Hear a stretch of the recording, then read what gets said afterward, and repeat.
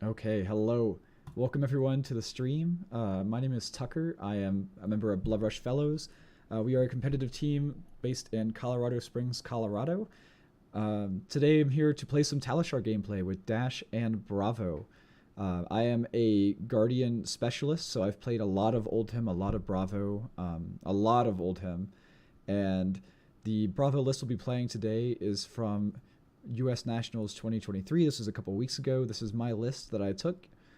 We got 57th place, so just slid into top 64 with this list. Happy to go through that list with any questions, any gameplay that you would like to see. Otherwise, we're also here to play some Dash. We're trying to learn Dash ahead of Bright Lights, get ready for that meta, make sure that we have a good understanding of why she is good and where her power comes from, so we can properly be ready for that meta. So this is the list I'll be playing today for Dash. It is the Calling Baltimore first place list from a few months ago. Definitely has some interesting ratios.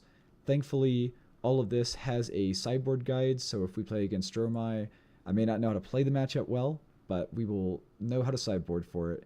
Like I said, I'm a Guardian specialist, so I'm pretty confident in my Guardian gameplay, but not in my Dash gameplay. If I miss a line or anything like that, please call me out and let's learn together. Otherwise, this Bravo list, if anyone is interested in that, we do have a full sideboard guide for that as well. For example, against Dromai, I was advised to go lean 60 aggro, so they're in that lean 60 aggro matchup right here. You'll also notice that there is no distinction between Anathos and Buckler. So in this list, Buckler is exclusively for Lexi. That is the only reason you are running it in the list, and Titan's Fist, same deal. But then you figure, since you already have it in the list, well, if you play against Akatsu, you go ahead and run the Buckler as well. But those are the only two matchups where you do not run Anathos. Otherwise, the Big Boy Hammer is just really nice. Lastly, before we get into it, I am the solo developer behind the mobile app FaB Life. If you haven't heard of it, please check it out. If you have, that's awesome, and I'm really happy to hear that. If you have any questions about it or anything like that, feel free to ask away in the chat. That's what I'm here for. I'm also in the midst of a big UI UX update. I know there's a lot of room for improvement on all of this, so expect big things in a few months. It's not coming anytime soon, but it is a big overhaul in the works now. So with that all out of the way, let's get into some gameplay. I am more interested in learning Dash today personally, so if anyone is interested in learning Bravo or seeing some gameplay of him, getting some insight on like the matchup guides or how you play certain matchups, please let me know and I'm happy to appease. I will happily play either of these decks today, but if there's no requests in chat or anything like that, I'm mostly just going to focus on learning some Dash together with you guys. So with that said, let's get into the gameplay.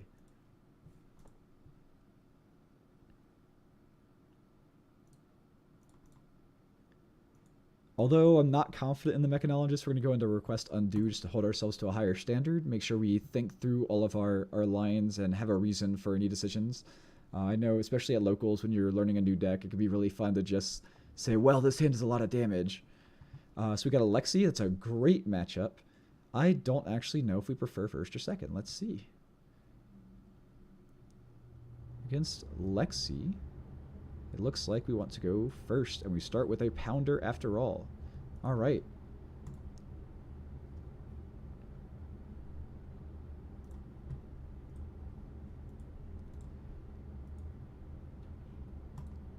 Looks like we do not have any pistol items in this game. We are just going full boost race. So in that sense, starting high octane is pretty nice, especially when we can get out the Teklo core here. So I think this is a little too red line for my taste, but I really want to hold on to the 0 to 60 and high octane. Combustible Courier with the Pounder also seems good.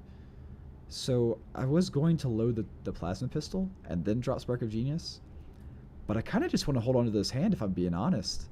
So let's just get that Teklo core and pass back. Hopefully they won't have too much disruption or block demands, and we can just come out of the gate swinging.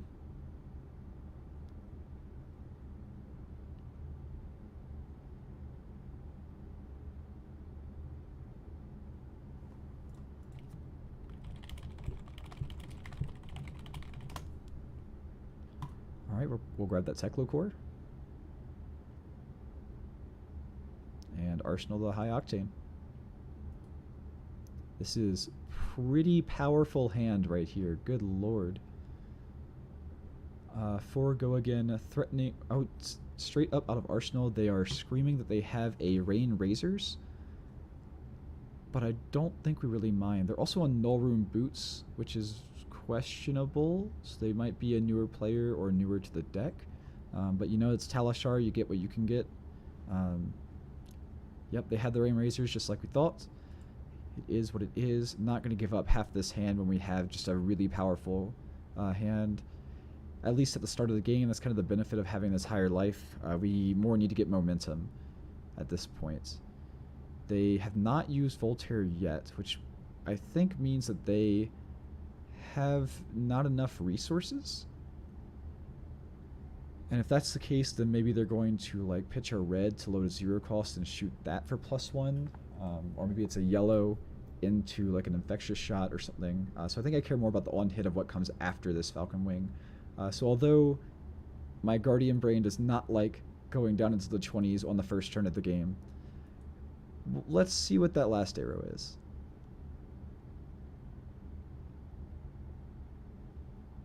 Yep, so it's yellow, probably a 1 cost. That'll be buffed by 1,000,000. Yep. So no one hit, but it sure is a lot of damage.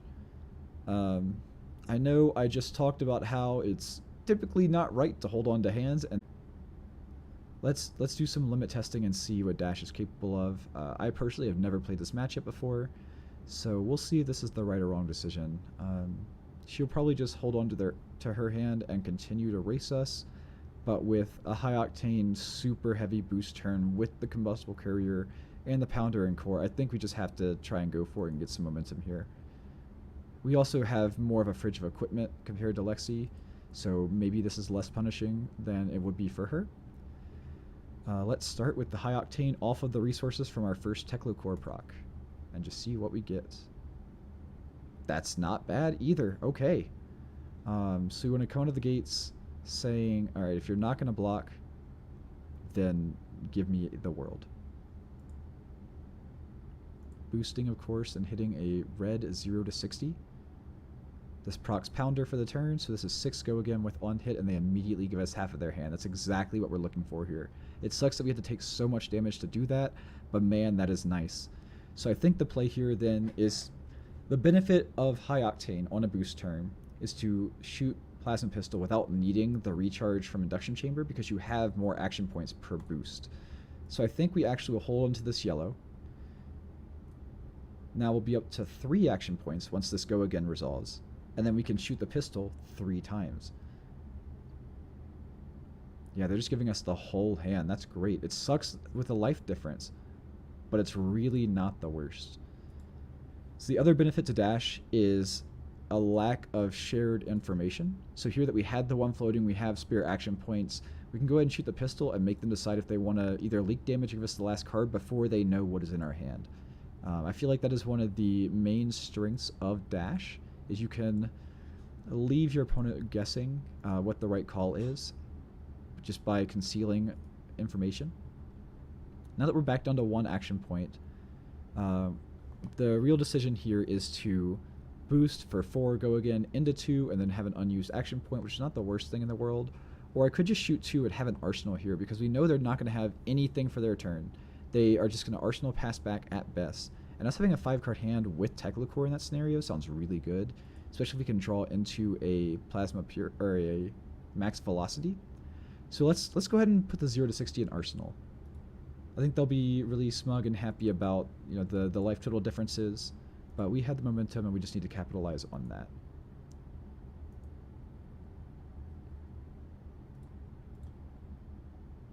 And that is not bad.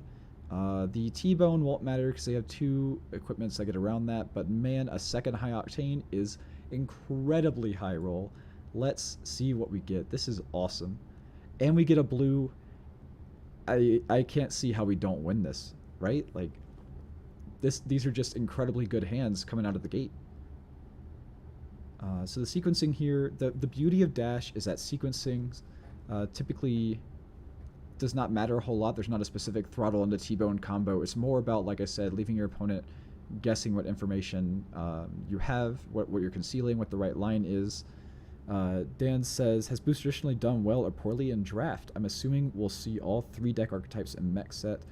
In draft, I have no idea, because that was Arcane Rising. That is one of the sets I have not drafted.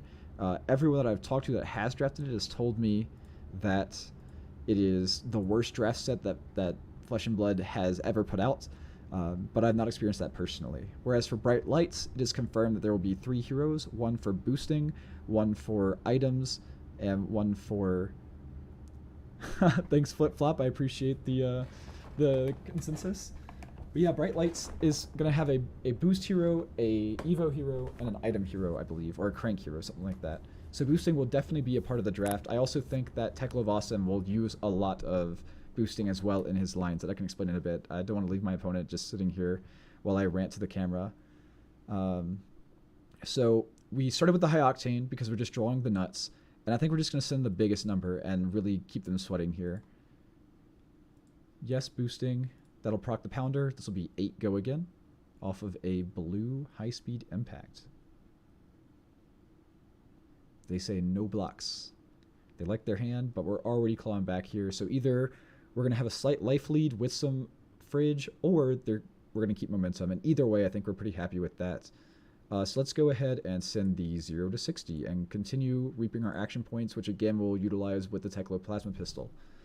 This is, again, the main benefit of running the pistol when you're not looking to Hanabi Blaster. I'm sorry, Dan, don't hate me. But you're also, the game's going to go short, so those few high-octane turns, you really just get to send 2 on any floating resources here. And I'm kind of tempted just to sit on the zipper hit as well, but since they're holding onto their hand, I don't think we can afford to. I think we just have to go as much damage to the face as possible to give us that room to block out and deal with their momentum without just passing back. We need to get them in as close to the kill range as possible.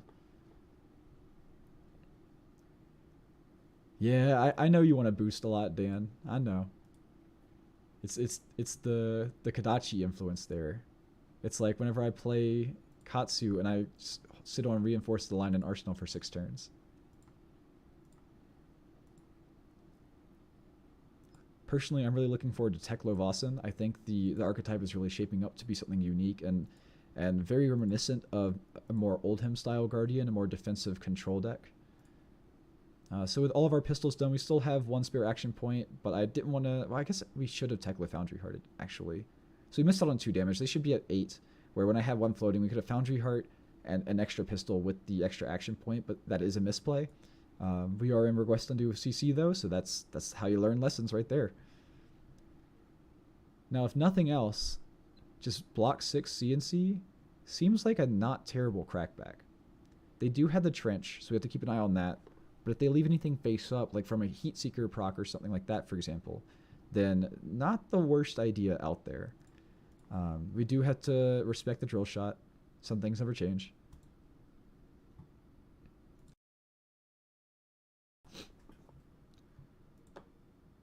And then it looks like that is the second time that Voltaire has been used, so it's just going to be 5 into 4 with an Arsenal. This is, of course, threatening a 4th arrow. It would have to be like a Falcon Wing or something, or else they would just sit on something face up in Arsenal anyway, which we kind of want with the CNC. But I would rather not give this my fridge if I could just maybe Arsenal CNC and give them 3 cards again next turn. This is somewhere where my lack of experience is really going to show, because I don't know exactly the right amount to block versus preserve, and I feel like that comes with really playing a deck a lot and getting into the nitty-gritty. So what I often like to do is say, okay, well, what is the worst case scenario for this mystery card? If they hit this and reload and it's like an infectious shot, do we get blown out? And the answer is kind of not really. I think we take 5 here, because then we could block with a 3 and an equipment, still have another equipment, and then threaten their face-up card in Arsenal. Nope, they're just going to send that and Arsenal pass, which means Trench gets around CNC. It's not worth relying on that game plan. And because we don't have an armor block for 1, having an armor block for 2 here is kind of just on rate. It's not good. It's not bad. It just is. We don't really have like pistol stuff to load either. So it's kind of a rock and a hard place right now, where we don't want to just be leaking more damage than the 5 that I already leaked unnecessarily. That kind of sucks. but we also want to clap back. And if I just send C and C pass, they're just going to trench him a 5-card hand. And that we lose that all day long. So the best line here, I think, is probably just to preserve life. And maybe send pistol. Or we could combustible courier and make them think we have something and force them to give us a card. I like that line. Let's see if that will pay off for us.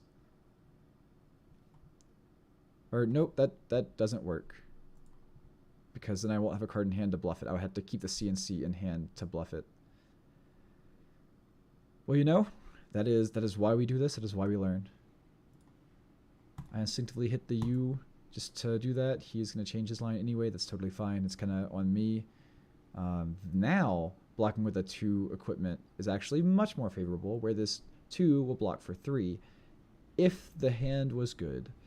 But since it's not, I think we're just going to give them 2 cards, and it is what it is.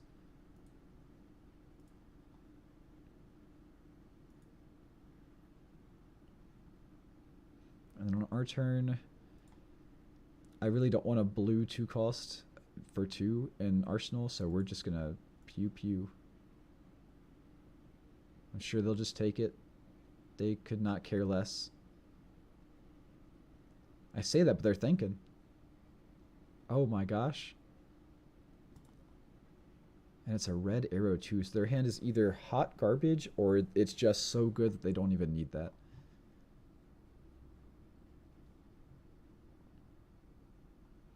Flips up another searing shot. First infectious of the game, infecting shot for 5. And now it's really a good thing that we didn't have to use equipment. So this hand is a nice 2-card 8 with the pistol and throttle. Could maybe force cards to their hand by arsenaling Harpoon, because I really don't want to do it with just 2 cards. So at the very least, we could give the yellow throttle and an equipment and stand to take 5 plus some amount, which is not great. It had to be a 0 cost, so a 0 for 4, which would demand the other equipment, and that's not great either. But no matter what, we have to cover this up. So the question is simply whether we give it the Harpoon or the Foundry Heart.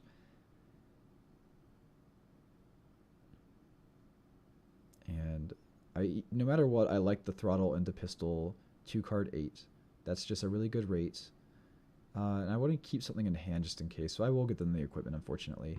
We're pretty low life, so it's not the worst thing here. But as we discussed, my Guardian tendencies make me want to hold on to things until the absolute last moment. Codex sucks, but it's a nice thing that we have an expendable card in hand while still being able to play. But they're probably just going to put that infecting shot right back in there, and we'll have to give up the whole turn, so that really sucks. However, grabbing a courier or a throttle here is not the worst, and I think it's courier. If this hits, it becomes a 2 for 7, which is 1 over a throttle, but I think the value of forcing them to give me 2 cards due to Pounder is just better than the math. So it has the on hit and the math that are just better. We'll discard the Harpoon since everything blocks 3.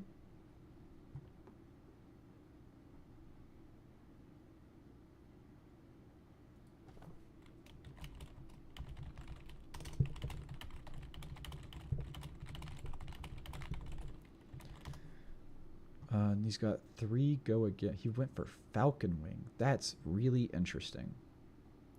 So it's a 3 into a 0 for 4, threatening 5. So it's 8 damage on board into a face-down random arsenal. So we could match 8 for 8 and have this set up for next turn. Honestly, could have gone Courier into Harpoon, but I feel like that's just throwing away too much value on the spot. Let's think here. Trading 8 for 8 does not threaten lethal, so they can hold in to their hand while we're at 7 and just go ham. Courier is also affected by frailty, so it is what it is. Also, if we do 8 here, then Courier is just 4. at which point they can just block with Trench. So I don't think we actually want to attack here. I think we just preserve life. Specifically because Pounder has 1 counter. I think if it had 2, I would trade this damage. But even that, I just don't think trading damage is right here because, like I said, they can go down to 2 when I send to 8, just hold on to their 5-card hand, and when I'm at 7 and Lexi has a 5-card hand, I don't think we win those. I think Lexi just does Lexi things. So we give the other counter on Teklovossen, but again, this basically, the 1 block value here gives us 2 points of value, so we have effectively gotten 5 life, 5 block off this Teklo Foundry heart. That is huge. That is so good. And we just pass on back. Not going to even pistol for 1, even if we had the resource. There's no point. Now, notably, the misplay that we discussed earlier, where they would be down 2 life, does mean that 8 damage would have presented exact lethal. Still probably would have taken the same plays because they could just block 1, go to 1, hold hand, that whole shebang. But it is worth noting that that math would have been different, and we probably would have chosen a different arsenal target based on the 2-point life difference. I don't think it would have a big impact on where we're at currently in the game, though. So he's used Voltaire once. Artivore was +1 banish, banishing a blue. So they probably have power cards. Everything's going to be +1 for the turn. He has 1 more use of Voltaire, and this is threatening more arrows. And we really want to go Courier for 6 and 2 breakpoints. So that, to me, sounds like Zipper hit. We could... It just has to be on the combat chain. Yeah, so we unfortunately could not pitch a blue, do that close chain to heart Zipper pistol. That just doesn't work. Would be better if this is a red 0 to 60, but it is what it is. So we effectively have like these 2 we can afford to block with while still presenting 6 into 5 is 11 even if they do block this, and it's 14 if they don't. So either way we're threatening lethal, but we have to deal with the 5. He has 3 cards in hand and 1 floating, so do we think he would use the Bolton shot on hit? Probably, because Artivore is giving everything +1, and it's just crazy good value. And also, getting down to 10 here is kind of getting into the danger zone. But against Lexi, if you only have like 6 block that you're willing to put down, and this isn't like an on-hit Blood Rot or Heat Seeker or something like that, I think we just give it to him. I could be wrong. I'm not a dash player yet. We're getting there. But I think we just give it to him. Flips up a drill shot. Honestly, not the worst when it would only turn Crown from 2 to 1, which is 2 points of value, kind of. No, not really. It's not battle worn, so it's just 1 point of value then. He has no more Voltaire either, so if he doesn't have lethal on board, unless he has like a lightning press or something, which is funny. It's cute. So I think we can, in fact, utilize the crown here. Say, get wrecked on that drill shot value, while also covering up the threat of another arrow. And then we'll see if we can draw into like a better thing here or here. Because the line is a blue into Courier Zipper hits. So we want to send away 1 of the blues. It's probably nowhere where we play that throttle, so let's send that one away. And we get another 1 for 4, okay. The quiver is fair. They hit a sleep dart. I've been asleep this whole game, Lexi, what do you mean? And it's a 1 cost that they can't afford either because they don't have anything face down to send with Trench because the drill shot was already face up. This is 5 with no 1 hit. So if we gave it 3, we could stay at 8, which sounds a lot healthier. But if we don't, we can go 6 into 5 or 8 and then pitch this to pistol for 2. So effectively this blocks 3 or sends 2, but I think we have to strip cards from our hand.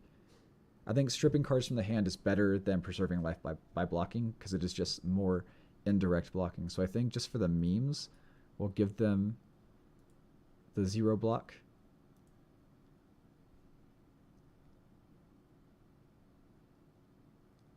Anytime you ever want to style on your opponent, just start counting the -1 counters on the battle-worn equipment.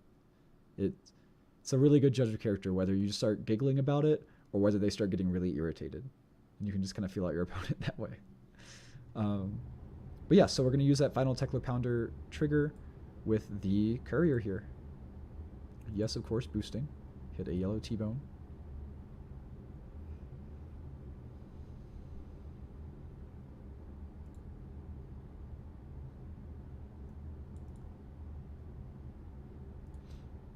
And they're just giving us the equipment. New Horizon will blow up the sleep darts. That's nice.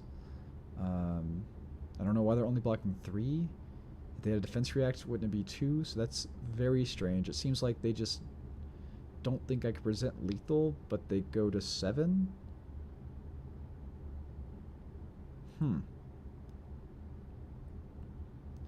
Now, I do think we Foundry Heart here, in fact. Because then we... No, not here, because the combat chain needs to stay open for that 1 hit. And this is also boost on the combat chain.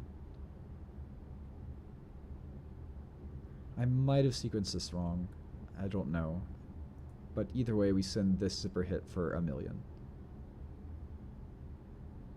Or do we send 1 less and get that hand knowledge? This would be for 8, so they will give us a card. And then another one from pistols. They would have a 2-card hand. I think that's fine. I think it's better than getting the hand knowledge. If they're going to have to give us cards anyway, it just seems like more value to strip half of the hand, plus the arsenal.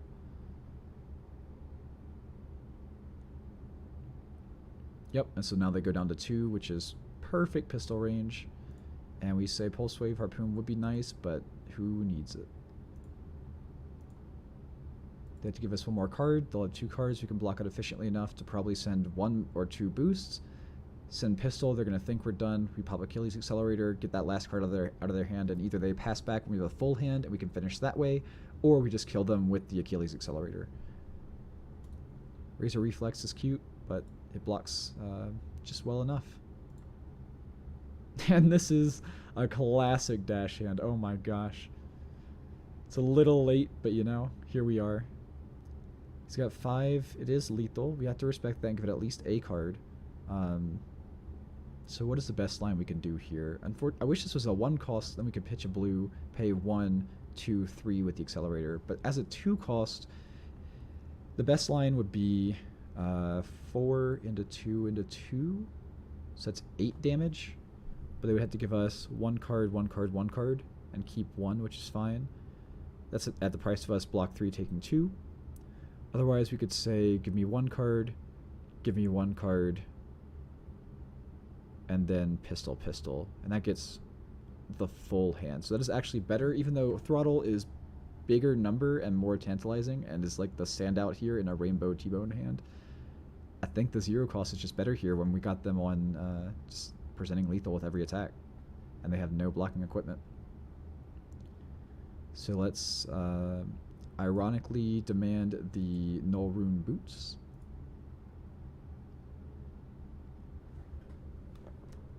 It's also nice that we've waited this long for Achilles Accelerator, just in case we banish like a CNC or something. I know we've seen 1 of them, and I don't think any of the defenses are in for this matchup. So it is a possibility that we boost a CNC and just only send pistol once, but hey, if that happens, we're prepared for it.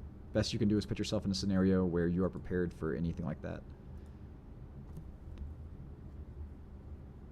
But seems like that is not the case, so ideally we draw it next turn and just don't have any fear of that happening.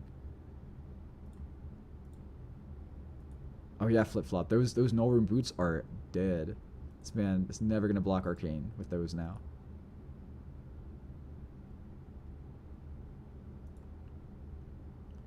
Pop those Achilles, get the last card out of his hand, that way you cannot have any sort of setup, and it's a lot easier to get the value out of every card we strip from his hand next turn.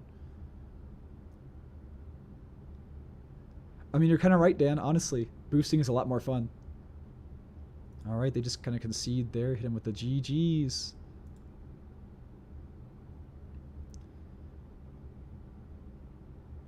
I feel like the Teklo core was really strong there, but man, more than anything else, high octane on turn 0 and turn 1, or I guess on turn 1 and turn 2, was really what got us there. High octane turns just lining up perfectly on top of starting with the pounder and not even bothering with pistol items was so much value. We definitely did have that one misplay where we could have gotten 2 more damage in, and maybe at that last turn it would have changed the context of the game, but for the most part, I don't think it was a huge impact. Um, yeah, let's go into another game. Let's see. Let's view how the sideboard was set up real quick for that matchup, so we can look into how we're playing against Lexi. So they cut one Max Velo. They're only running a 1 of Fate Foreseen. And they cut all the pistol items, all the defensives, said screw all that. See, you're right, Dan, but you know CNC is a hell of a drug. CNC is a great card. It almost makes you want to put, Pummel into Dash. That would be crazy though, right? Especially not Teklovossen, who has only 3 cost attacks. That would just be crazy. Christian says pistol control is where the fun is at. Man, why can't two things be fun? No regrets, full boost, and sometimes you just gotta pew pew. But yeah, it did look like the only 2 misses were the CNCs, so the fact that we had already seen 1 made us pretty confident there while holding on to the boots. And we're just going as ham as we can. Dan is a little turned off by the C word, apparently. Control is a little triggering to a Katsu main here, especially after he's had to play against so much Oldhim on my behalf. Let's see who jumps in here for game 2. And I said at the start of the stream, but I'll say it again here. I'm playing both Dash and Bravo today. I personally am more interested in learning and getting reps with Dash. I feel like that's what I'm benefiting from, but if anyone in the chat would like to see some Bravo gameplay or just like going over my Bravo list from Nationals, anything like that, please just put it in the chat and I'm happy to appease. Otherwise, we're here to learn some Dash and get ready for the Bright Lights meta. It seems like Mechanologist is going to be in a really cool spot here. And in fact, while we're waiting for someone, I can pull up a Teklovossen screen here as I was looking into him a little bit yesterday. So it looks like Teklovossen is going to be a very Guardian familiar deck. He's going to have a lot of blues. The one Majestic Evo equipment that we know of is a blue block 3. All the other Evo equipments from the Professor product are also blue. And all of his attacks so far cost 6 reduced to 3, cost 3, cost 3, cost 3. And so they're all going to be these like 3 cost, big power, 3 block attacks. Lastly, I do know that Teklovossen's ability says you can play Evos from Banish Zone. So we've talked about how there's going to be a boost mech as well as the Evo mech, but I feel like even Teklovossen playing Evos from your Banish Zone, you're kind of happy boosting. It's not like you never want to boost. So at the very least, I feel like some of these blue T-Bones, blue Throttles, I expect we're going to get a 3 cost, 5 power blue boost card. We already have 0, 1, 2, and 2 cost boost rainbows, so I think we'll get a 3 cost just to facilitate this blue line Mechanologist. And then I'm also thinking that he'll run Fate and Sync because this play pattern of equipping your... let me double check what we do against Dromai. But the play pattern of equipping all of your Evo slots round 1, or cycle 1, and then going in for the kill cycle 2 is just very powerful. Especially if you can easily pitch those power cards, the Evo upgrade attacks, to the bottom of the deck. Alright, this is a tough matchup. We are running 64 like so here. And every game that I've played against our teammate Wesley, or against the other teammate Dylan, our 2 Illusionist players, has just been brutal. The only one that I've won so far with Dash was when I just kind of high-rolled Wes at Armory this week. But that's more luck than skill, so it is what it is. I think we start with the Induction Chamber here. And then we just try and get a setup without giving them any sort of mulligan. If they want a Seekers, then we'll actually utilize the action point and maybe go for some damage. But in the meantime, starting with 2 T-Bones is pretty nice. They can't block with that, so 1 T-Bone will demand probably the Flame Scale right out the bat. I am not sure if it's better to wait for the 3rd T-Bone or to just go for it. So we're going to just start out with some loading and see what they do with the Seekers. If they were smart, they'll just proc Seekers here. That way when I pass priority, they don't give me a chance to then maintain my action point. But it seems like they are not doing that. So I think we're just going to take the setup and bait them into passing turn. And if they pass back, then it is what it is. We'll grab that T-Bone. And we have a popper and an induction chamber. That's like the two best things we could have gotten off the top. That's actually great. Let's see if they slam down some dragons. And that's why they didn't care about the Seekers, because they already had Ash Generation. So preserving life is really important in this matchup. But so is getting through their equipment. And clearing their board state. It's all important. So from here,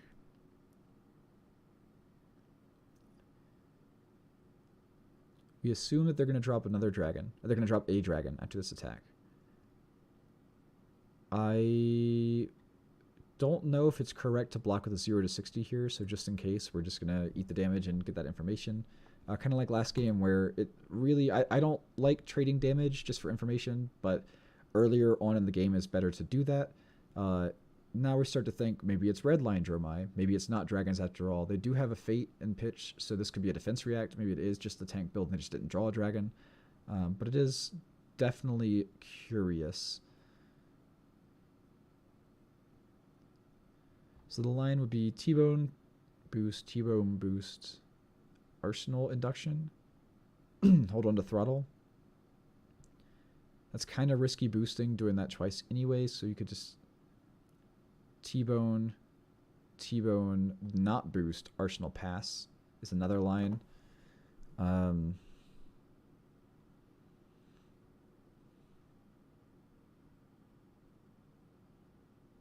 don't even think this draw matters. It mostly is just a tick of flame scale. Yeah, if he gets greedy and snaps this, then who knows? We can definitely take both of these equipments. That's a really good point, Dan. Let's go ahead and block 3. That way we're preserving life, but we're daring him to use Snapdragons. Yep. Oh my gosh, you called it, Dan. You're a prophet.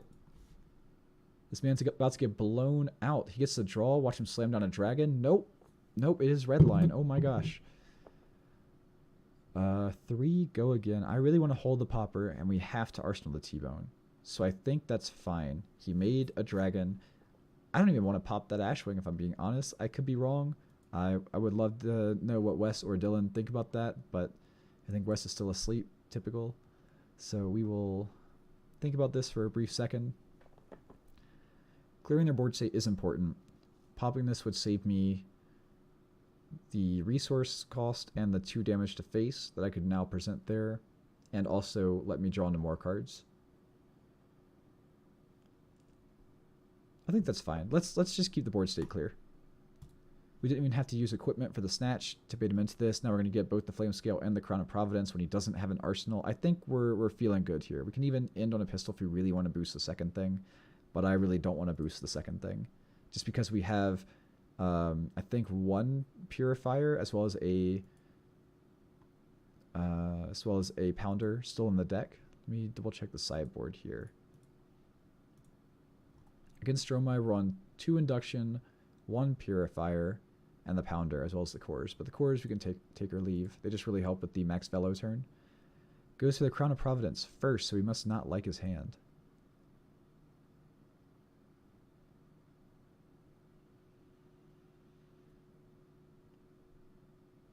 And seemingly didn't proc the crown. It's interesting. So now we decide here. We have the 2 chambers, so we're just risking hitting a pounder or a purifier, and the payoff for not hitting that, or a power card that we'd like to see like a popper, is shooting pistol for 2. I think we're just going to go the safer route here and not boost. Even though the deck is really high, the chances are really low. It's not that big a deal, but the benefit of just shooting 2 and passing, while also we could just keep the counter on the pistol for next turn, it's not a big deal either way. So I think this is totally fine. The life total is starting to be a concern, but we will just see how they play it out. Seeing high octane is also pretty convenient. It sucks that we might hit a purifier, but otherwise, I mean, we're ready to go. We could pitch the Teklo, and then we have blue boosting, which kinda is not great. They're starting to get a board state here too. This is 2, no Phantasm. So we will need to clear the board state by shooting what?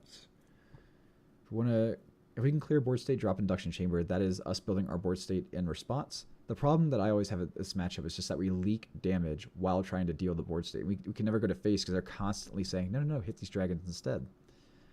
So with this hand, we don't even have a 3 for Yundarai. That kind of sucks. We can... Let's see, Mirror Guy is a 4 as well, so we'd have to throttle in the Mirror Guy. Paying 2 for that would leave 1 floating. So then we could shoot, get the counter off, go again, shoot face. But then that doesn't take into account the chamber. Or we could pitch that to chamber and just... Oh, man. I think we have to take 2 to here no matter what. But it's boost 4 into Mirror Guy. Okay, he does risk the popper, but we don't have it. So we could pitch the pounder. Oh, but I really want to arsenal the pounder. I think we have to get this early game. Otherwise, we just kind of lose. So if we arsenal that, then we pay 2 boost, drop induction, and or pistol, go again, drop induction, and pass. I don't know if it's the right call, but we're going to go with that. We're going to see if taking damage early in order to have the space to build up all of our items when we draw them is the right call or not. So let's start with a throttle into Mirror Guy, pitching 0 to 60, boosting a blue zipper hit. That will kill the Mirror Guy. Hopefully we can draw into a popper next turn. Then we will pistol into... I don't know the correct target here. Obviously the pistol will get rid of the counter against Yundarai, and that is valuable. But like I said before, we kind of just need to threaten damage to face sometimes. And either get a card out of hand, that would be a red pitch otherwise, or just start leaking a little damage. But the board state is scary, and it does attack for 3. If we're not getting Purifier yet, but we'll try this. We'll focus on the board state. Target the dragon. Go again with Induction Chamber. It no longer has the damage prevention counter. And then we drop the Induction Chamber. Arsenal the Pounder. And draw a popper. There you go.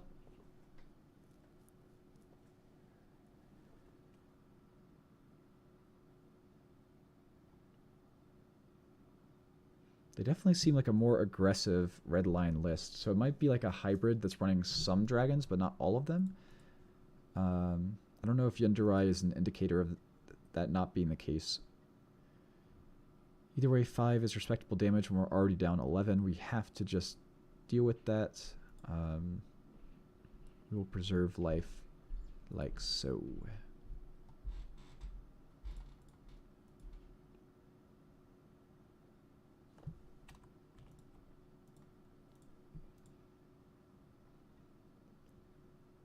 Alright, and this is where we get to pop, and thankfully we don't have to pop the Yundarai.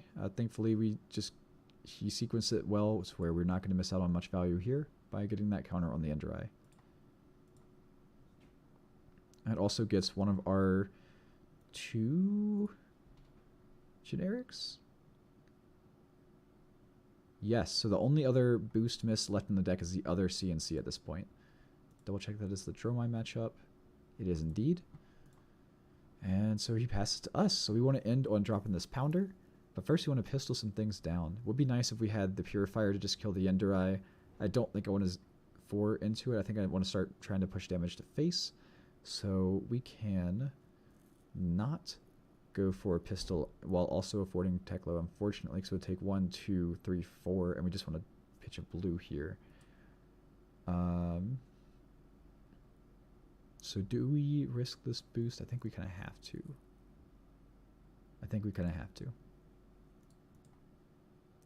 And we hit the yellow throttle. That's fine. It's not a popper, it's not an item, we're chilling. I'm sure they'll give it like a sink or a fade or something stupid. Nah, they said I got plenty of life, no worries. Then we're going to have 1 extra resource, of course, because we're pitching a blue and this costs 2 and it passes. So we use 1 resource to load the pistol and then the other 2 to drop the Pounder. And if we can draw into that Purifier, then we are sitting not comfortable due to life, but like not terrible. We draw 2 poppers, that's pretty nice. Let's see how many we're actually on here. Shout out to Philip and February. The site is amazing. One thing I can do right here is just quickly go to the stats tab and say powers. We're on 8 total poppers in this matchup specifically. And we've seen 2 of them so far, plus the 2 in hand. So we're now at the halfway point on poppers. Clearing the board state, we need a 3. Don't really have a 3. Kind of sucks.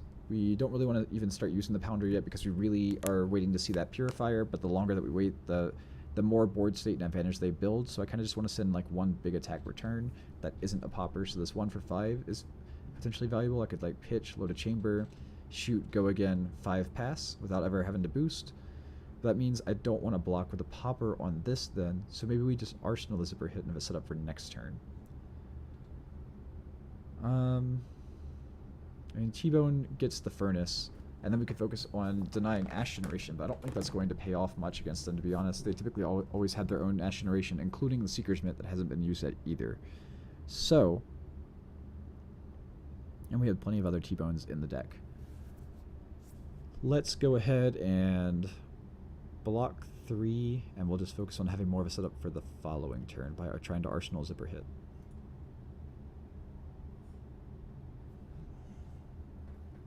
Oh, the Dromai on the turn where we have 2 poppers is pretty convenient. We'll get the other generic out of the deck, so now the rest of the deck is entirely Mechanologist, something that you always have to keep in mind when playing any sort of boost-based deck. And we don't even have to pop the Endurai. I could either take 3 to pop the Azalea, I guess take 4, or we could just end it here and take it. He's on 3 life, not 2, so it's the same issue either way of us not having the Purifier and that being the awkward part. So I think because of the life total differences, although I would much prefer to pop Azalea, I think we just had to preserve life and pop the Endurai, which means it was indeed a misplay for us to shoot that counter off of it instead of shooting at face. But, you know, that's why we're learning. So that's good knowledge in hindsight. Unfortunately, this would heal back up to 1, so we can't just deal 2 this turn, deal 1 another turn. Doesn't work that way, unfortunately. So we're just going to try and get a little chip damage here. So close that gap just a tiny bit, and then Arsenal to set up a following turn. There's the Purifier. Our final important item, of course there are a couple of Teklovossen in the list too, but hey, we drew that too. I think there's only one other item left in the deck, so we're pretty good to start boosting after this hand. Could even boost this hand and end on the Purifier if we want to, so like pitch the blue, go 1, go again, or 1 cost, go again into 2-drop. Necria is a little scary. But the Purifier will help with that a lot. Normally, the plan would be to shoot 3. It takes 3 plus loses a life. You shoot 3 and kill it again. But he's starting to get a really tough board state for us to deal with. Yeah, you're more than welcome to undo. Ladies and gentlemen, anytime your opponent ever asks you, hey, do you mind if I take that back? Do you mind if I do this instead?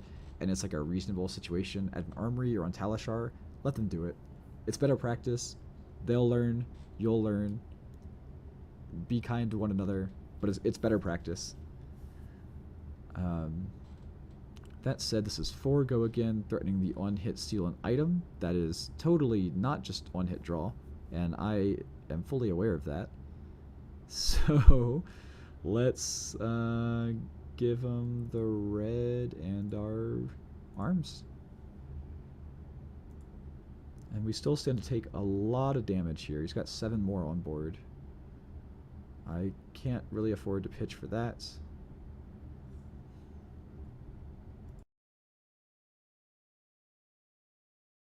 Excuse me. We only want to give 1 more card because we want to pitch a blue, play, drop. So blocking 2 when we could block 3 is just not as valuable. Plus, a big play with Necria 2 is that you can block 3, take 1. So we'll go down to 21. He'll get an Ash and a -1 counter. But now if we shoot him with pistol for 2, he dies.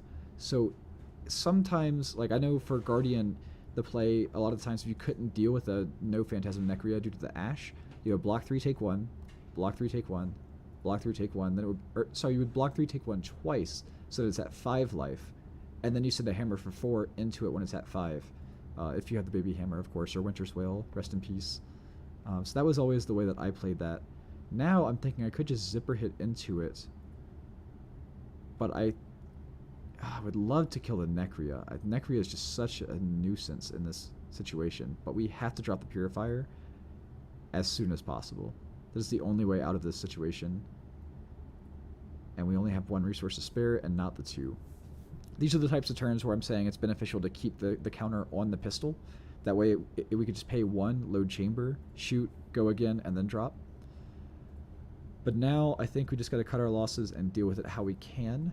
So we're going to zipper hit into the Necria with guaranteed go again because we've seen both CNCs. Dealing 5. Oh, whoops. I forgot about Pounder. How could I forget? Let's see. I let him take back his turn. Will he let me take back mine?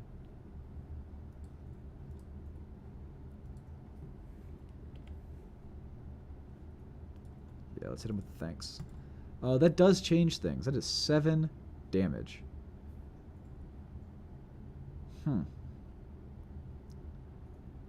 I feel like we have to deal with the board state, but I really also feel like we have to deal with the life totals. We aren't fatiguing Dromai, and at some point we have to get that damage through. So this is another one of those patented, you know, it may be wrong, but we're going to go with it turns.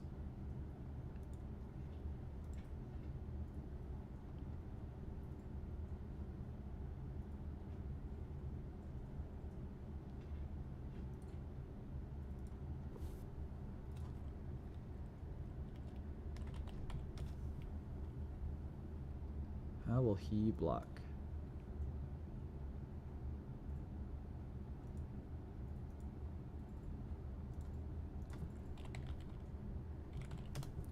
In the meantime, I am trying to pull up the Calling Baltimore winning dash list so I can actually give the player a shout out. I feel bad that I just have not said their name. I don't know their name. That is Merrick Kemp. Merrick Kemp took down the Calling Baltimore on April 27th with this deck. So shout out to him for making an awesome deck and piloting it perfectly. And then of course we're going to drop the Purifier and just pass. Looks like he just took 7. Yep. So he's got a ton of damage, but thankfully we just have a beautiful popper right in hand. As well as a no block, of course. So if we start clearing the board state, to kill Kyloria is pay 1, pay 2 for go again, pay 3 for Purifier, pay 4 to kill the Azalea, and that still leaves Necria, which we just hope that he swings with first. But dropping Teklovossen would help with this type of thing. So maybe we keep a blue pitch and the Teklovossen, or maybe we use life as a resource here. Let's see. So that'd be load 2, shoot for go again, drop Teklovossen, and we haven't cleared either of these, versus if we keep an extra blue we could clear the Azalea. But if he swings Azalea, he'll probably swing Kyloria first. That is our worst case scenario. Like I said, we should always consider what is the worst case scenario here. I'm going to be honest, Dan, I don't think we are, but I don't know this matchup well enough. It seems like the life totals are close enough to be comfortable, but man, they're getting that board state, and we are trying to deal with it while also setting up our board state. We've basically seen all the board state stuff that we want to see now, once we get out of Teklovossen maybe, so we're good to start boosting, but even still, it's not... excuse me, it's not a great situation at the least. Current players inactive. Thinking, please bear with me. If he sends the Kyloria first, yes, I am there. I'm thinking.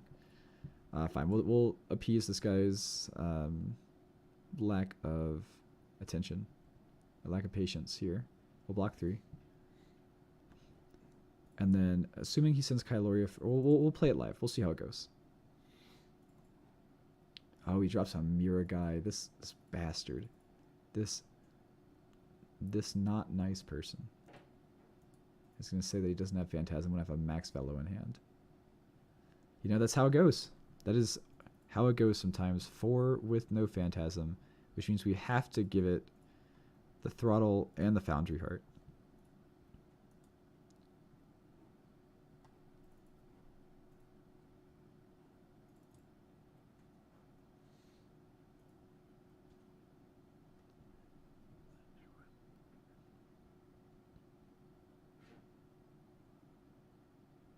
Yeah, I agree with you, Ryan. Keeping the board state clear is typically a priority of mine. I've done it as much as I can, but a lot of it's been like this, where, you know, I have a popper in hand, I want to kill the Kyloria, and he drops Mirror Guy, or just things like that. It's been sort of snowballing out of hand.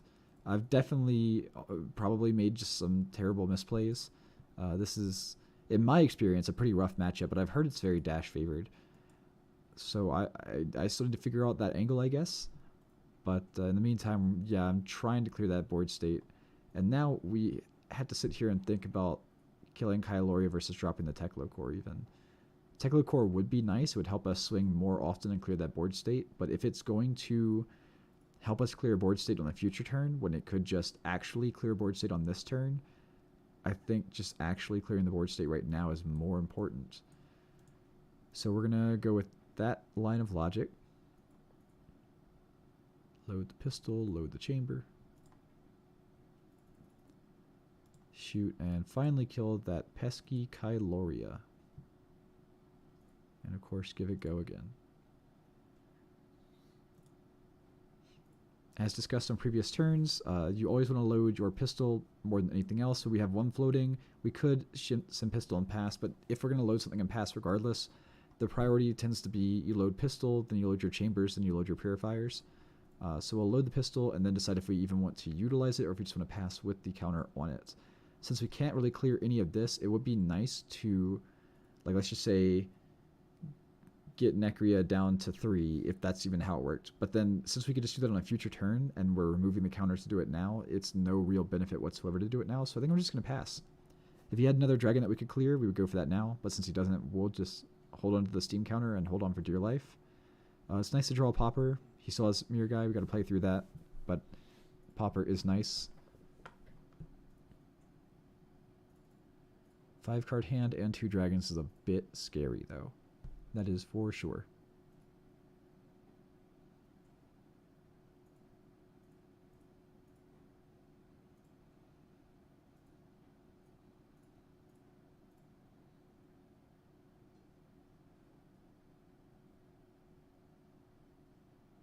E-strike for 5, go again. It's good damage, especially when he's up 7.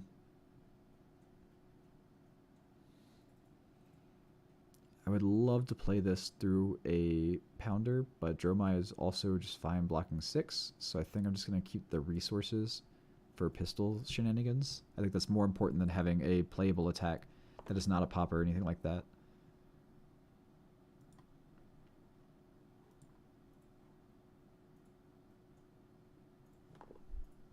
Drops an Uvia. An Ovia. And this is 4 without Phantasm. So let's do some pistol math together. We already had the counter here. So if we load 1, 2, 3, we could pistol go again, and pass. Or we could load 1, 2, 3, and go 3, go again 3. Which unfortunately doesn't do a lot for us off a single blue. But I think I have to preserve life here. Going into 13 when he's at 26 and he still has more, like, it's a lot. We need to figure out the best way to clear this board state, and that'll be... Oh, I guess I can't scroll. All right. Thanks, Talishar. 4, go again. Versus we could just 3, 3, 3, but that also doesn't get us much. So I think just the odd numbers here, I just want to preserve life. If we had like a second purifier to kill the mirror guy or things like that, like I know throttle is 4 into it, but that's 2 blues that leave 1 floating just to kill 1 dragon also feels inefficient. We have to hope to pop something that isn't an Ashwing, unfortunately. Nope, they just pass. I would love to be able to scroll and see what their board state is, but that... Okay, we just got to shift scroll. So then... Can load 1, 2, and pistol for 3. So that does actually kill Uvia. Or we could just double pistol for 2 and kill Necria. They have 3 Ash. They probably will continue to put out Ash Wings with Uvia, so I feel like Uvia is a higher threat here, unfortunately. Ryan says, right now, since you only have 1 Purifier, it's not worth using the resources on the only dragon. It would let you kill. You couldn't with 2 damage shots to Uvia. It's not worth using the resources on the only dragon.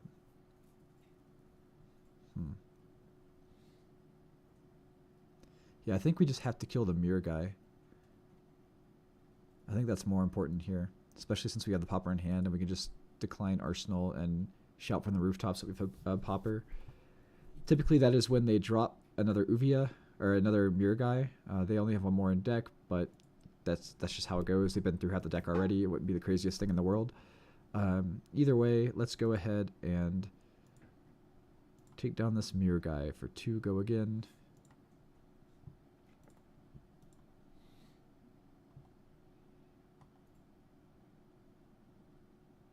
Load pistol, and before we shoot the pistol, we'll load something else. Since we can't end on the pistol being loaded, the next best thing is an induction chamber.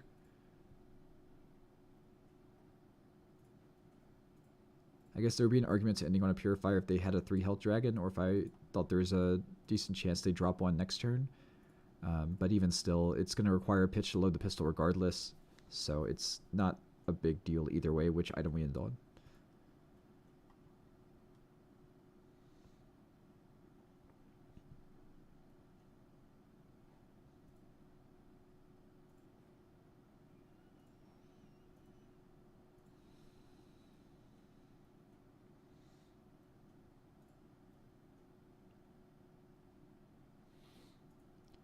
To say it's only turn 8, this game has felt very long. This has been a slog and pretty stressful.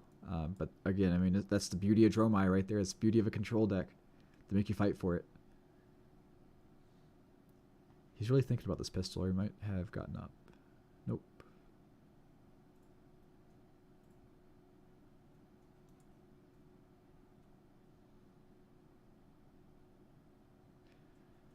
We decline Arsenal because our hand is terrible. Don't think about it.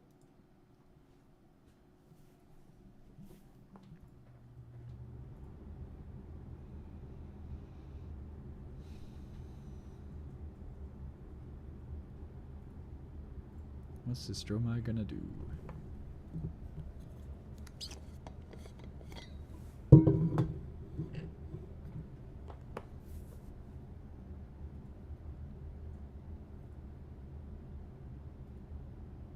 I guess while the Dromai is thinking, I'd like to shout out our local game stores in Colorado Springs. So big shout outs to Iron Lion Collectibles and Petrie's Family Games. They treat us really well. We go there every week for the armories. Just fantastic stores all around. Trekkie, who's in the chat, has been running the armories at Petrie's, and he's been doing a great job. Iron Lion has been talking with us about like partnerships and things like that. So just really great stores that have great product, great prices, and they treat their customers very well and with respect. So big shout outs to Iron Lion Collectibles and Petrie's Family Games. They're going to drop a Kyloria. At least it's not a mirror guy. And they send in the safety Ashwings first just to feel it out. I think our life totals are such that I cannot afford to leak 2 damage. I think I just need to pop this. It's kind of a tough call. It's a rock and a hard place. Would be a lot nicer if we had a bunch of blues so we could just clear the board state. Maybe we'll go for the high octane draw and have to draw into a blue. But we could also just end on a 3. Sure, let's preserve life first. I think that is correct.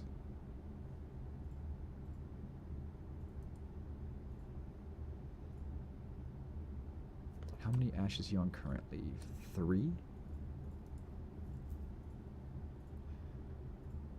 As discussed, anytime your opponent just wants to undo something in the moment, slightly change something that they just did, it makes for better practice for you and for them. Okay. So first things first, we can either have 4 resources plus a T-bone, or we're going to have 2 resources plus a random draw at the top, which means it has to be a blue to give us +1 more. So if we just pitch these, that's 4. Or I pitch and play, draw a card, don't get the boost benefit, except for maybe I do, and need to draw a blue for +1 resource over that. I don't like that random chance, I'm going to be honest.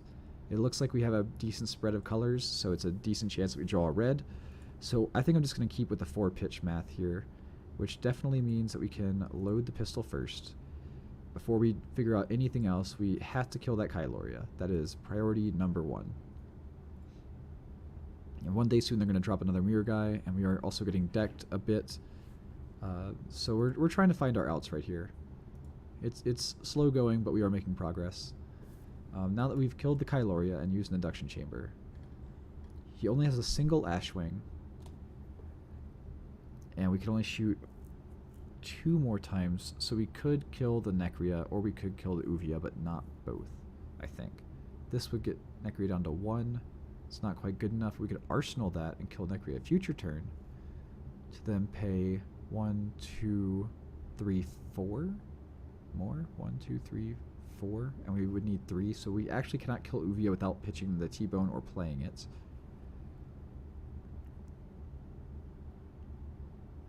We could pay 1, 2, pitch high octane for 3, send 3 go again into T-bone, but that's basically the same thing as just pitching it to pistol at that point. So I think not going for the Purifier, taking out the Necria, but then he's going to have an army of Ashwings. I think we have to kill the Uvia next. I really do. So let's go for the Purifier. Last chance to high octane here. I could pay... Okay. Give me 1 second. I will be right back, chat. 1 second.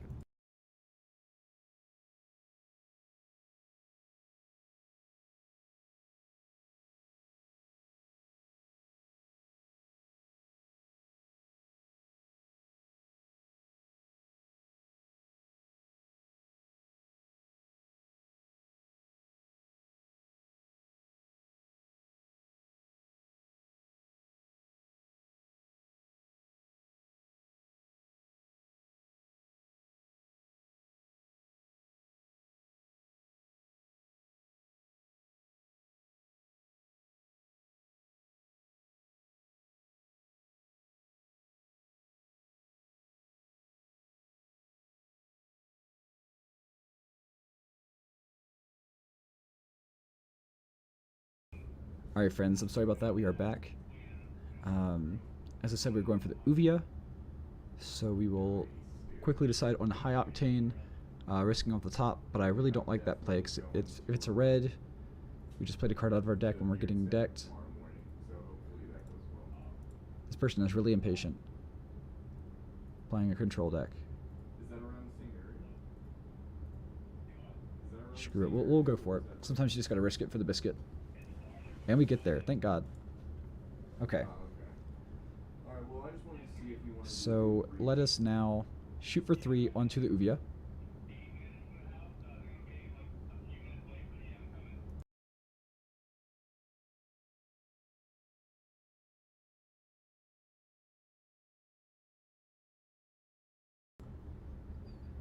And we will activate the Purifier. Shoot for 3 onto the Uvia. Give it go again, of course.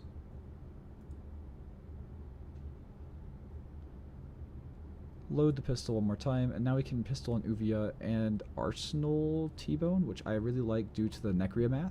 So let's go ahead and do that. Kill the Uvia. So now the line becomes, if he swings Necria and we can't pop it for whatever reason, we can block 3, take 1, it'll go down to 4 life, and then we can send a 3 power attack into it, and that will kill it due to the whole losing 1 life, 1 damage taken effect. He's also not going to be swarming Ashwings anymore. I am still very scared of that third mirror guy, but I think we're out of most of our poppers anyway, so it's not the biggest deal. It's still, we're definitely crawling out of a hole to make up this board state, that is for sure. No popper, he's got 1 into 1 and 2 into 4, and he just dropped nothing. Okay. He just played, oh, FaB Life, right. Our hand doesn't do a whole lot, to be honest. We definitely have to just take the 1 here. Tell him we do not have a popper, unfortunately.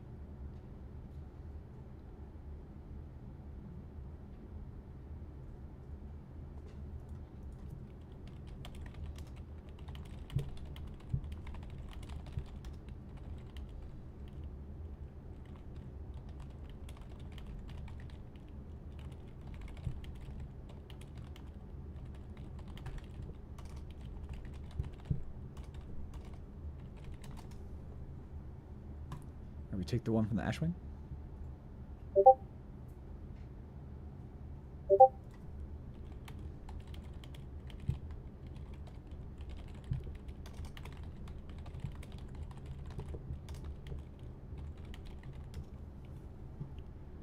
Okay, Azalea swings at us. We're gonna just take the Arcane. And I think we're gonna just take the 2.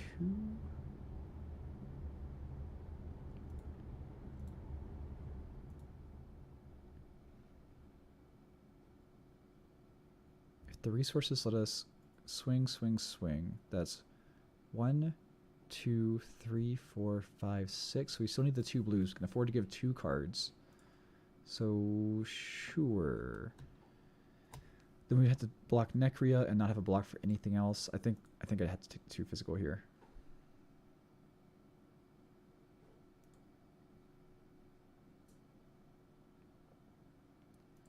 It has only just now hit me that we have like no music or anything, so I'm gonna pull up just some like lo-fi, something like that in the background. Oh right, I will set Discord to D&D. Thank you for that reminder.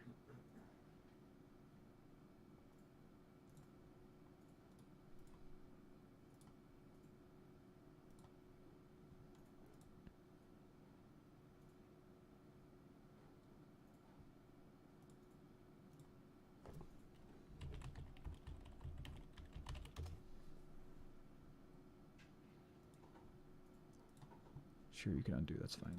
I will take the Arcane. Block the physical.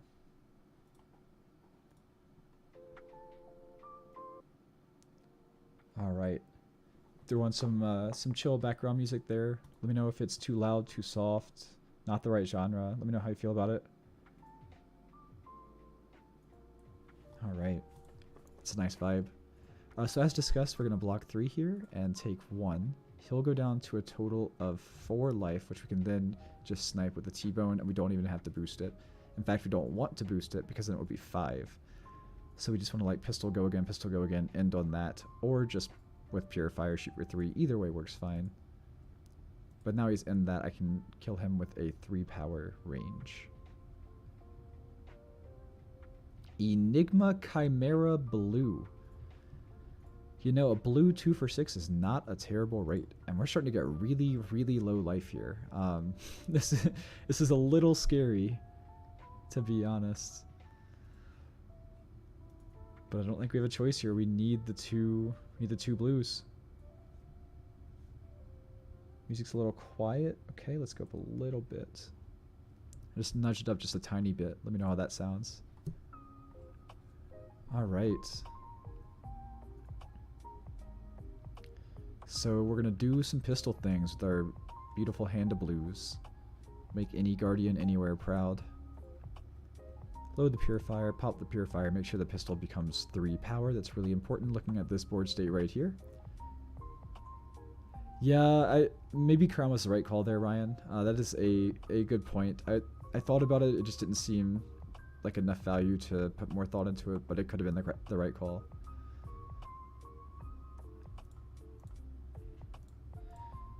So let's shoot first onto Necria, get him out of the way. He's been a thorn in our side for way too long.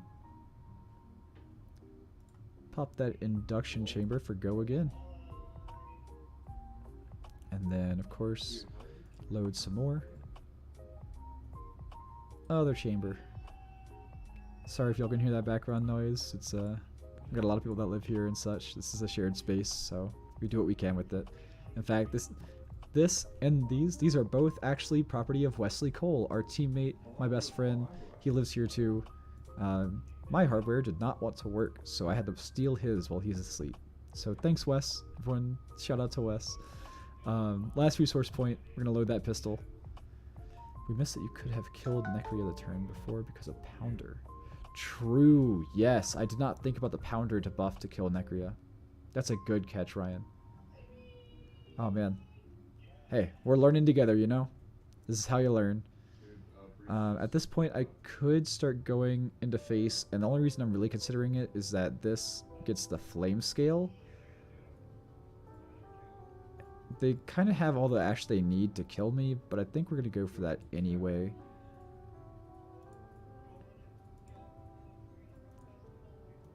Yeah, shout out to Wes. Thanks, Flip Flop. We appreciate you. And see, now the +2 is also nice. We're just kind of pushing a little bit of damage. Get that 3 into face. Probably a decent argument to hit the ash ring, but I think at this life deficit, we just have to try and close out the gap. It is too much. We cannot be clearing the board state that much whenever we're down 20 life. We're just at risk of losing the game here. Now, of course, since we drew the popper, this is where he drops the third mirror guy. That's how it always goes. Or we get kind of lucky. He must have pitched it early or something. Maybe he put it on the bottom with a fate. But now that we mention it, he's not actually on defensives. So this really is like a red lion aggro build with some dragons. He cut out the third of the deck that is defensives and is all red attacks and dragons. And it seems to be working. So from here, this is a great hand if we had, you know, just like one more card. We had the Pounder. It's not a max Velo turn. We can't play out the max Velo. But there's an argument here to go 6 go again into face. I feel like 2 go again, or just 3. Or we could just preserve life and Arsenal 0 to 60 and try and build that board state. Or try and build that good hand. No matter what, we're blocking 3. And going to 5 is also really risky. He's going to leave with the Ash Wings instead of the Uvia. Of course he is. There's 2 of them as well. But we can't kill Uvia without popping it. So I think we block 6 here. And then take the 2 from the Ash Wings instead. With the room that we made by blocking with 2 cards here.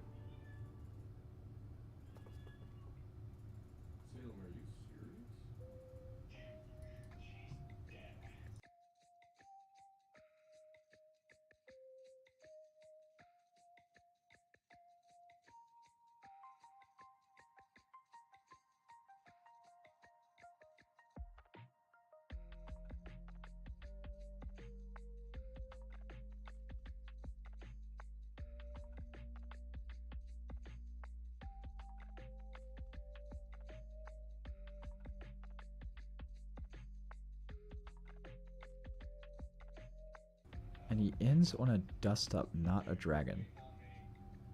That is a pretty good blowout. It definitely feels like I was telegraphing it a lot too.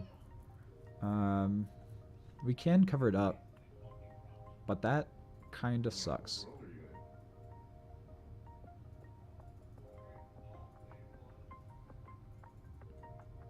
I think I have to just boost this to kill the Uvia since he's not letting me pop it.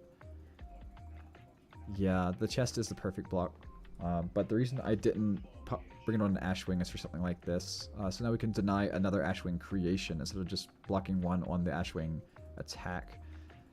So it feels weird to give him the popper here, but I think it's correct exclusively because of the Pounder buff here. So we'll boost into nothing for just a +2, kill Uvia, pass back.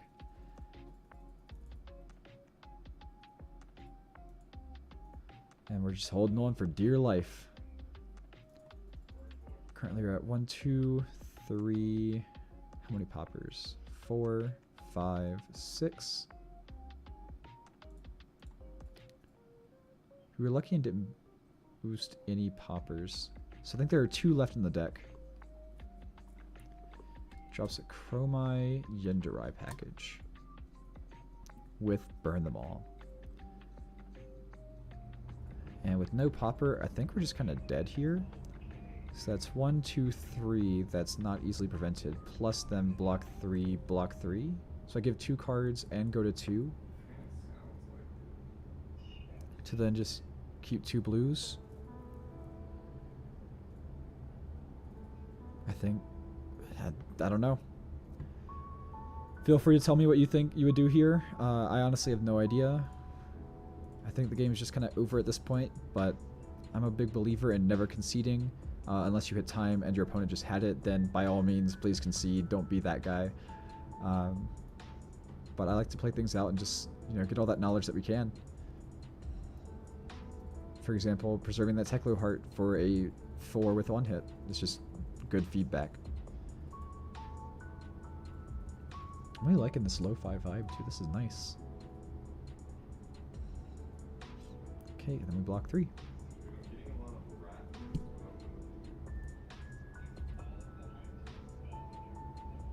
And there's really not even much point to do like pistol math or anything here. So we're just going to start swinging. Dromai's got 2 life. The 2 gets rid of this counter. Now, we do know that there's 2 poppers left and we haven't seen it in the last couple of hands. So there's a pretty decent chance that we draw into 1 next turn. So maybe there's an argument to kill the 2 Ashwings and the Dromai and leave the Yindarai. Whoops. Not do that. Load the chamber. Then we attack into Dromai.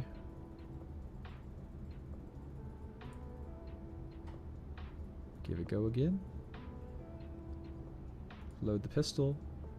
We have enough for load, and 1 left over. So we're going to try that route. Again, I don't know if it's correct or not, but we're going to try the route of just clearing the Ashwings and keeping the Yindarai alive and hoping to draw into a popper. Yeah, that's what I thought too, Ryan. Okay. I appreciate having that consensus. Of course, he does still have that 1 mirror guy. We've talked about that. I highly doubt that he's running 2. Or only 2, I mean. But we'll just see how it plays out. Sometimes in situations like this, where your back's against the wall and you've more or less already lost, the best thing you can do is just play to your outs. So that's what we're going to do. We're just going to play to our outs.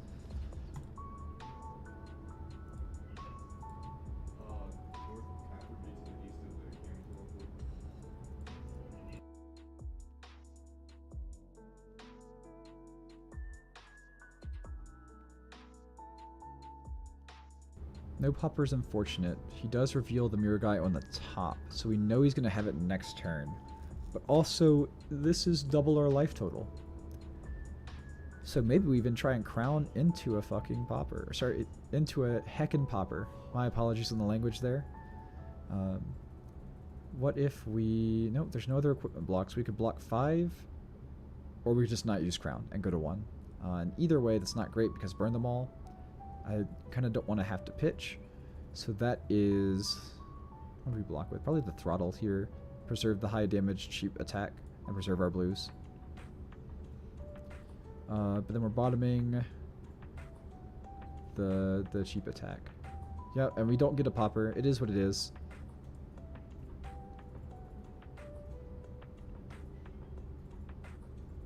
Doesn't even proc the burn them all. Just says give me 2 cards. And we'll say whatever you want. Sure thing. Now with the chamber loaded, we can load 1, 2, 3, and we can actually clear that Yindarai. So I think we have to do that. We know he's going to draw a mirror guy though. So he's going to attack for 1 and 2, and we have no armor block left. But no, we're not even getting close to threatening lethal. So we just gotta, you know, do what we can.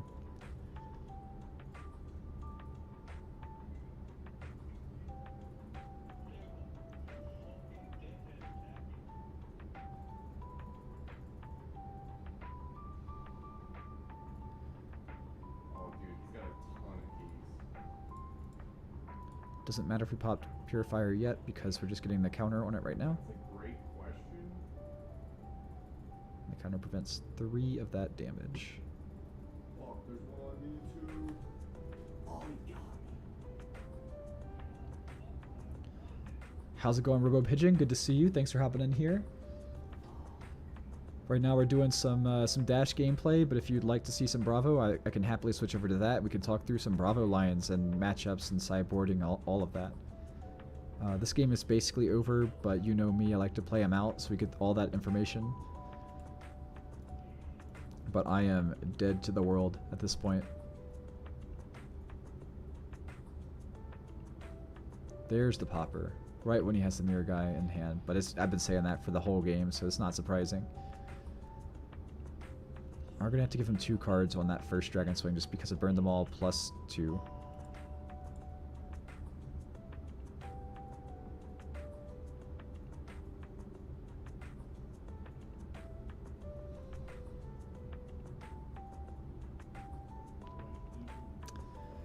I mean, we could go to 1.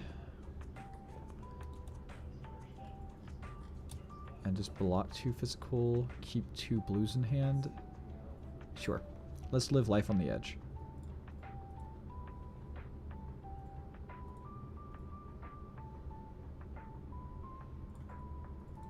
Slam down that Max Fellow. Windmill that sucker.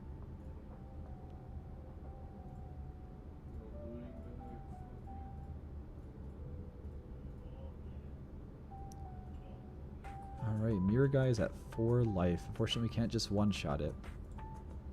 Let's count our poppers again. I think we're on 8 total. 5 and 3, so we're on 8 total. And so far we've seen a Throttle, the 2 CNCs, a Max Fellow, 2 Throttles, 2 CNCs, and a Max Fellow. 2 of each. So we have 7 poppers engraved, the 3 Max Fellow, the 2 CNCs. There's still a red Throttle in deck. And this is our final popper there. Okay, fair enough. Got our work cut out for us.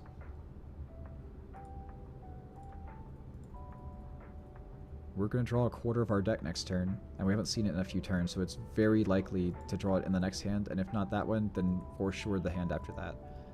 But I think it's over a 50% chance to draw in the next hand that we draw up.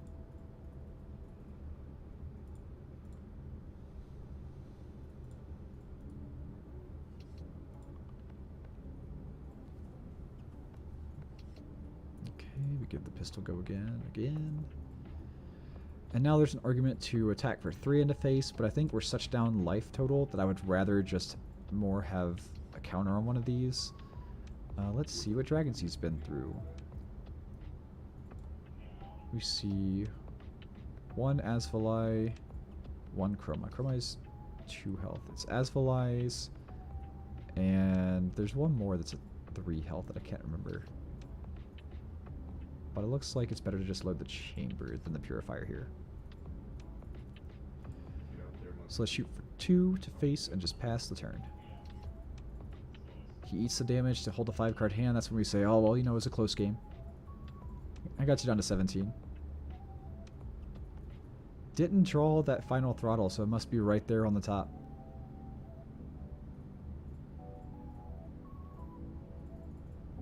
Opts to reveal and make sure that he can send 4. That is actually really smart, just to guarantee that it's a breakpoint. That's very smart. Yeah, Yindarai is 3, but it's like 3 with the shield. I mean, no matter how you slice, we got to give 2 cards here, so we'll keep the pitch value because we are pistol.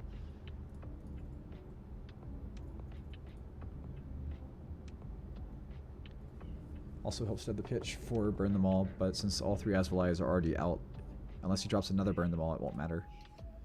But you do have to be prepared for if he does drop a second burn them all.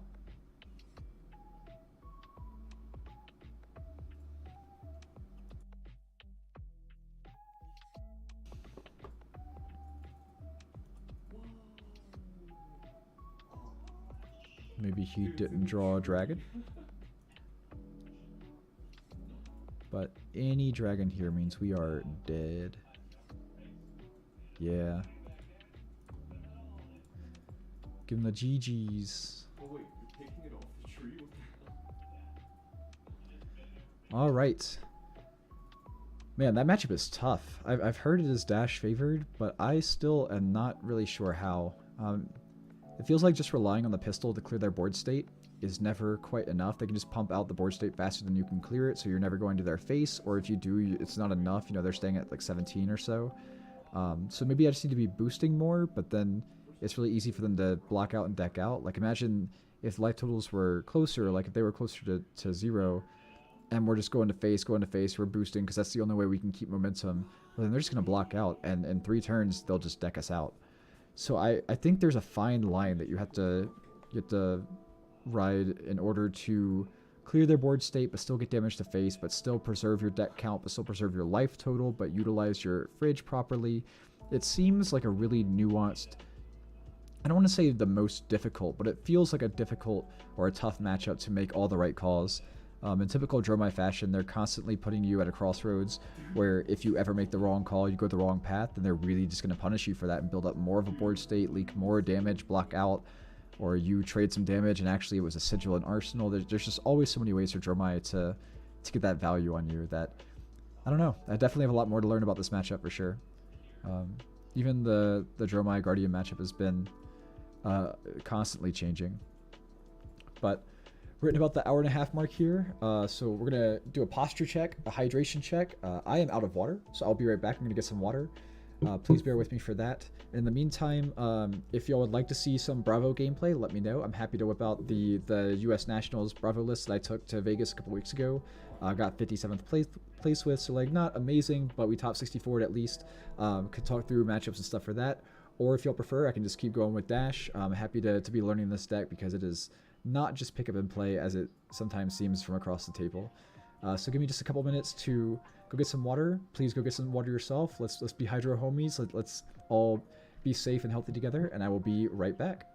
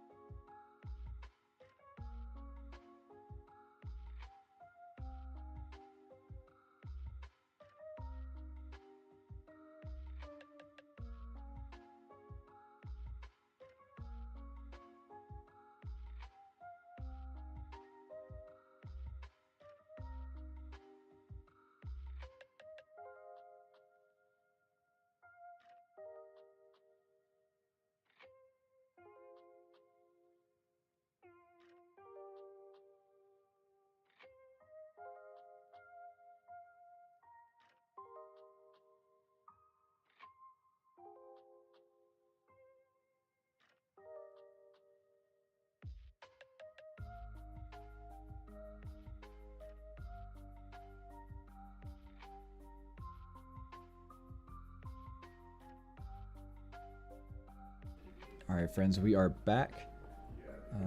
Blake says, game plan was always set up at least a second shot in the pistol for 3, then try to set up a solid high octane turn. Yeah, high octane is just a heck of a card. It is so powerful.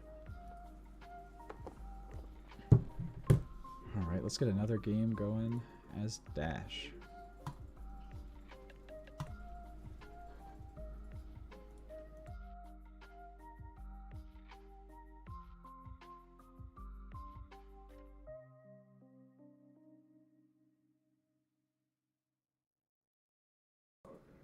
thank you everyone for tuning in. I hope y'all are enjoying the stream. I've said it before, I'll keep saying it. I am not a dash player. I am a guardian player. So I will probably make some misplays here. Feel free to call me out on those. Feel free to help me find the right lines. I appreciate the community effort here as we all learn the deck together ahead of Bright Lights, because man, she is already on the cusp of being just a really good deck. And I think Bright Lights is really going to push it over the edge. So we're using this Calling Baltimore winning list from Merrick Kemp. He has a full sideboard guide, thankfully, so we know into Bravo we prefer to go first and drop an item, I'm sure. This is our sideboard here, so we're taking out the High Octanes. It's a heck of a card, but not when you're going for the pistol plan. We're taking out the Max Velos, and for some reason, we're taking out one of the Purifiers. Now this is weird to me. How's it going, Ryan? Oh, you're playing Bravo into me? Let's go. Alright, so ladies and gentlemen, this is our wonderful friend Ryan Castilla up here playing Bravo. So we're gonna play this out. It's kind of funny because I've played a lot of Bravo into him and he's played a lot of Dash into me, so now the tables are turned and we're gonna see how it goes. I think it's a matchup that he is very familiar with, but we'll see how it goes. Going first. Unfortunately, we did not start with an item to drop. We do start with the Spark of Genius, which is the next best thing. So in fact, we kind of just want to arsenal the throttle here. We could pay for, had 2 floating. So let's go ahead and load the 2 things and then just drop Spark of Genius and pass. There's always the argument about getting the Chambers versus Purifiers out first. But I think without having a Rampart, if you're just on like a buckler, I think just going wide is better value. And then we draw. Oh, I mean, you couldn't ask for better. This is exactly how you want to start this matchup. That's great.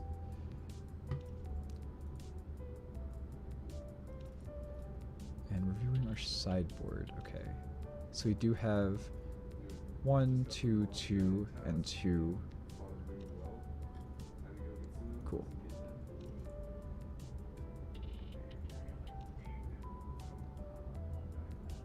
Love to see the blue Crush Comfy. If anything, that makes me pretty sure that Ryan's playing my list, except for the fact that he's on Buckler instead of Anathos. I personally run Anathos in this matchup because I feel like you have to really race and keep the pressure up for Dash. I said at the beginning of the stream, Buckler for me is only against a Lexi and Katsu, but it's certainly not bad in this matchup, so we'll see how that plays out.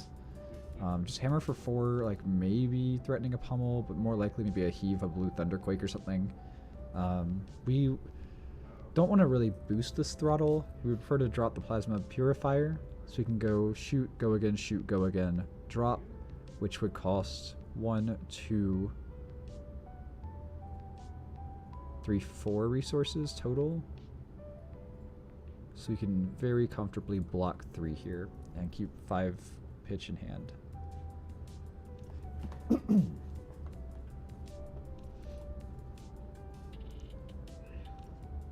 No heave, okay. So we are just going to start with the 2 at face. Like I talked about before, I think one of the big strengths of Dash is presenting damage, presenting decisions before you reveal any knowledge of what's in your hand, what's in your arsenal, just from this like floating steam counters on the board state, or the way that you have a very flexible pitch curve. Oh, we got a lo-fi Mario 64 up in here. I love it. So let's load and shoot again.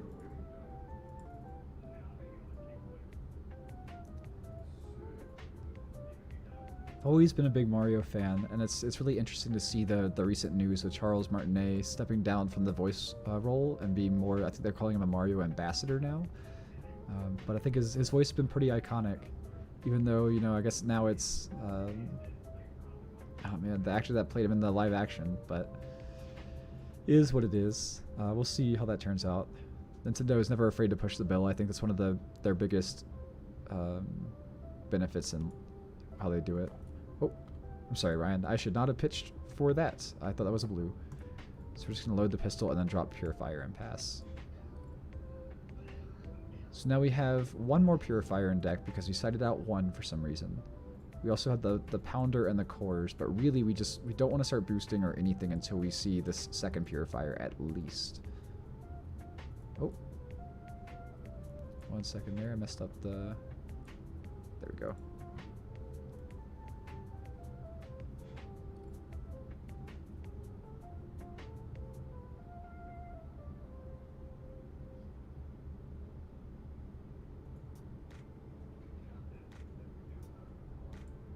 Ooh, Rouse.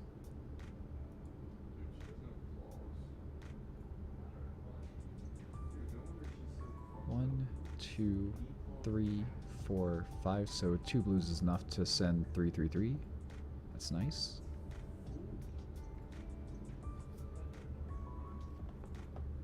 Oh yeah, the most important ones.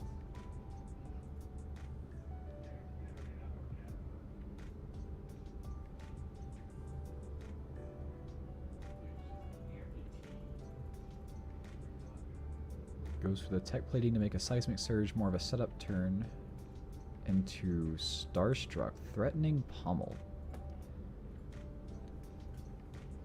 Interesting choice here. So Starstruck does affect the pistol. It would have to, if it deals 4 damage, then I could only send 5 or higher base attacks. And the pistol is a base 2. But since it's not dominate, I kind of don't want to give it my whole fridge or anything. I think we just hang on for the ride. So let's block 9, and if he has the pummel, then it's not that big a deal. Yeah, okay, so there we go. We'll leak 5, we'll discard a card, but it's better than him sitting on it and just like threatening it again and again. I think playing around pummel is kind of a noob trap to an extent. Let's do some math here. If you want to pew pew pew for 3 shots at 3, that costs 1, 2, 3, 4, 5, 6. 1, 2, 3, 4, 5, 6. Okay.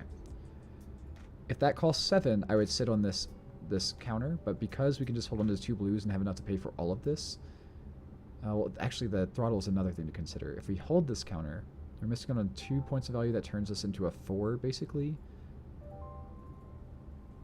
Yeah, it's fine. Let's just shoot it. Just leak some damage. Oh, we can't. Oh my gosh, Starstruck. Yeah. Talking about nothing. Starstruck was in effect the whole time.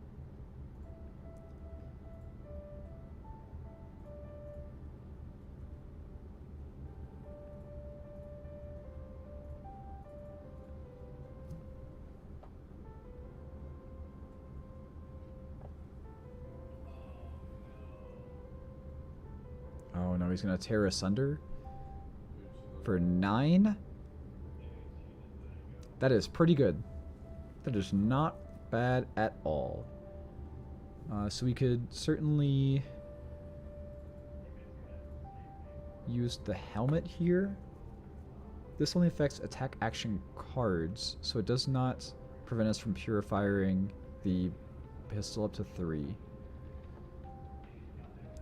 We'd still block 5, take 4, discard 2, and that would let us just get the value from the arsenal, or we could just simply 2 go against 6 and pass off a blue. I think taking the 6 and just sending 8 is good enough to threaten a guardian. So it sucks, but I think we're just gonna preserve the fridge. There's no point in using that this early. There's no need to.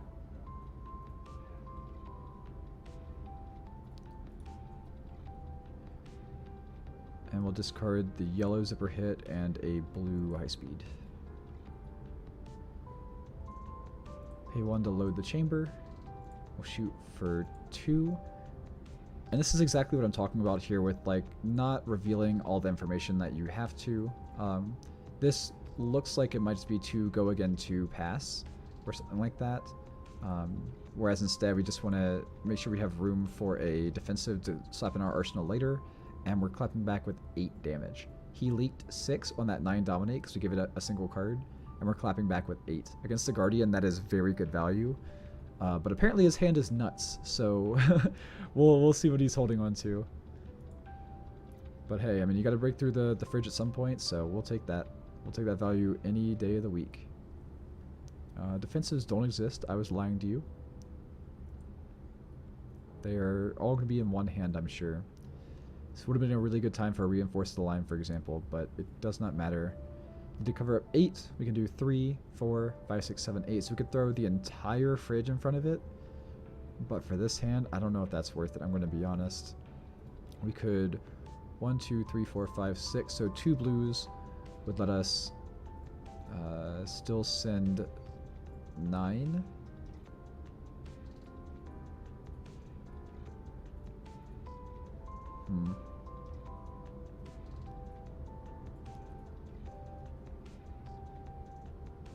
It's a tough spot. I don't like the idea of just taking 11 though, especially since I had defensives. Going down to like 17.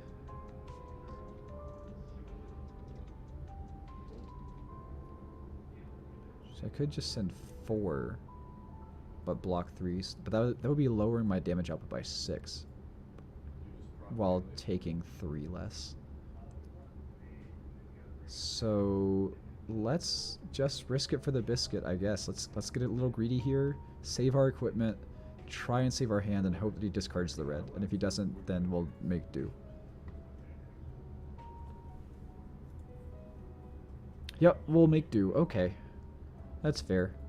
So then the math now says we can go 2 into 5 is 7, or we can just 2 into 2 and arsenal a 5. If you go 2 into 2, he's just going to eat that and continue the pressure up. So I think we have to threaten the life total here.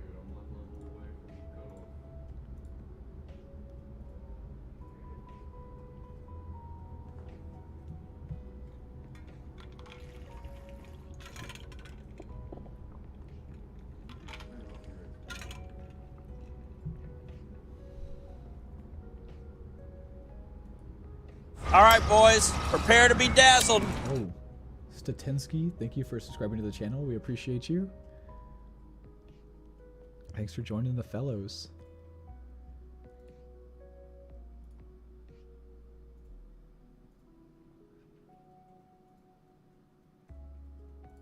And then we're just going to end on 5 with no boost.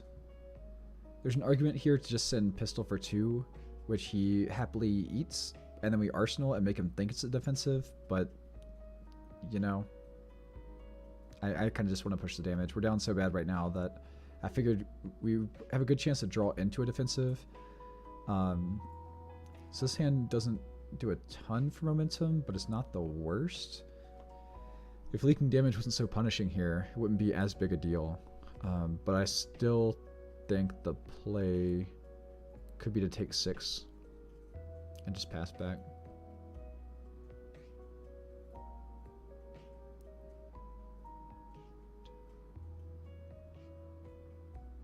Yes, it's at the cost of 4 life, because this would block 7, we would take 2, as opposed to taking 6 here. So the cost of 4 life, we'll just get an arsenal. So we'll just drop the pounder and pass back.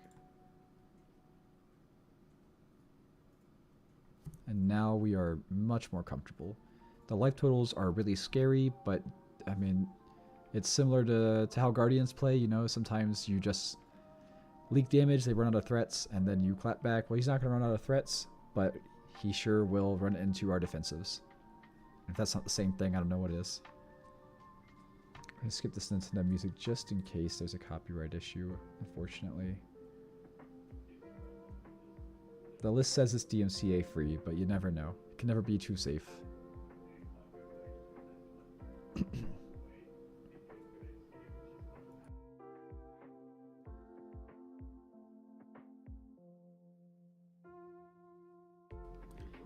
Alright, so there's no threat of pummel here. We can very comfortably just 2-card unmovable from Arsenal. Why not cut Pounder for this matchup? I'm going to be honest, Flip-Flop, I don't actually know. This is not my list. Oh, I've done it again. So here's the list we're playing. This is the Merrick, Kemp, Calling, Baltimore winning list. And he has the full matchup breakdown as well. But for whatever reason, he runs both inductions, 2 of the 3 purifiers, and cuts 1 purifier, but keeps the Pounder. So my guess is for the blue count, but also it is a good card if you have the room to set it up and pop off. Like, it will help us a lot in the late game. But I'm going to be honest, it's not my list. I didn't make the Cyborg guide. I do not know Dash that much, so we are learning together. That said, unmovable in Arsenal is a hell of a drug.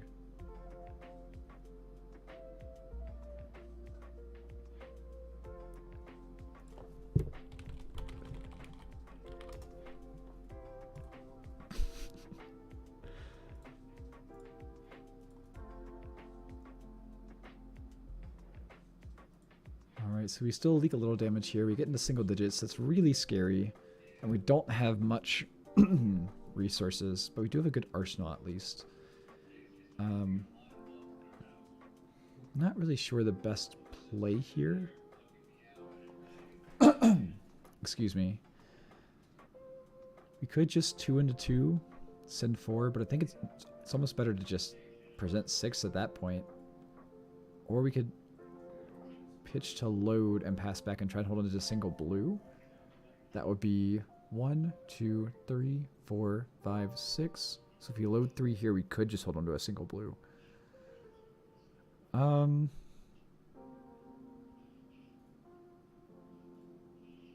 No, we're going to assume he can dominate and force cards out of hand.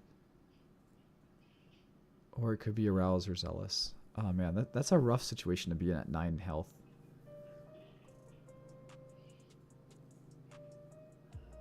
Presenting 6 doesn't demand cards from hand, so I think we go for the setup and just put him on gotta have good stuff.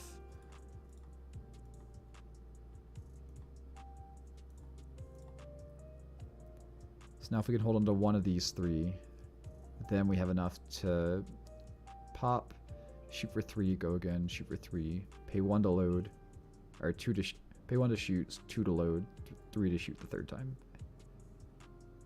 Okay. It is a Zealous hand. Also threatening Pummel, which is totally not terrifying. Let's play around it with our equipment. This is the benefit of us holding on to it for this long.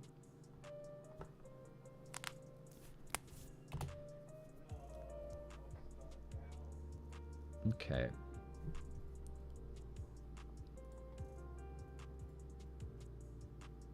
So there's an argument here to just sit on the defensive in Arsenal instead of giving it to him.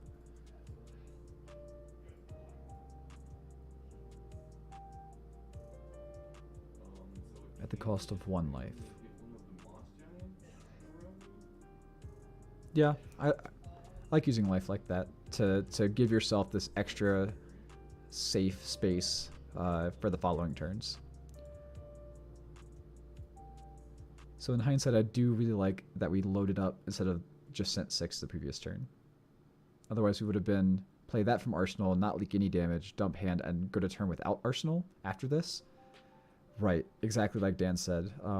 It would leave us in the turn cycle to where next turn we would not have a sinking Arsenal and we would be a sitting duck just waiting for like any decent dominate.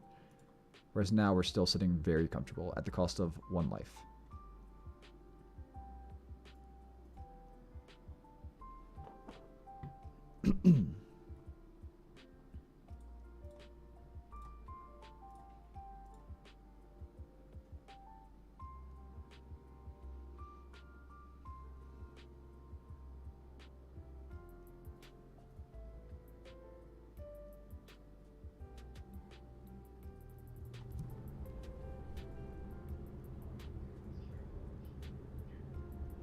He's giving us the equipment again.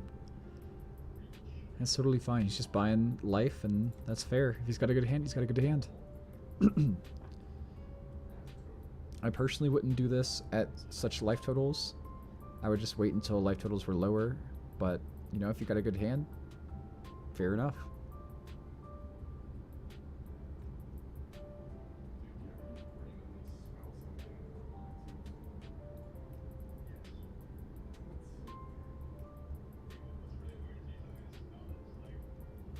Now the math says we need 1, 2, 3, 4, 5, 6. So 2 blues is enough to still send this.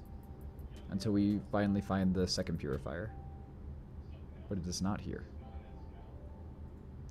So we just need to hold on to these 2 and we are set.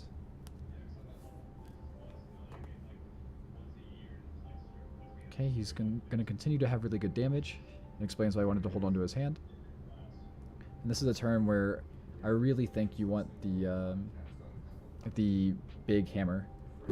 Just pushing that damage is so valuable, especially, excuse me, if you have like a pommel or something here. But he revealed CNC and Cranial for combined 14. CNC is a little daunting, I'm gonna be honest. Would love to boost the 0 to 60, get value out of the Purifier, or the Pounder, but our life total is really low. I think we just have to preserve and protect. But we also have to respect that CNC.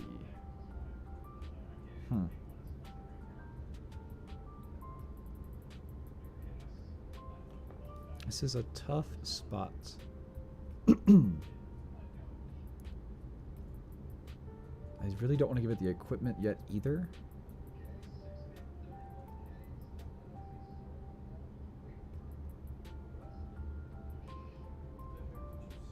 Knowing that he has CNC is really scary with this hand.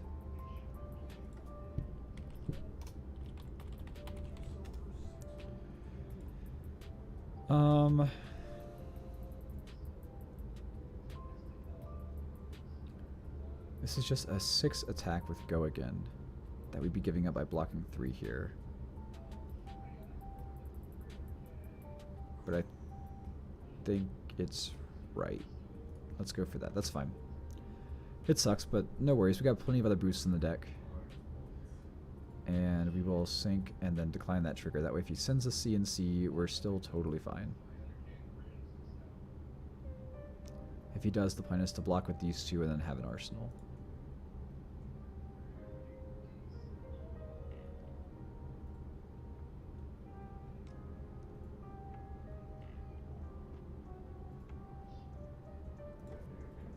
I think he passed accidentally, like passed the turn.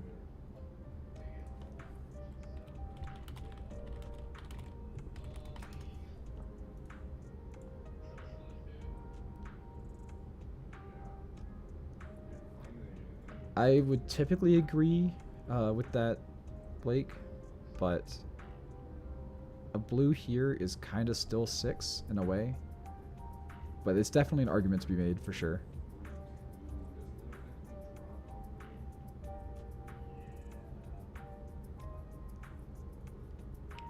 Let's go back to start of the previous turn.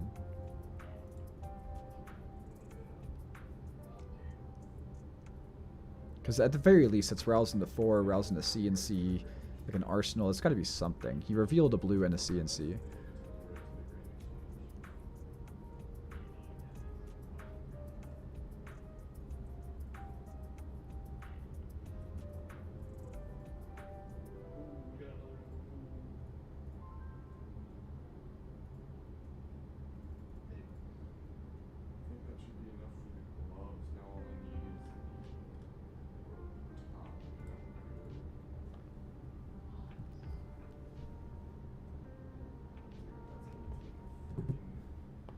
Talishar messed up because I was stuck after your sync. Okay, so looks like Talishar is bugging out. It is what it is.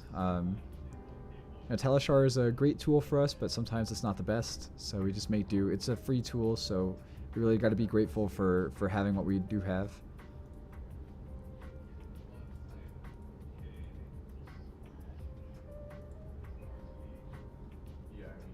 There we go. And that makes sense.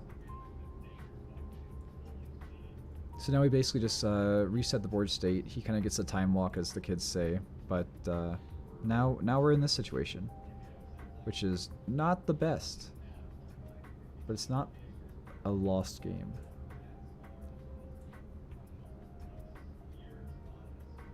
Yeah, I agree, Dan. I agree with that completely. This is the best line that we could have led to. So we have the one of. We've seen one of these and one of these. So we know we still have one unmovable, one sync, and 2 reinforce the line left in the deck as well. So honestly, the fact that we haven't seen them at this point is pretty unlucky, but that's Flesh and Blood sometimes. Nothing you can do about it. So we would love to get down that Purifier if at all possible. Both to preserve life and due to respecting Pummel, we have to full block here. Excuse me. We gotta full block this. CNC versus Throttle, I really don't care about the difference. I know CNC kind of threatens Arsenal. He already has Crown of Providence gone. I'm not too concerned about it. It doesn't make much of a difference here. Zealous into a Dominated Spinal is a really interesting line that I was not expecting. It's so rare to get a Dominate after an attack. We can still block 7, take 2, ignore the go again hit, load pistol, drop Purifier, pass. But then we're left open with he has a Surge, he has a 4-card hand, and we have no defensive. So I would be much more concerned with that if we didn't have a decent chance to draw a Reinforce and Crown into it if we don't. So otherwise, we're just going to rely on what's on the deck. In fact, we can use Fate to bottom that and get one card closer to a defensive as well. So it's even more security. So we'll just pay 1 to load, pay 2 to drop, and pass back. And what do you know? It's the very next card. I think that's a really important aspect of Flesh and Blood, both for Dash and just the game in general, is seeing, how many cards are left in your deck, how many turns has it been, how many cards have you been through, how much have you put on bottom with Fate, and then what is left in your deck. So if you know you have 2 Reinforce, but you haven't seen any and you're at 26 cards, the chances are much higher than just saying, well, there's 2 in the deck. It's like, well, there's 2 in the deck in this context. Sometimes you just go, okay, well, it's almost guaranteed that there's a blue on top or things like that. This is one thing that Oldhim really got me to consider when you were Crown of Seeds and not know what's on the top, but you could then look at the context clues and make the most educated guess that you can. And as I've said before, you always have to consider what's the worst case scenario, how hard you get blown out if it's not what you're looking for. And if the answer is, well, it's not that big a deal, but also it's really good if you get the thing you're looking for, then you go for that all day of the week. But that level of risk analysis is really important in basically every deck in the game of Flesh and Blood. That's a crucial skill to winning some of these matchups where your back's against the wall but you're not out of the game yet, such as this one. His hesitation, for example, makes me think that he drew a handful of blues and he's like, is a 3-card 8 the best I can do here? But we'll just have to see.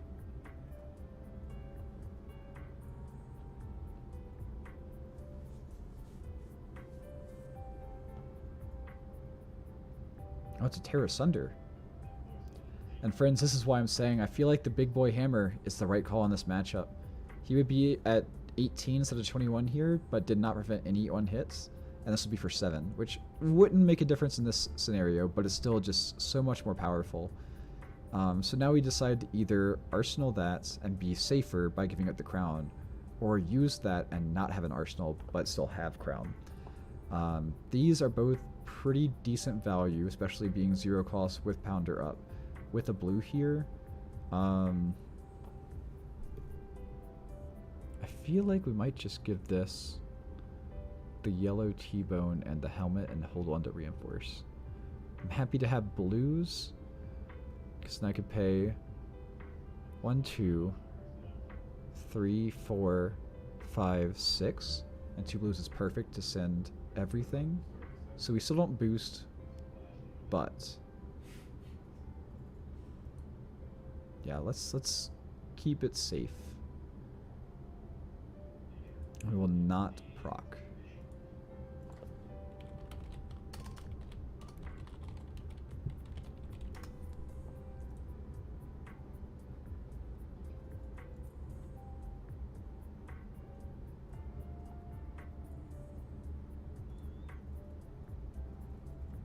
And now we finally just go to the shooting range.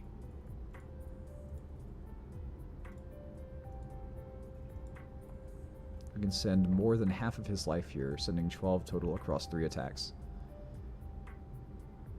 If the life totals were a bit closer, then maybe we'd strip cards from his hand, but honestly, he could just eat all 12 and try and close out the game, and that's why we had to hold on to a good defensive.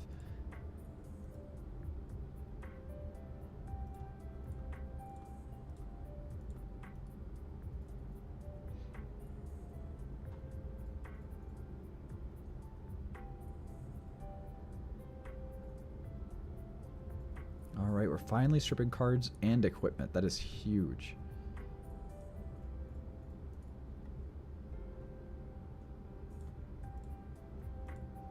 Alright, and then for the future, math says we need 1, 2, 3, 4, 5, 6, 7 total resources to send this again. So if you ever have a chance to load a single thing and then make it only require 6, that'll help a lot. And so we drew this, but notice it was the last of the 4 cards, so it's really good that we held on to this just in case in Arsenal. Oh.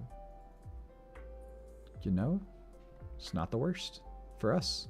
He is threatening pummel. That's totally fine. We can go block 6. And now it's really, really good that we held on to this reinforce. Oh my gosh, we are sitting so much happier now. I think that would have just been the end of the game if we had not done exactly that.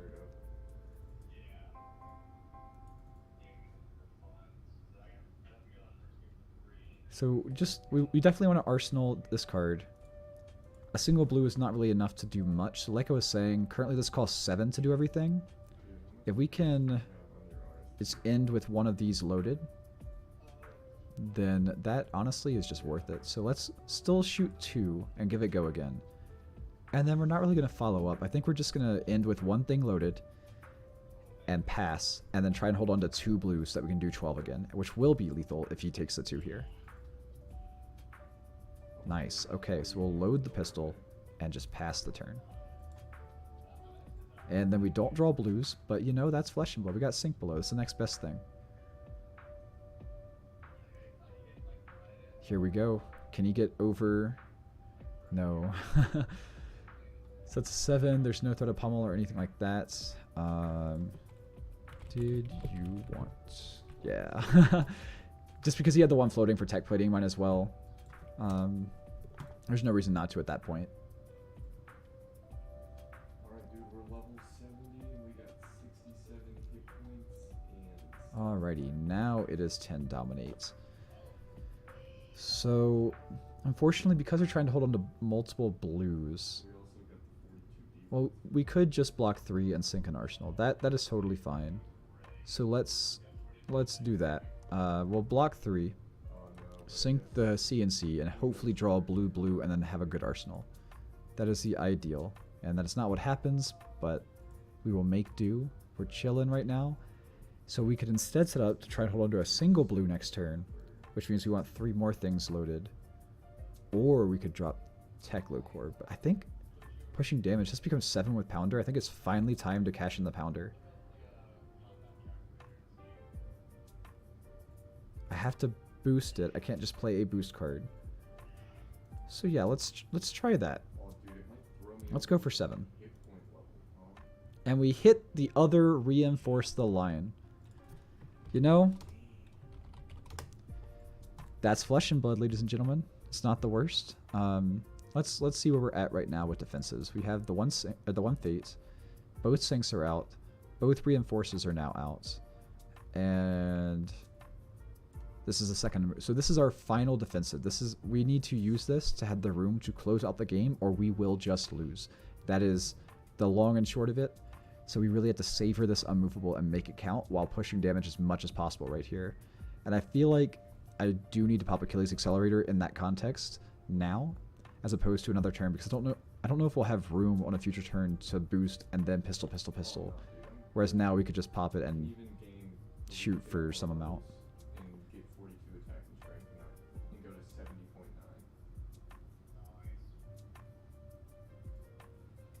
70.9. So right now you might be tempted to be like, oh, it's green, let's click on it. No reason to. You can close the chain, no go again. Honestly, you can even, like I said, close the chain, not a big deal. Pop this at instant speed, gain a action point. The timing really doesn't matter. I would just say don't sweat it too much. Now, if we load 2 things, we'll still need 4 resources on a future turn, which is 2 cards no matter how you slice it. As our deck gets thinner, it gets more blue heavy. So if it was leaving us with 3, I would love to just pass here. Because it's not, I kind of want to leave 1 thing loaded. So maybe we'll shoot for 3.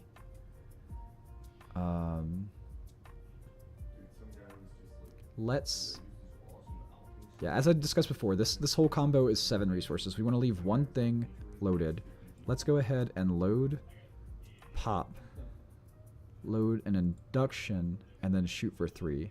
And as we've touched on a lot, now he has to respect me having a card in hand. Even though, like, from our perspective, this is easily no-brainer at the end of the turn, he doesn't know that and has to assume this is a blue, or we're going to give it go again and shoot. And he only has 2 cards in hand. Oh man, we're rolling now. We are so set. Let's arsenal that unmovable and pass back. We got the 2 blues. We're set. Even if we just have to pitch these to play this, that's enough room to send 12, and he's going to start giving us damage. Or cards in hand. Hammer for 4 is even better for us. We can, let's see, which one do we block with here versus arsenaling? No, we want to boost. So we'll give him the more expensive card. We'll keep the 1 for 4 that becomes a 1 for 6 with the pounder.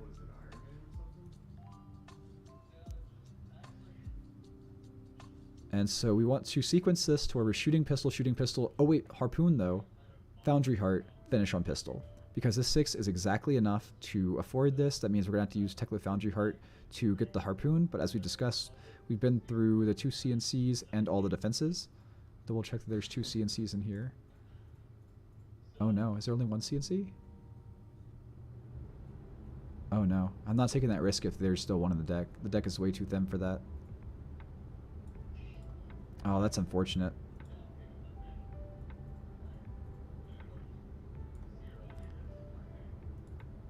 Okay, so it's still a 1 in 17 technically, but it's really more like a 1 in 8, a 1 in 6, because we haven't seen that CNC for a while.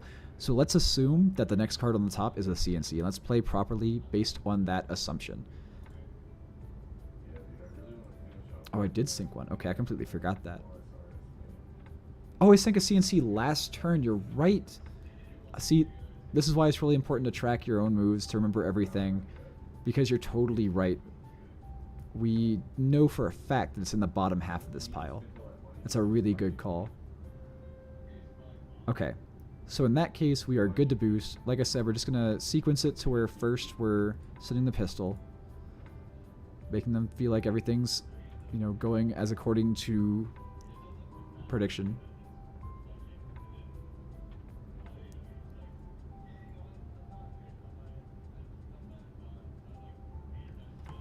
A fun fact about Flesh and Blood competitive rulings is you, at any time, can refer to your sideboard. And what I mean is you can grab your deck box and look at the cards that you did not run in this current game.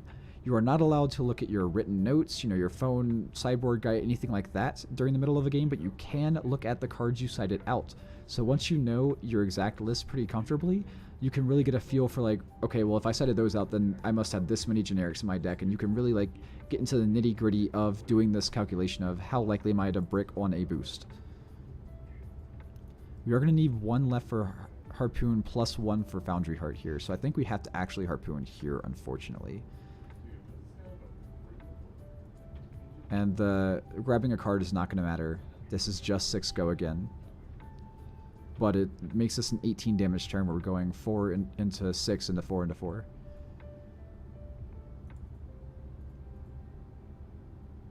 Blue removable from Arsenal is pretty clutch. That's nice. Does mean you can hold on to 2 cards and live at 1 life, but that's totally fine. We'll Foundry Heart here, and it is kind of concerning how low on deck we're getting, but we're definitely not so low that it's... Oh. It's definitely not so low that it's worth really freaking out over. So now we get those 2 resources, load the induction chamber, pistol for 4. Oh, it is lethal. He does have to give us 1 more card. I am mistaken. And now he either goes down to 2 or gives us the last card in hand. And either way, that should be enough momentum where we just draw some blues and maybe some more boost cards, and that's just enough to close out the game. So he's going to send a hammer for 4, I assume, and then we'll have to give 1 card. But hey, I mean, look at the hand. We're fine. We're chilling, ladies and gentlemen. We're having a great time. Especially with the arsenal of choice. So the question is simply here, can we do the exact same play as last turn with this zipper hit and not hit CNC? I would rather not even risk it, because we just drew 4. It's probably in the middle. I don't think it would be the first boost. but it might be the second or third for Foundry Heart, which turns... It's +2 from Pounder if you compare like a zipper hit versus a weapon. That's fine. We're going to go for the exact same play as last turn. This is just going to be the stand-in for the Pulse Wave. So let's go ahead and load, pop both the Purifiers, get that buff, give the pistol go again, shoot for 4.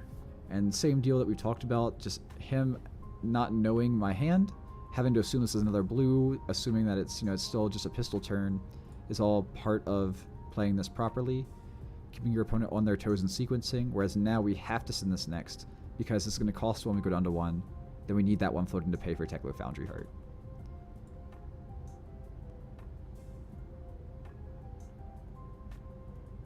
Yep, and then we just win the game there. I guess there was no reason to Foundry Heart in hindsight. But it doesn't matter, we got there.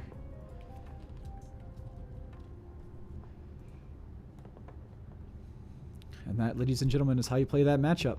You just gotta hold on for the ride, hope that your defenses line up, really build that board state, and then once you have the board state, you use it to claw back. It's kind of similar to Guardian in a way. There were plenty of games as Oldhim where I would block, set up the cycle.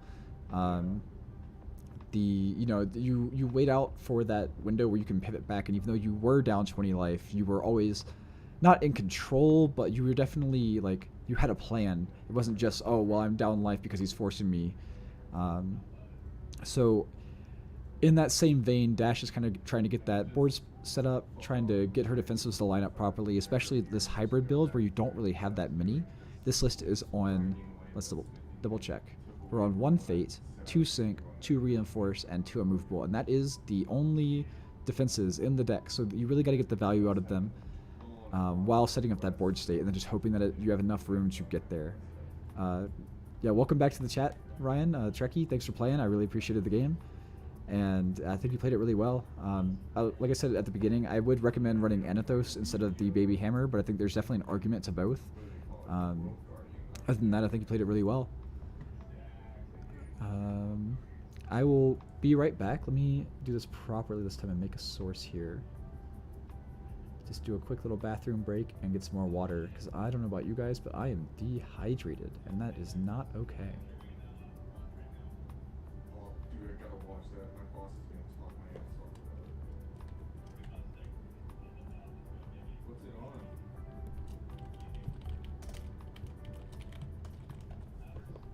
Let's try this.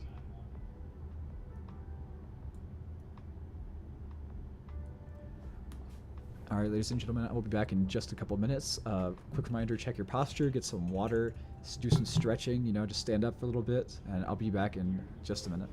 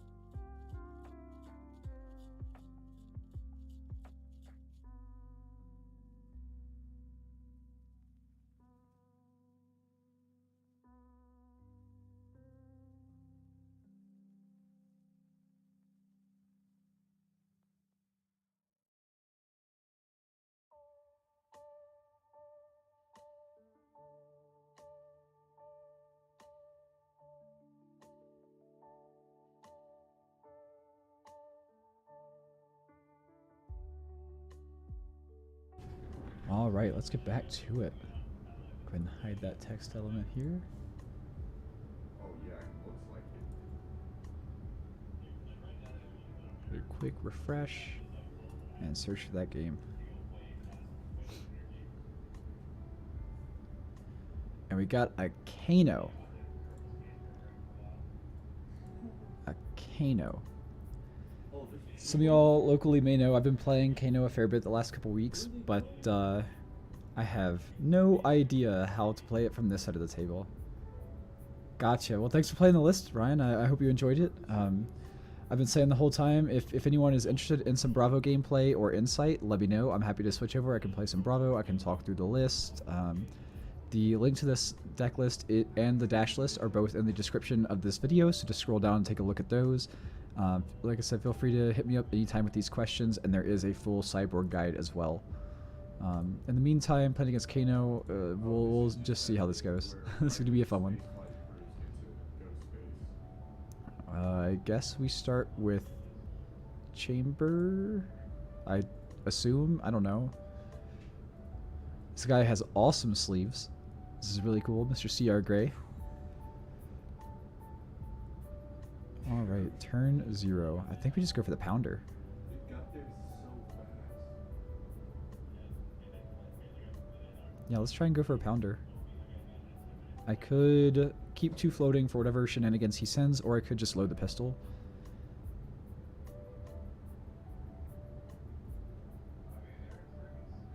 Let's load the pistol and pass priority, see what happens.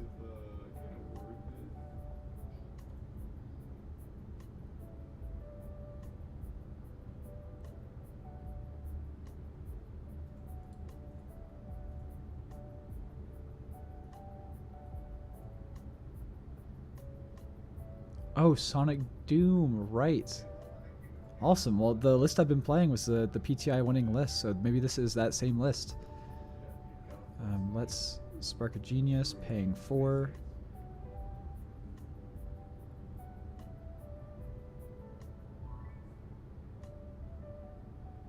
And we'll grab the Pounder. Dude, how did they feel safe doing that? Okay, Prognosticate, not that scary. That Elon's done where the ship just blows Either Quickening, not that scary. So far he's got a 1 for 2 and a 0 for 1. Could opt off the 0 for 1 using Crucible, but it's kind of just 4 damage.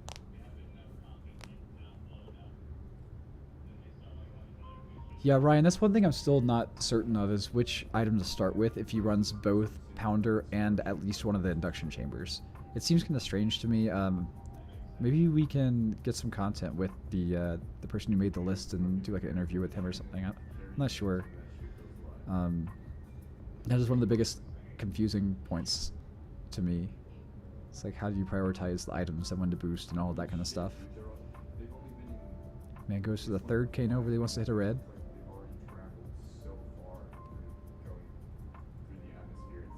Oh, he's gonna Ragamuffins. Does he have the Aether Wildfire turn 0? He does! I'm a fool for pitching. Oh no. This is looking grim already, and it's turn 0. So he's got Wildfire with 0 floating. So he can't even afford the Quickening, which is interesting. I guess he could Spellfire Cloak and send 1 and 2 both buffed by X. This is for 5. Have to pitch the Harpoon here because it'll prevent 3 damage, and then we're just going to take a ton of other damage. Definitely getting punished for loading the pistols here, but there's no way I could have known that he would start with a handful of blues and Aether Wildfire. If that isn't just Kano, I don't know what is. So anyway, that was an 18 damage turn 0, and now he's going to draw back up, and it will be his first turn of the game.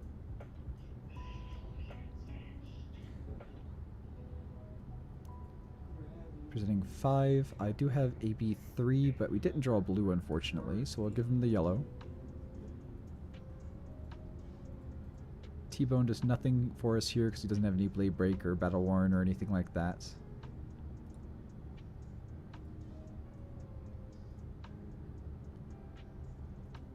E-pot setup is kind of scary. And he hits a tome and just keeps on going.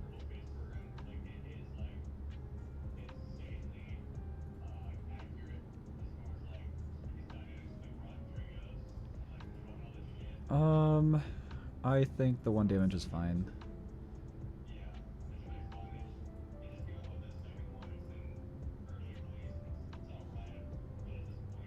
This man has nothing but blues in his deck. This is crazy. He started with 3 blues and Aether Wildfire in hand, drew 4 more blues, and hit only blues off the top except for the 1 tome. And I guess this Aether Spindle. But that's 1, 2, 3, 4, 5, 6, 7, 8, 9, 10, 11, 12 blues that he's been through. So all we can ask now is that he's just not drawing a million more blues. But first things first, let's see what our Kano sideboard looks like and how many generics we're on. The answer is 0. CNCs, Fate, Reinforced Sync, Unmovable, Remembrance, they're all down here, so we can boost easily, comfortably. Hit a red T-bone, so this will be 6 go again. Thanks to the good old Pounder. And says, sure.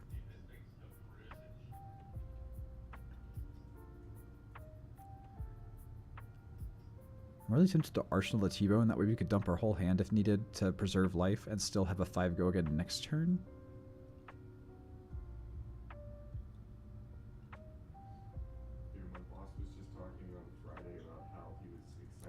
Let's try the pistol first and see what happens.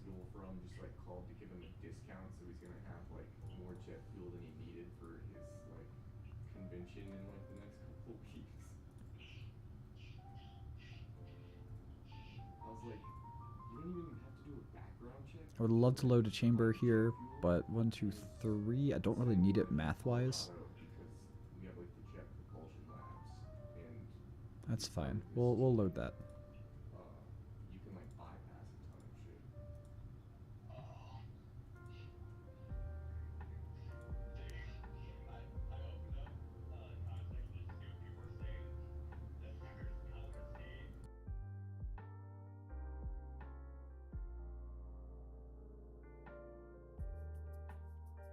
So he didn't block last turn. It's very interesting. It means that he's got a really good Arsenal card and then something else. Maybe he's got like a Aether Wildfire Arsenal Snapback or something. Either way, it is terrifying in theory. Would love to go 0 to 60 here as well, but I think just replacing that, well, pitching for 1 isn't going to matter. Sure, we'll give him the blue.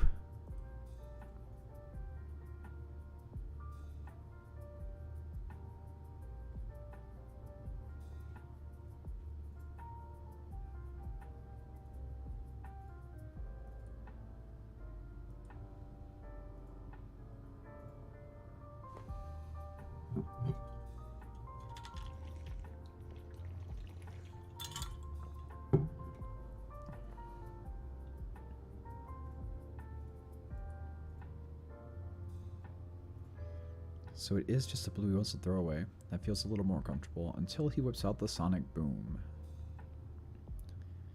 The Sonic Doom with the Sonic Boom. It's a good time to have AB3 though. It's a really good time to have AB3.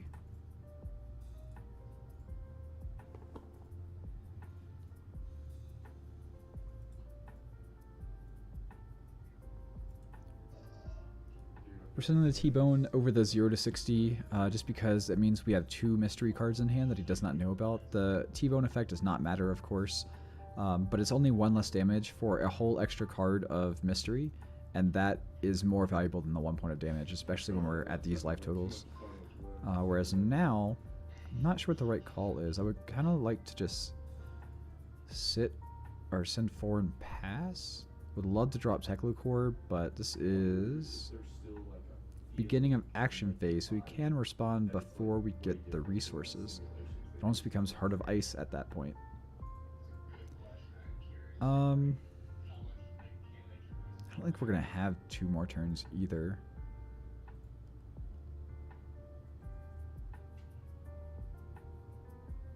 Either way, we should boost this so we can threaten more and then just try and pass.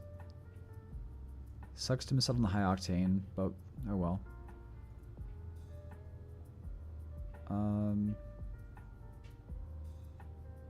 If we pitch to load the pistol and just shoot and have 2 floating, he has exact math knowledge. We don't want him to have math knowledge. But if we pass and he just lets us arsenal this, it's also kind of bad. Oh, Kano. What is the right call here?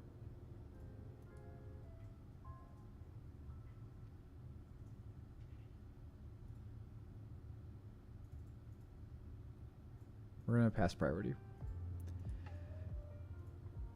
Okay. Thank God. So plays Cindering instant from hand. That's interesting. I haven't seen that card in a while. It's just a +1 and op, so you can get off the top a really good Kano target. Oh, didn't realize priority was me.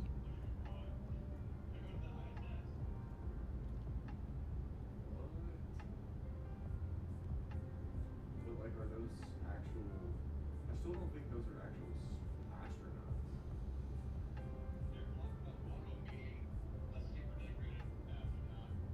Yeah, I think on all the missions they bring at least one astronaut.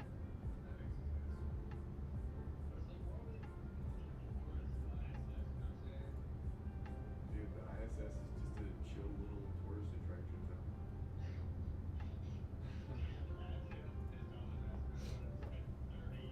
Again, I apologize if you can hear any background noise. This is a shared living space, as you can probably see from how messy the background is.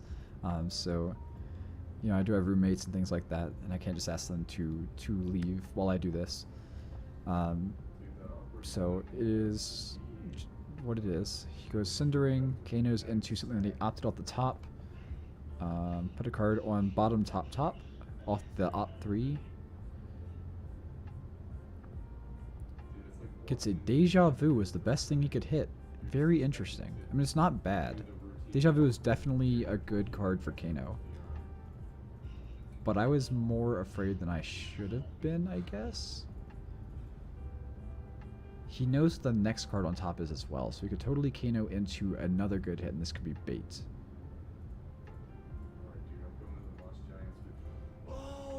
But I think we're going to take that risk. I think we are going to take that risk. The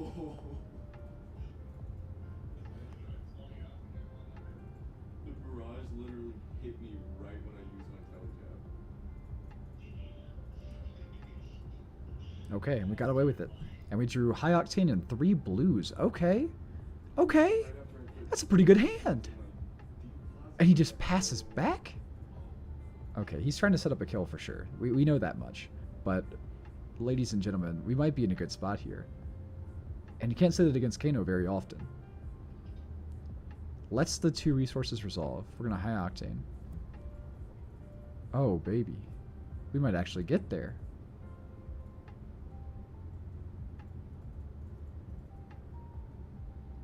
Okay.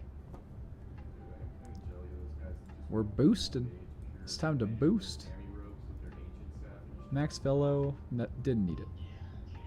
We're going to play like we're Dan here and just boost, boost, boost. No, none of these are high enough point values that I should view them as anything other than a blue, I think. So in that same vein that we talked about all day, we had the 1 floating, we're going to send pistol, 3 cards in hand, he doesn't know what they are, we're going to encourage him to take 2, or give us a block.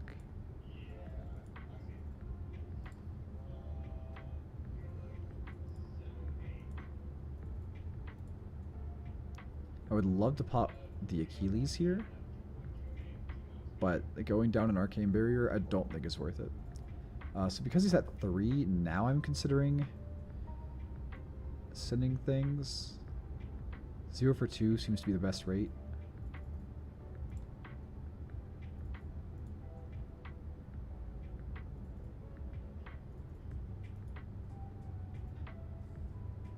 I wish I could present lethal on this attack. It kind of sucks that I can't. This might be a good... Oh wait, we have action points off of high octane. We have action points off of high octane. That is so important. Right. So I think I kind of want to Teklo Foundry Heart here sooner than later, just to feel safer and more comfortable. I'm going to do that. Only because we know our deck is entirely Mechanologist. People are just gonna roll now that it's on.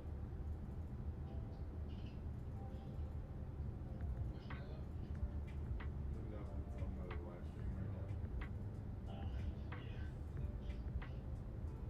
now. Again, this kind of feels like Heart of Ice, where it's saying, hey, do your thing now, or else you'll be punished by not responding. And he said, okay, fair enough. Let's do it now. Let's do it live.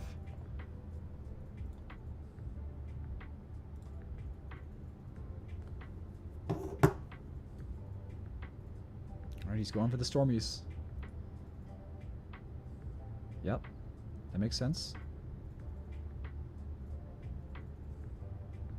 Is he paying for the Metacarpus?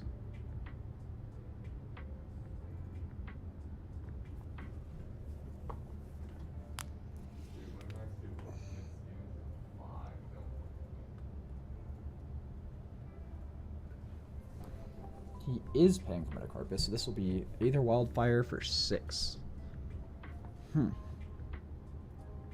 we can prevent 3 of it. That's the best we can do, and hope that it's good enough. But I'm sure he calculated for that. I'm certain he calculated for that. Goes for the Kano, must know it's on top. Still has both potions. Could Lessons in Lava with the Deja Vu.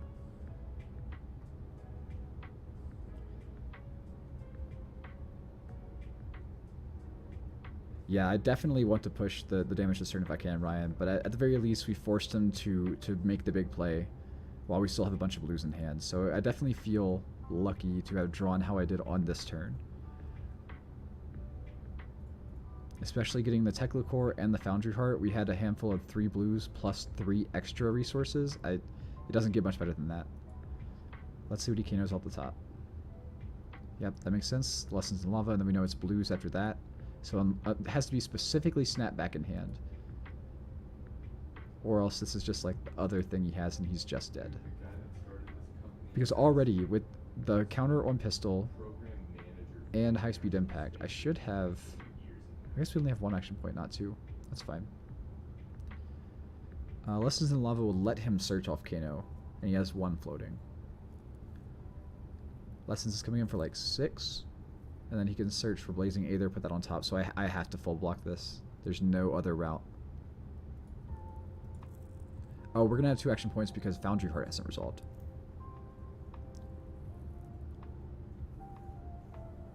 So we'll have 2 more resources and 2 action points to then pistol and have 1 spare. Goes for the Tome, not Blazing Aether. Now that is interesting.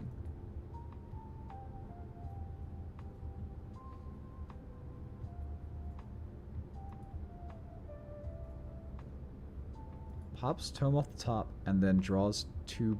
No, he just shuffled with Lessons in Lava to top a card.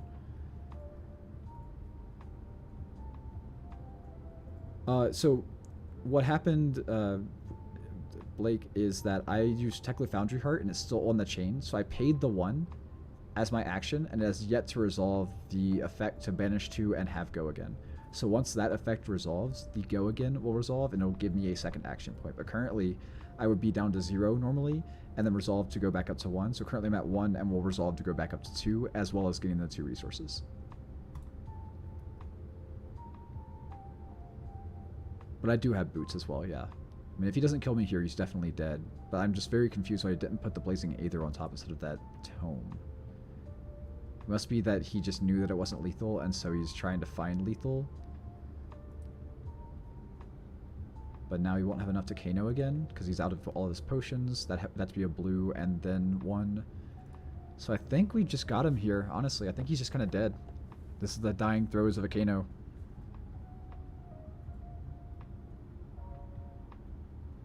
Oh, and he let it resolve. So now we're back up to 2 action points. We're up 2 resources, and we can shoot for 2. And I think he's just going to block out the next one and try and live. And that's when we pop the boots for 1 more action point.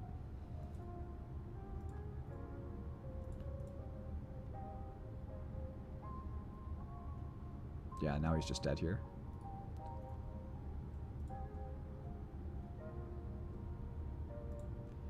Man, what a game. Oh, whoops.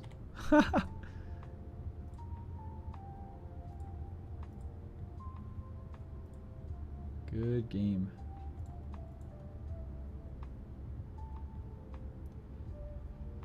Yes, that was rough. I definitely feel like the only reason we got there is because we had the Teklo core and the Teklo Foundry Heart and 3 blues and a good boost red with the pounder. We got full use of the pounder.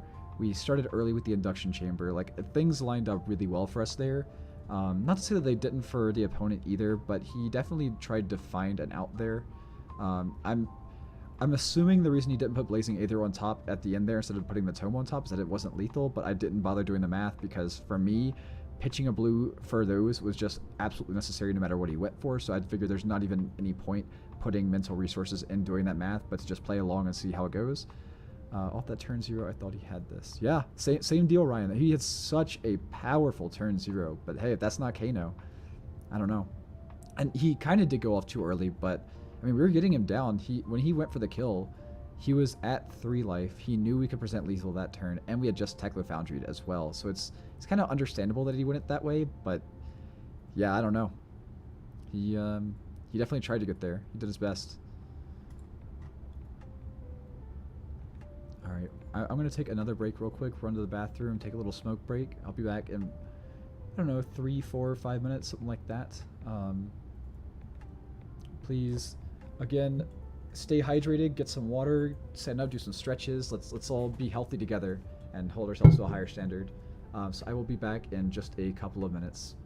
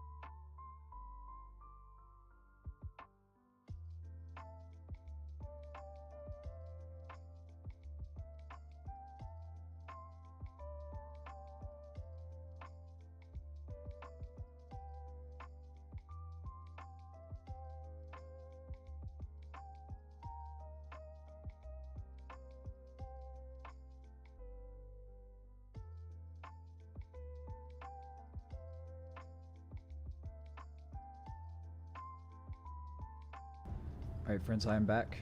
Gonna take a minute here for a little smoke break. If y'all have any questions, any comments about Dash, about Bravo, the channel, Colorado Springs, anything, feel free to chat away. Otherwise, we're just enjoying this good low vibes music for a minute, you know?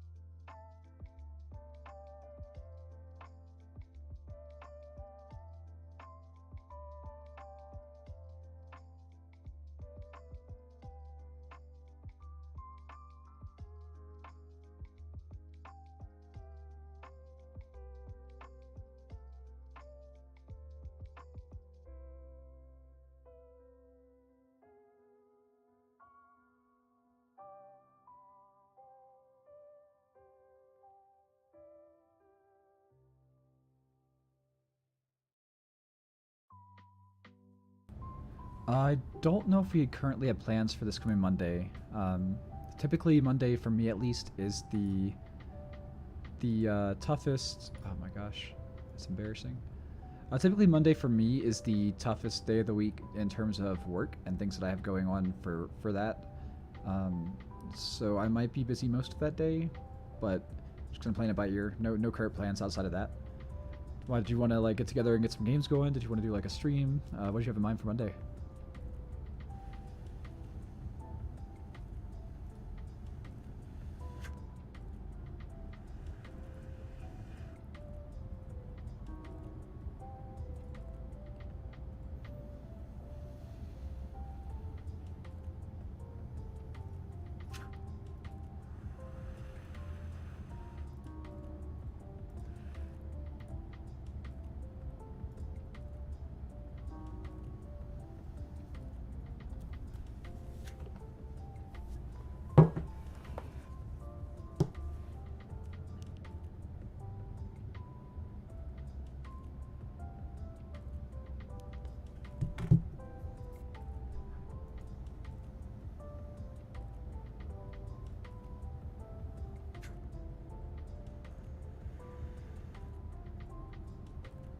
Yeah, I mean, if we have time on Monday, if we have the availability, I'm definitely down to get together and jam some games.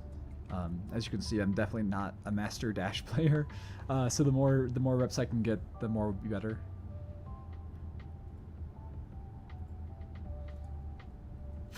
All right, I've had my little break.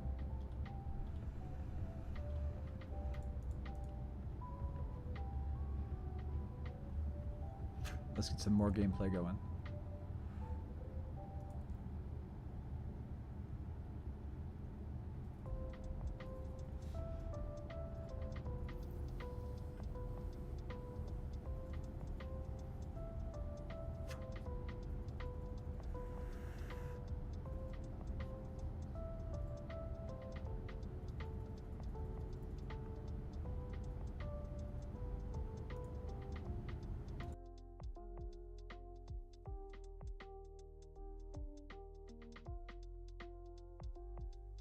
An Iyslander. The wizards keep rolling in.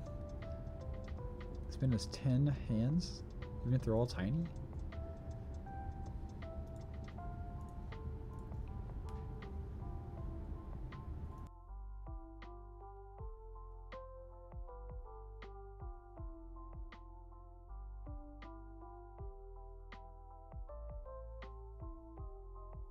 It's the same deal as Kano, where we're not running any generics. We can boost away as much as we need to. But I know this matchup is more dash favored because of our very flexible pitch curve than anything else. I believe in this case we start with the chamber just because we don't want to be boosting, but we could have this debate forever.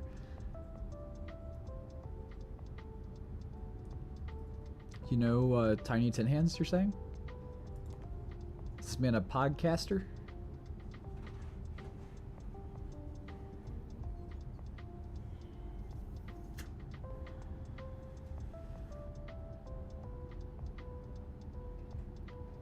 So Ryan, I guess when is the scenario where you run both induction chamber and pounder, but you start with pounder instead of induction chamber, and you just leave the chamber in the deck?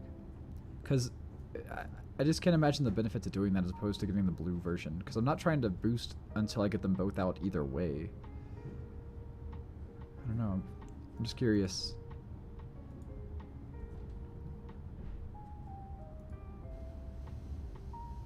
Asked a question. Okay. Yeah, well, either way, Tiny Tin Hands is a pretty awesome name, so I'm happy to play against him. And thankfully, we also had a pretty decent hand.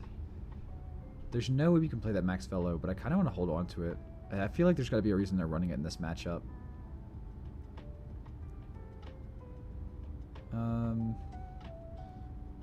That's fine. We'll pitch it.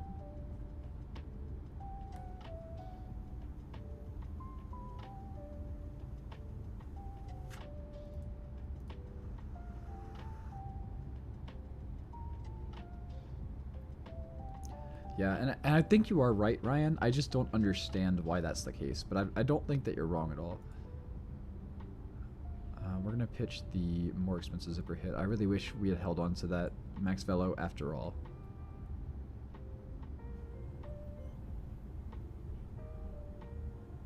I know I was just talking about how we don't want to be boosting, and I play out a high octane without even thinking about it, but this is why we're still learning.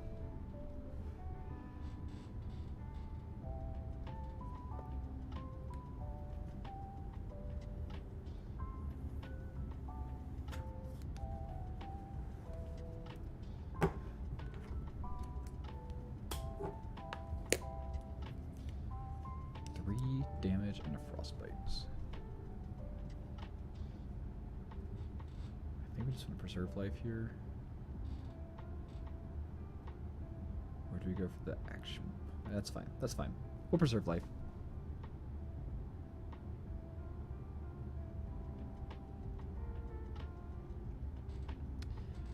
Good lord.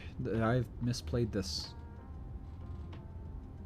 I think this Mr. Daniel Gilmartin in the chat has the right idea here. Then I missed out on it.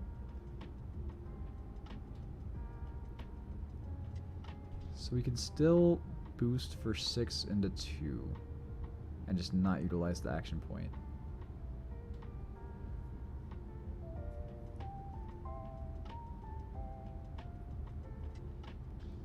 So Robo Pigeon is saying you want a pounder to start. You also want to put all your mech cards like chambers because of deck cost and boosting them. So the Iyslander currently we're doing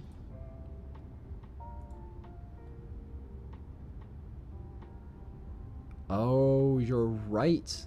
The only other mech card I could have put in was Purifier. So you start pounder and just use the induction chamber to have a lean 60. And I forgot there's actually a matchup note here that says to take out an induction or a max fellow. But okay, that makes a lot more sense, Robo Pigeon. Okay. Now we're on to something. So yeah, I definitely should have started pounder here then. And should just be focusing on boost and not focusing on chamber pistol at all. That's such good insight. Okay. Dan, I have heard that this is very dash favored. Not like 80-20, but definitely noticeably dash favored. But I am still trying to learn why that is the case. But typically what I've been told in the past is that they have such a flexible pitch curve. And as we've talked about in the past, how you don't have to line up specific combo lines of boost cards. You could just kind of put them in whatever order it works out with however your pitch curve works out. That just ends up being hard for Iyslander to win the math, when her whole benefit is winning the math. That's all that I've heard. I've yet to experience that.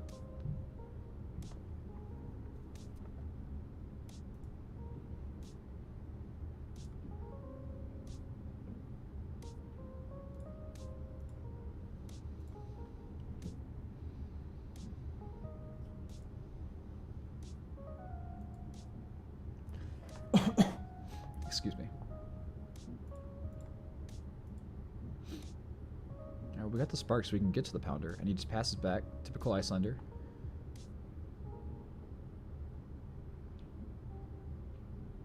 Yeah, like you're saying, Dan, Dash is already on the cusp of competitive play, even before Bright Lights, and with just 1 or 2 new cards, she could be pushed over the top, she could change rapidly.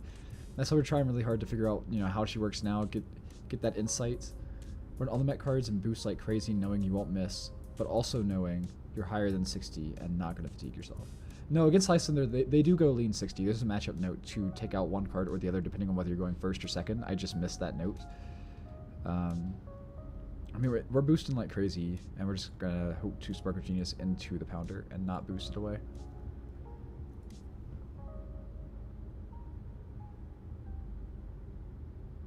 Let's see, what did that matchup guide say? Yeah, so against Iyslander, you want to go first, but if you're going second, you take out a Chamber, and if you're going first, you take out a Max Fellow, is what Merrick Kemp did at Baltimore. Which I was also wondering about, because Max Velocity feels very awkward when stuff like this can happen. Good old instant speed Channel Lake Frigid.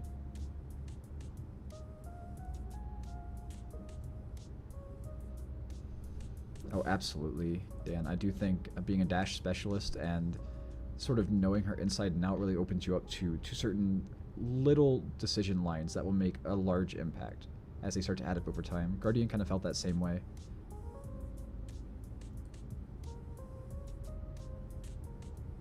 Unfortunately, we can't spark for x equals 2 anymore, but we can go for a Teklo core and still just have 3 resources left. So let's do that. I'll take advantage of the chamber, even if I was wrong to include it. Oh, channel is up. I am so stupid. That makes a lot more sense. We'll just push a little bit of damage. Make sure that we keep this threshold, since that is the most important thing against Iyslander. It is always life totals, and if you get them down to 2 and you're at 12, you've probably still lost the game. So you've got to keep a large gap between us.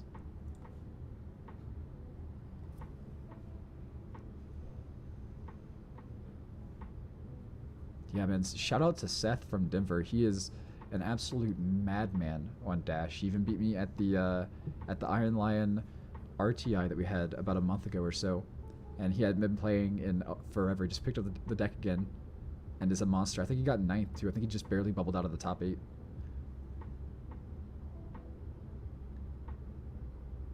I mean, yeah, we'll pay 1. We'll Channel Lake Frigid up. The cost curve becomes that costs 2. And this costs 5. Which is just too much. So I'd kind of like to just Spark of Genius, Arsenal, Harpoon, and pass. This is going to cost 5, so keeping a red versus a yellow doesn't matter. Well, other than the floating for their damage, of course, so it does matter.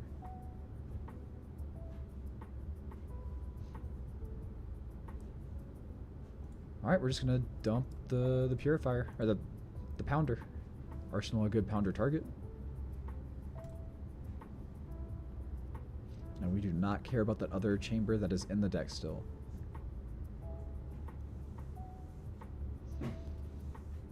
Emeritus is a lot.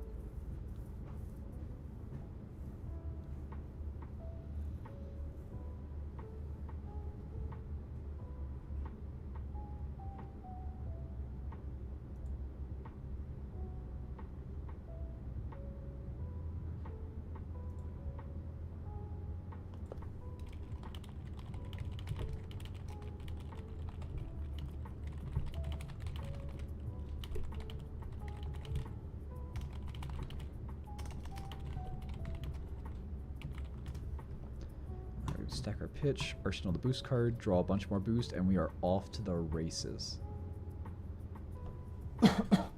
Excuse me. Let's So yeah, we're gonna pay 1, of course.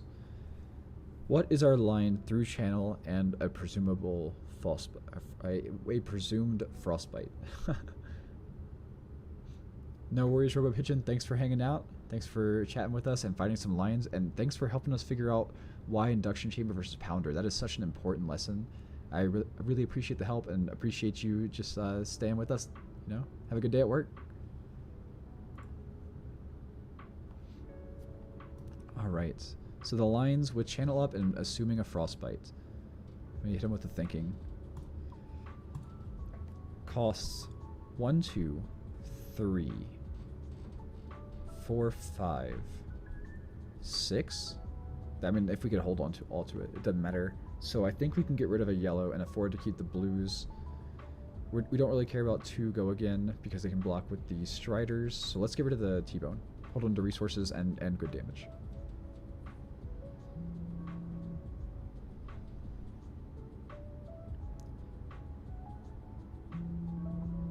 And we'll start with the Zipper for 7. Or do we Courier? If we Courier, we just can't afford anything this turn, so that's just too much of a dream. Just hit him with a big old number.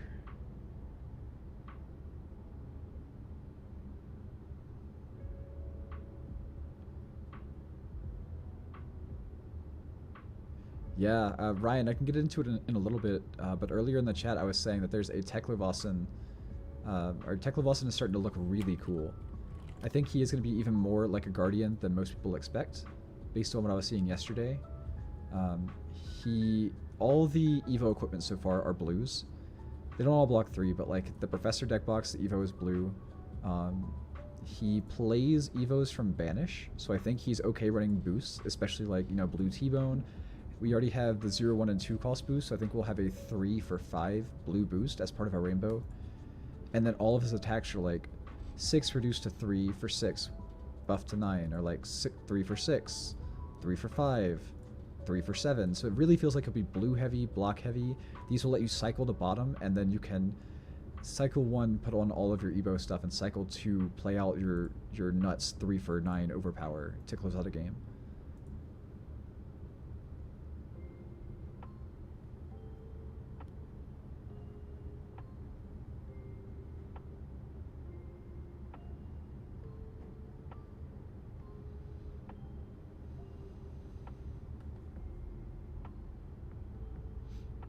Gets the Fiandal's life gain. Love to see it.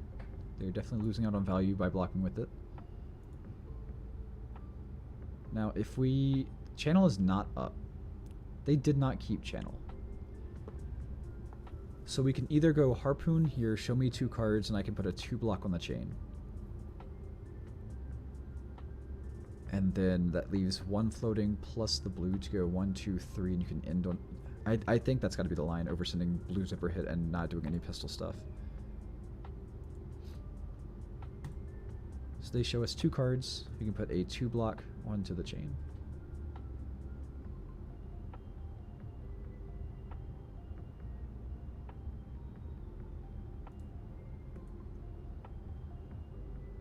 Got just good damage in Arsenal, but no disruption. So our math says, after this attack, you go pistol for 2, go again is 2 resources. Pistol for 2 is a 3rd resource. So we can afford to pay 1 and not end on anything loaded. That's fine.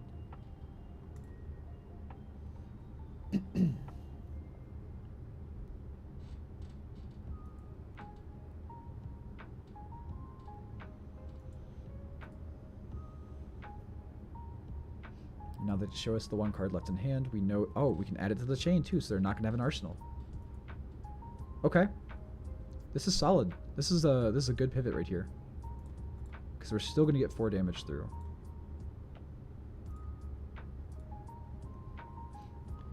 And I think we even Foundry Heart here just to be able to end with 2 pistol shots and something loaded. I'm not sure if that's the right call or not, but we're going to go with it. We hit the other chamber, but good riddance. We don't really care about that. Pistol for 2. They got no hand, no floating, nothing. Now you load pistol, load the 1 chamber that we like, and end with an 18 to 25 score, and then passing back to us with a full grip and no arsenal, or end an arsenal. Or no arsenal, whatever.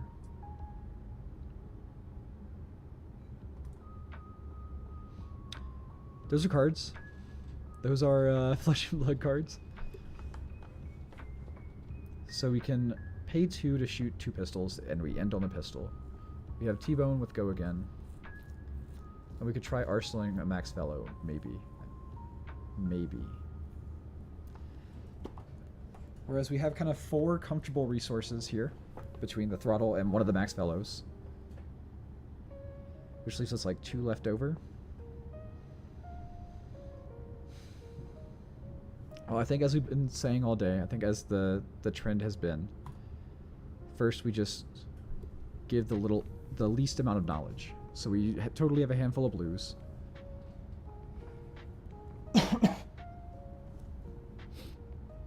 And we attack for 2.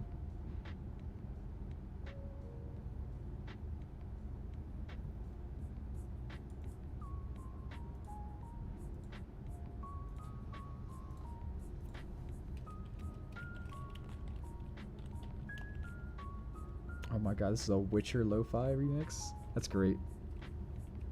My favorite part of the Witcher show is always the Yaskier songs.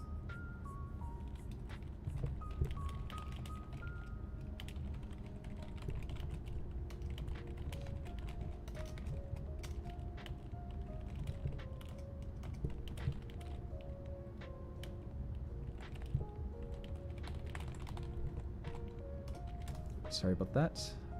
Attack for 2. We are giving it Go Again, of course.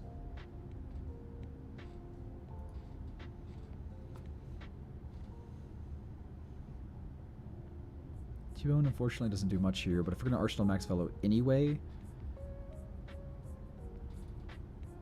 then let's load the pistol. They're kind of thinking on this one, but it's probably because I've been slow to respond. Hit him with the T-Bone just for extra damage. Boost like crazy. Sucks to hit a 2 for 6, but no biggie.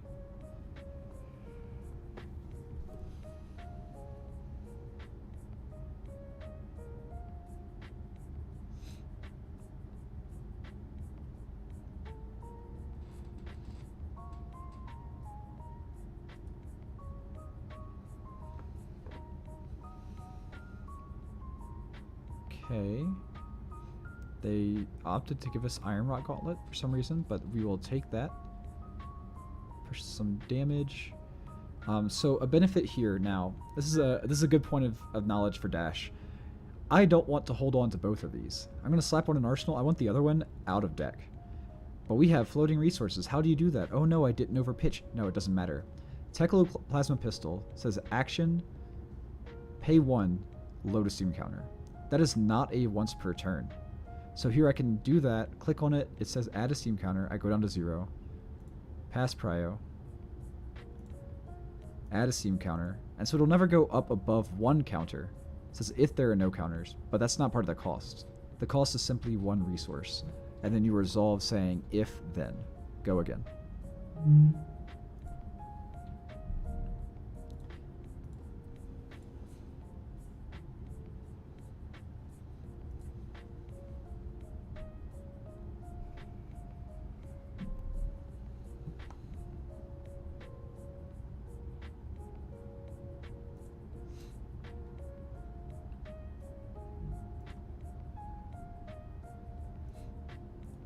I would feel a lot more comfortable about this arsenal if we had the Crown of Providence, but it looks like we were lucky enough to draw exactly what we need, assuming absolutely no disruption. Or actually, we can get through 1 disruption with Tekla Foundry Heart, because you do not need to have 3 boosts on the chain with Max Fellow. You just need to have boosted 3 times in the turn, and that's very convenient in a lot of situations like this. So we can go 0 for 4, 0 for 4, pay 1 for Zipper Hit, have 2 float for Max Fellow, and then use Teklo to net 1 extra resource through their presumably 1 Frostbite. That's exciting. Also, because it's physical, we just throw the equipment in front of it.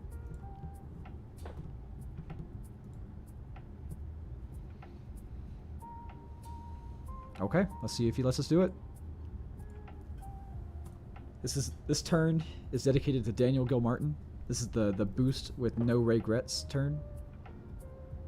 Until they whip out the channel from Arsenal.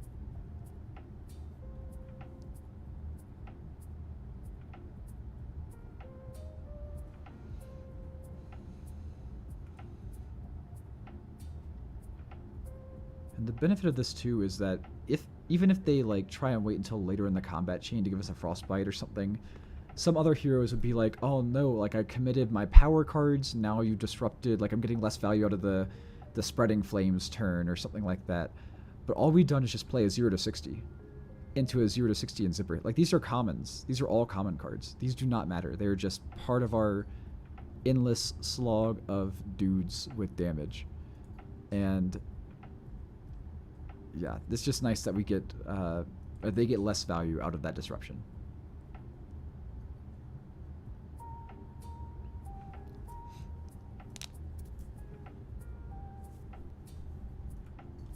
Is he gonna pop the tunic? Yep. So that's an efficient block.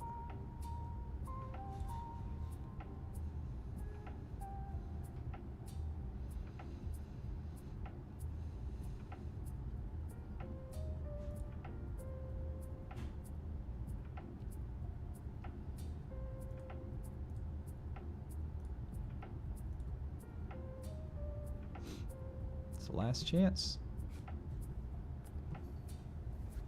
I mean, it's definitely not a Blizzard or a channel like Frigid. There's no way they would hold on to it this long. That would just be foolish, honestly. Also, don't let Trekkie Guy downplay it. He is the best Dash player in Colorado Springs, and it is not close. He is the Dash guy. If we ever have questions, we go to him. I'm sitting here playing it so I can hope to learn it, but if I have questions, he's the one that I'm going to. And we're getting Max Velo. It's happening. I think they're just dead. They must have like a red or something unfortunate in the arsenal. Excuse me.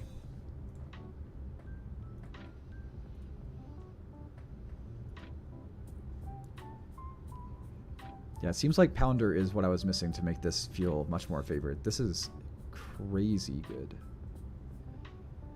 Handful of blues in a high octane. We have some boosts. I think he's just dead, right? Oh, I think he's just dead, right? Start with a 7, go again. 2 blues in hand still. Or no, we're out of the Pounder. We just used it up. But that's fine. This is a multi-pistol turn. Probably has a defense react.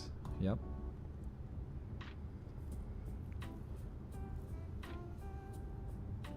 Hey, that burnout feeling is totally fair, Ryan. I'm sure no one's going to blame you or anything like that. I'm feeling the exact same way with Bravo right now. I just do not want to play him that much, even though I love Guardian.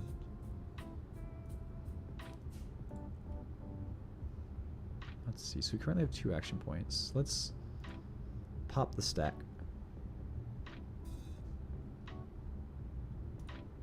2 action points when we attack.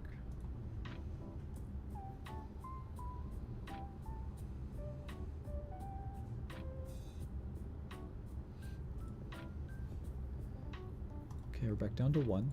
Load the pistol. Now, if we sent the 0 to 60 for more action points, that would be 2, 2, and 2, assuming they do not have a Frostbite. Or we could Teklo Foundry Heart and just take all the Arcane. No, because they give us Frostbite, we could not actually.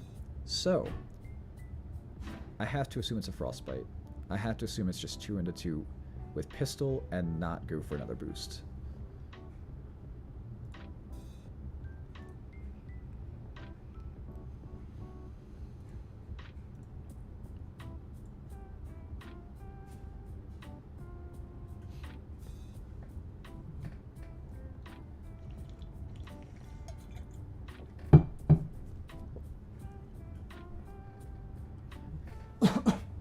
Excuse me.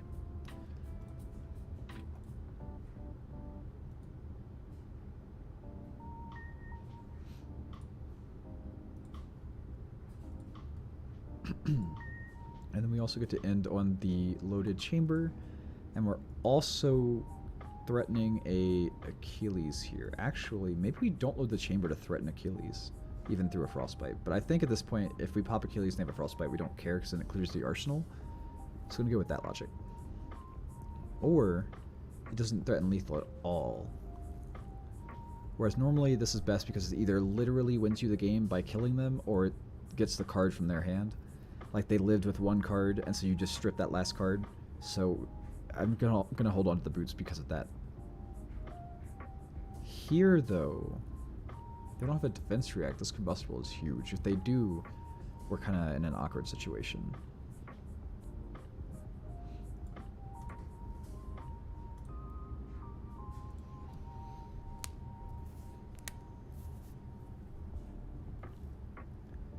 They definitely have the defense react. Okay, that's fine. They did filter.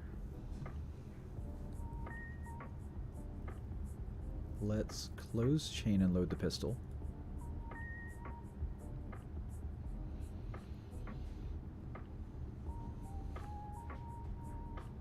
Play 0 to 60. So I'm debating whether I want to arsenal or pitch this max fellow, assuming they force me to pitch anything. Because I really don't like it in my arsenal. I don't think we need that overrate damage to win. At this point, we're just forcing him to block every turn, and we're at such high life that it doesn't really matter. So I don't think I want that in arsenal without a Crown of Providence. I think instead we're just going to try and do pistol, chamber pistol.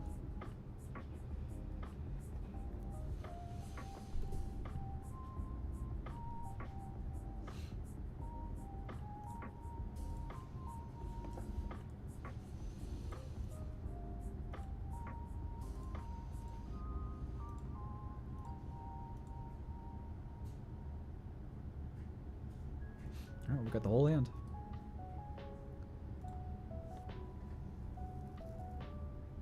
Okay. In the same vein, I want to hold on to the zipper hit. This is the goodie of the hand. So first, let's present some pistol blasting. Let's open up like Frank Reynolds.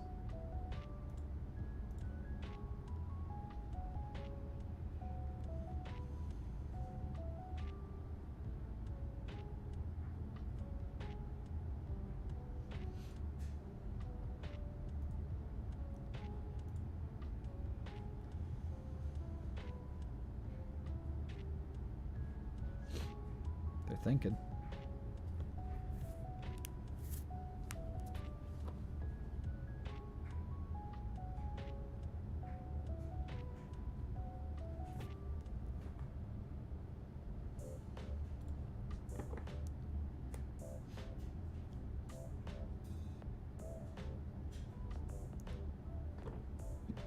Ryan, you said you were trying a mid-rangey recursion package for dash? Not Levia, recursion for dash?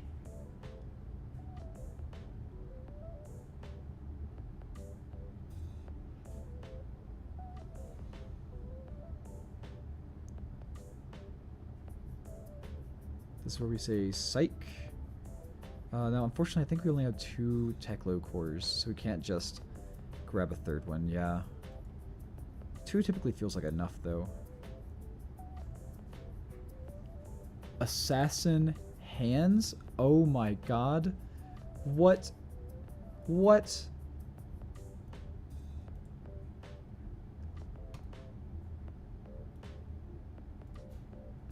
Shriek razors.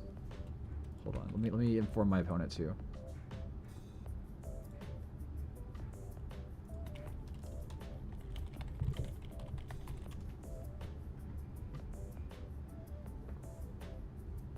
We'll look at that as soon as this game's over.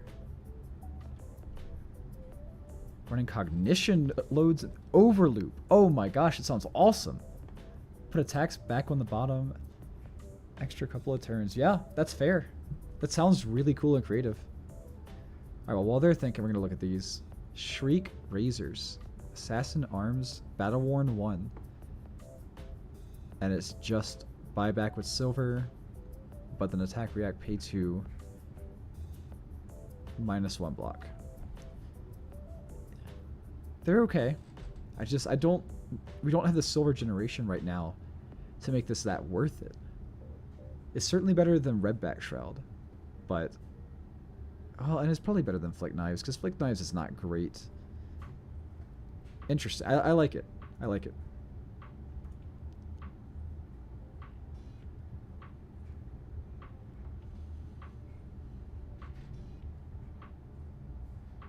It is a recurring shred on equipment, too. So maybe you don't need shreds as often in the deck anymore? I dig it. Oh, I should have dropped the Teklovossen. I don't think it matters. I think we just kind of win this from here. We forced the hand. I should not have dropped the Teklovossen. I don't even think we Arsenal, to be honest. I think I just want to hold on to the blue just in case I draw like a bunch of red attacks. Just like that. Yeah. Go for that high octane, close up the game. It should be easy peasy. Let's see. So the other assassin equipments are boots for go again is really good. Chest for -1 on a reaction is really bad. And the helmet banish and extra is really bad except for Arachne where it's okay. So it's definitely... Shriek Razors are pretty good by that standard. They are at least the second best of the 4 slots that you can buy back with 2 silver. And that's pretty interesting.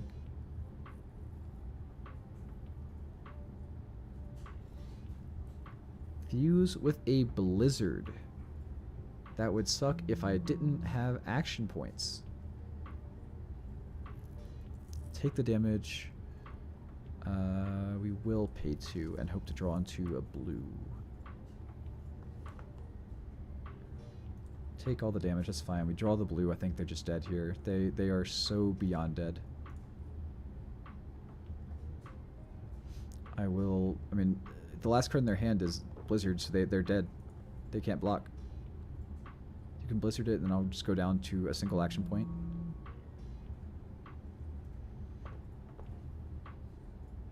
Yep. Fatigue Contract Arachne is not going to work with Shriek Razors.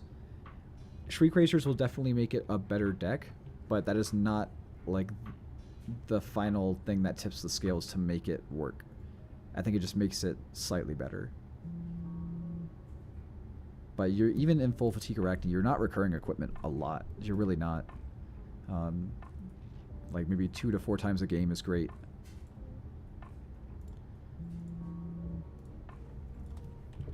GG, well played. Okay, so now that we understand the induction versus pounder logic, Iyslander makes a lot more sense. This makes a lot more sense. Okay, again, I'm going to run to the bathroom real quick. I will be back in just a second.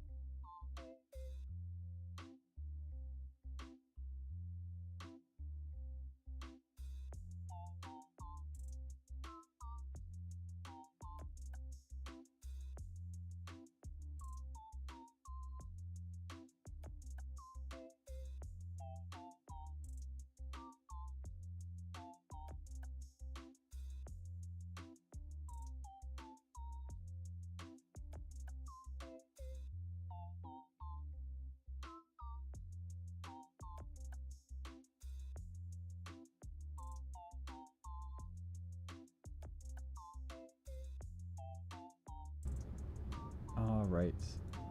Let's get back at it. While it exists, your opponent can't just block with temper 2 equipment while they that's a good point. It is like breaking scales where it's constantly threatening. I should have left this up on the screen while I walked away. Shriek Razors. Really interesting. Also, now that we look at it, that's totally Redback Shroud in the background. That is absolutely Redback Shroud. That's really cool. It's great art. Yeah, I mean, this is pretty good. What is the stats on the current arms? Flick Knives. So they're Blade Break 1, and you can flick a dagger. And this is Battle Worn 1, and you can pop it to -1. Target attack action card defending. I mean, yeah, that's just a straight upgrade for Assassin. Straight up, that is a really good Assassin card. It'll help Uzuri a lot. It also means that if you... I mean, if she switches into like a CNC or a Shakedown or something like that, and you just like played around it really well, you got the exact Xyz math, she's like, nope, nope, try again. So yeah, this is a really good card. This is a great legendary where it doesn't feel like it would be overpowered, but it definitely doesn't feel bad. It is a straight upgrade that only improves the deck. It's not like, oh, well, maybe if you build around it, it's just good.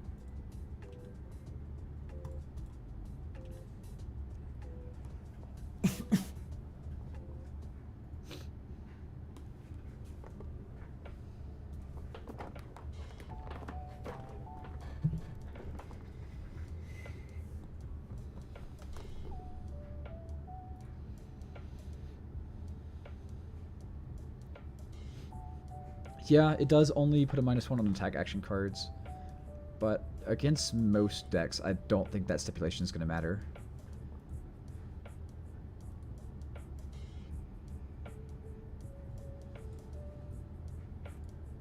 Ooh, an Azalea. How do we play this matchup? That's our 60. We are on the pounder. We take out Sinks, Fate, Unmovable, Reinforce, but we have CNCs. So we're boosting with 2 CNCs in deck, but starting Pounder and going Heavy Boost. Okay.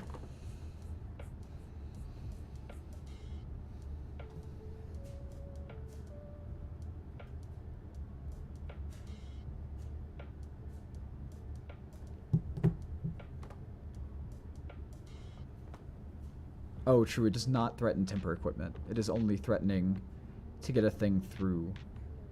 It's like... It is Battle Worn 1 Fisticuffs that you can recur with silver. Basically. Well, not even, because that is +1, not a -1 to an attack. So it's really not even... It definitely feels like very fair and balanced. Especially for a legendary. Because copper or silver is not easy to come by. But I'd also love to see a card for Uzuri to switch into that has silver generation, but it doesn't seem like... It seems like a lot of the expansion slots going to be legendaries. Because we had the Bolton helmet yesterday, the Assassin gloves today, and Tunic. So at least 3 of the legendaries in the set are going to be in the expansion slot. Which is also 1 in 15 packs. So I'm really curious how that rarity distribution is going to be affected in the expansion slot.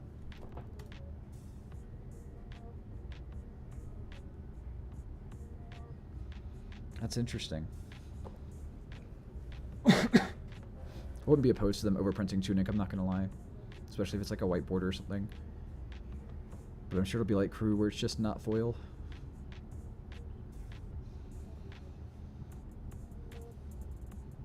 Red in the ledger with an aim counter. And dominated and other stuff. 1 action during their next turn. Jesus, I mean that's a good counter. Is this what it's like to play aggro decks against her? I could cover it up with my whole fridge, but on turn 0? On turn 0, really? I don't know. Whereas we could just... I don't know. Would be really nice if we just had like a item fetch here, but it doesn't seem like that is the case. Could take 5, give them full momentum. Could give them the entire fridge, have just a block 1 and nothing else. And as soon as, yeah, no, I think I just have to deal with it here. It is what it is. Maybe we'll draw into like a blue throttle or a red throttle or something like that. Just present 6. Maybe we can get lucky and top into a CNC. Well, I mean, not bad.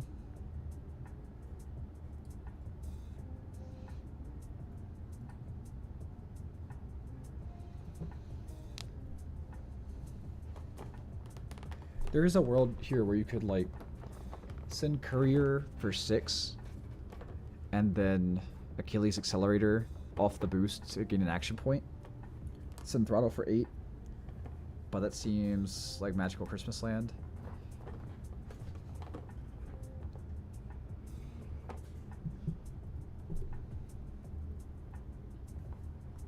I don't know. What do you think about that, Ryan? Do you think I should have gone for like courier for 6 boost?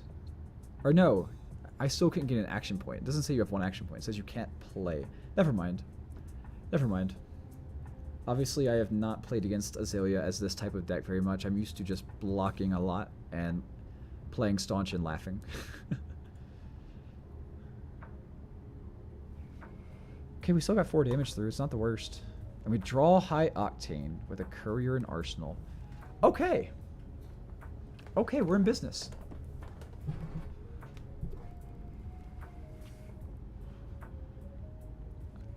Yeah, I agree, Ryan. I normally would run all the defensives against Azalea, so citing them all out feels very strange. But I do feel a lot more confident now that we understand the Teklo Pounder versus induction chamber stuff.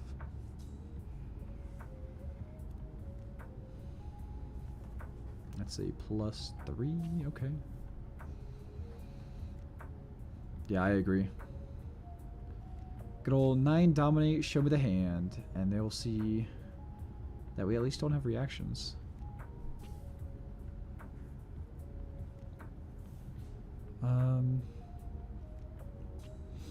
Doesn't seem like it makes much of a difference what I block with here.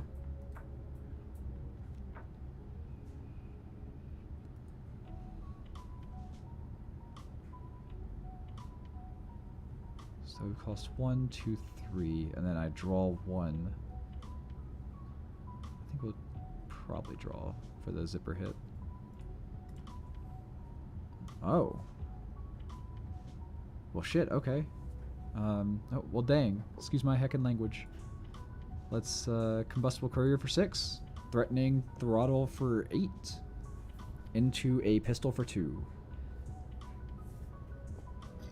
And we're not going to utilize the action. Well, I guess we could Teklo Foundry Heart to utilize the action point, because again, we are boost focused. I have to keep telling myself that I'm an aggro deck, right? I'm not used to that mindset.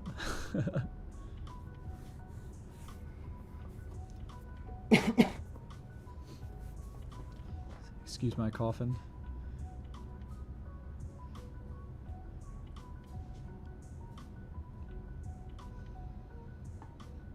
They're really thinking about this 6.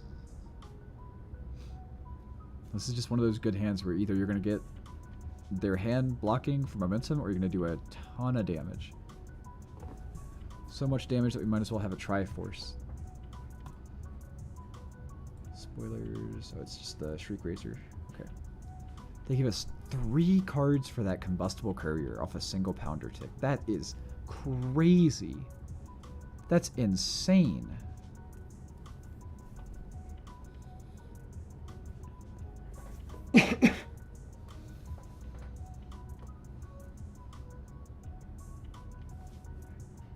So from here we could throttle for 6, go again into 2, and present 8 when they have a single blocker. Or we can present 4 and arsenal throttle. So we're missing out on 4 points of damage, but arsenaling a 6 go again. And we already have momentum. I think that's the decision, is that we already have momentum, so why would we dump everything when we could preserve? Especially with a pounder that'll make this for 8. Yeah, let's just do this. Because of the 2 action points. This feels like how we're getting more value out of our cards, basically. I know we could Teklo Foundry Hearts and throttle here, but we already got the cards in their hand, so I think there's no need.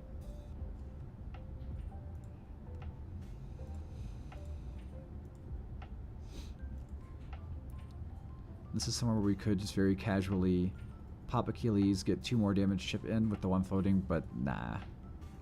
Nah, it'll come up later, I'm sure. Especially if we have the CNCs, but we're boosting wildly, definitely better to preserve it.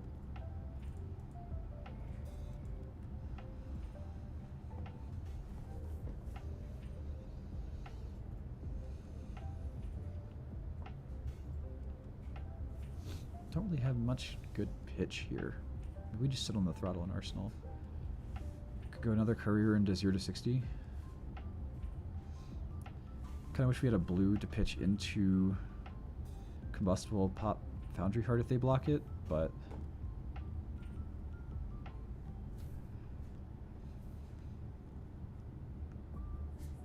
so they are going to Tunic Sandscour.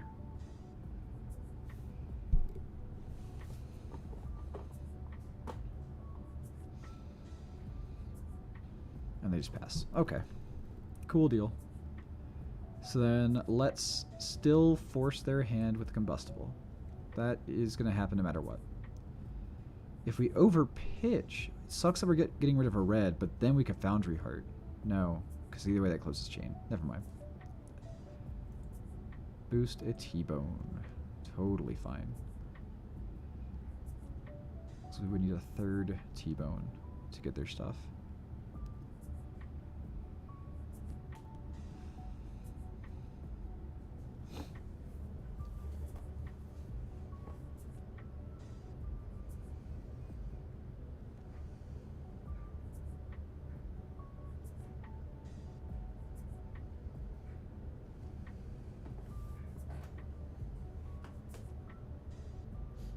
They're really thinking about this one.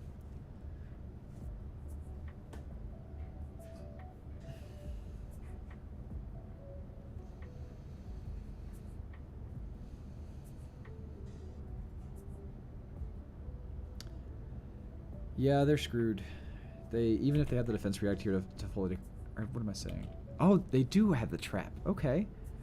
Deal 2 unless I pay 1. So what I would like to do here is pitch into Foundry Heart, send that. But again, back to the argument of why would we full send when we could just not.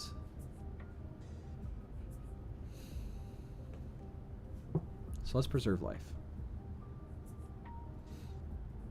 Now there's no way we could zipper hit because Foundry Heart costs 1.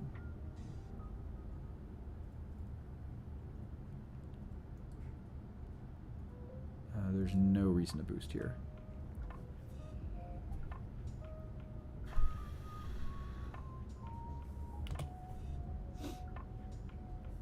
Alright, we've got it within 3. They're down to 2 cards. We have a really solid arsenal. We have the CNC too. I think we're sitting real comfortable.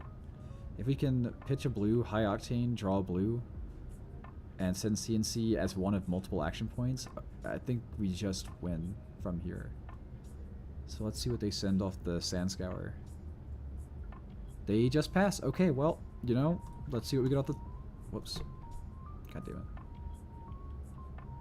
So, high octane, pitch a blue.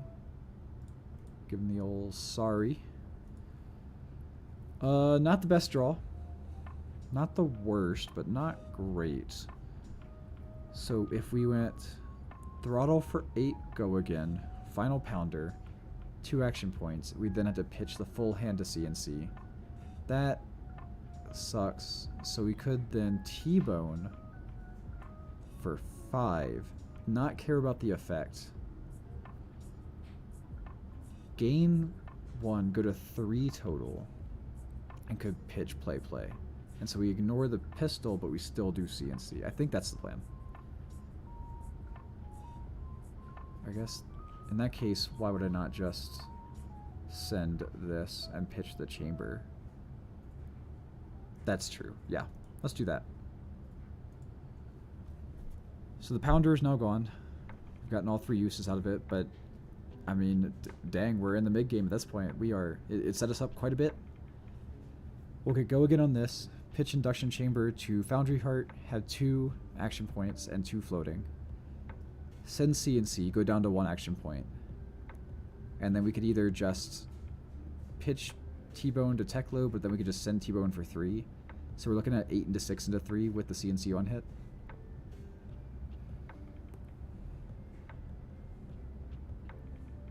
If they don't block here, we might send the T-Bone and try and coerce the block before sending the CNC. Kind of sucks that I pitched wrong and that they know about it now. It's kind of scuffed, but all I can do is hope that they just play as if they didn't know about it. So now,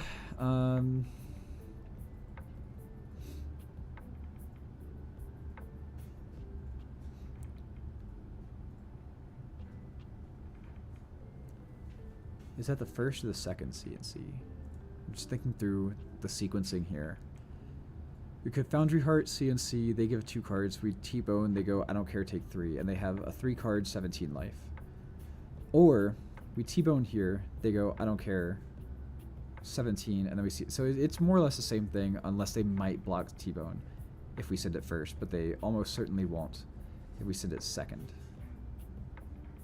Is that worth boosting an extra card? I don't think it is, personally, so we're just going to go for the Foundry Heart. That way also if Foundry Heart hits the other CNC and we miss, which it didn't, but if it did, then we're fine.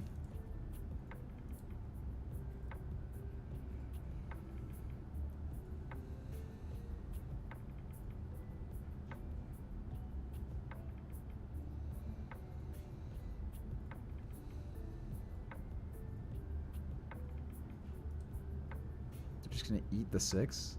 Okay, well, it was a premeditate in Arsenal, you got it. Could just Arsenal T-Bone to have Crown of Providence online for a 5-card hand. Then we could block like 5-ish on a Dominate, but most of her Dominates are going to be on hit, and 5, 6, 7, 8 is probably enough, actually. Versus pushing 3 damage?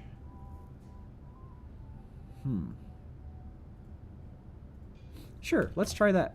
Let's see if that pays out. That way we could fix this hand if we needed to, or if we wanted to.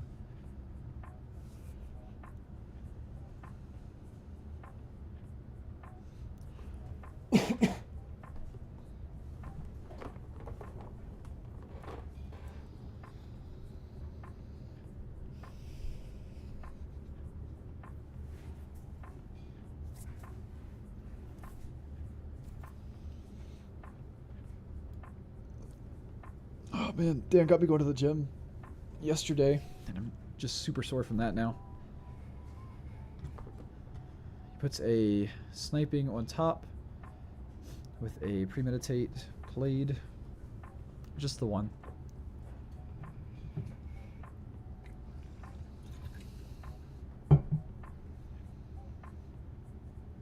Sends for 9. Okay. This is on hit ponder. He bracers of belief. Revealing lace with inertia.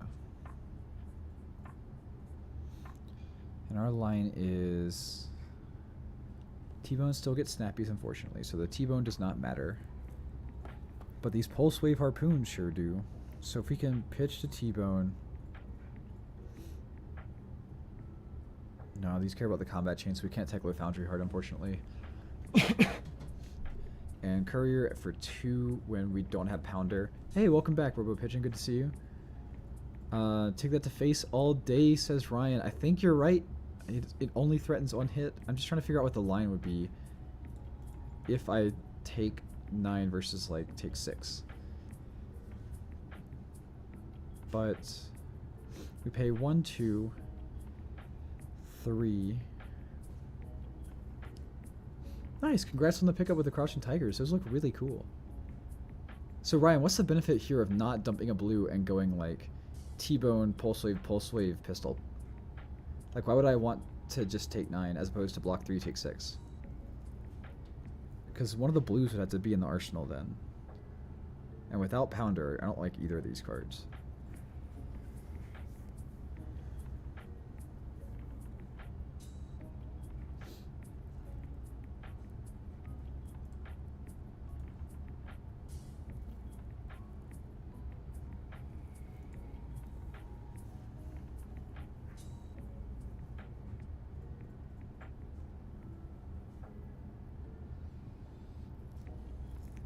we hit him with the T-bone.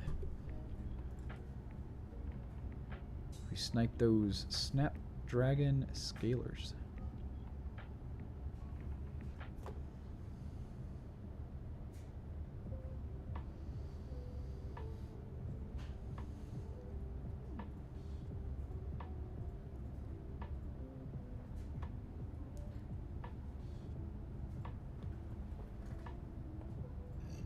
Excuse me. Okay, so that makes sense.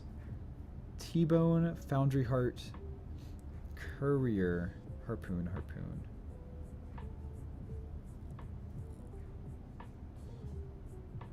Yeah, that is the correct line. That is why you take 3 more damage. Okay, fair enough. Dang, I didn't even consider that line. That's so much better. Okay. We're going to see how this plays out. He is going to take 3.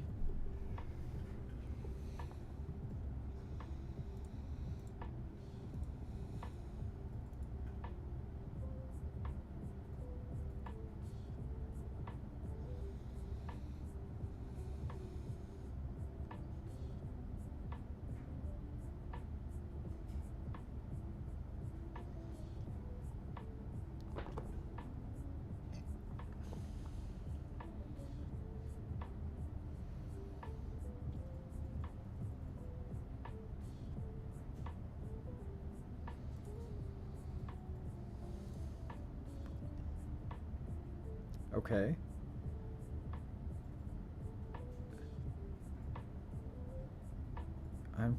Hold on.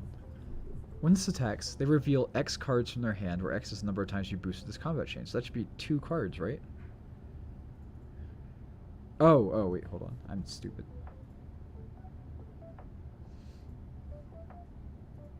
Yeah, no, where's the second reveal?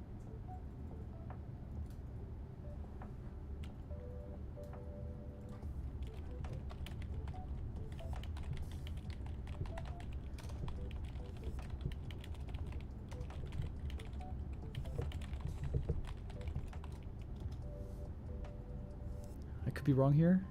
I just want to make sure I understand this right before we proceed.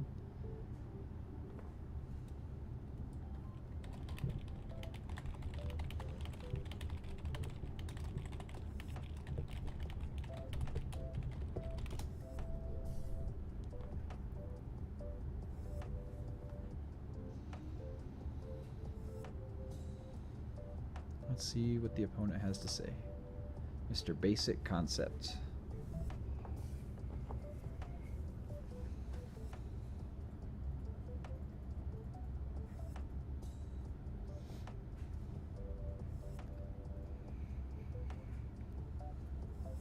Yeah, I wish we could run Goliath Gauntlet, I'm going to be honest. I think Battleworm 1 is just more value than +2 in a lot of matchups.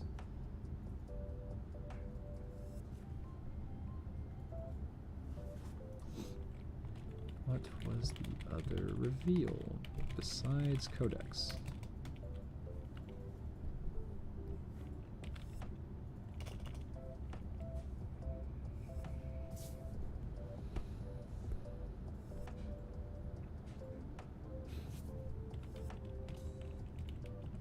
That's really weird that he chose Ravenous Rabble and I can't put it on the chain.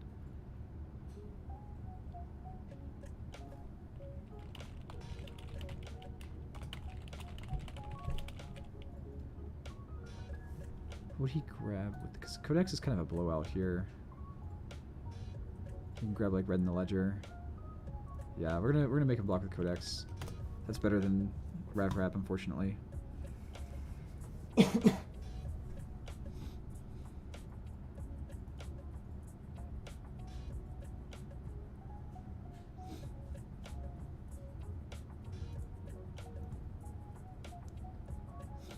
Get a blue courier off the top.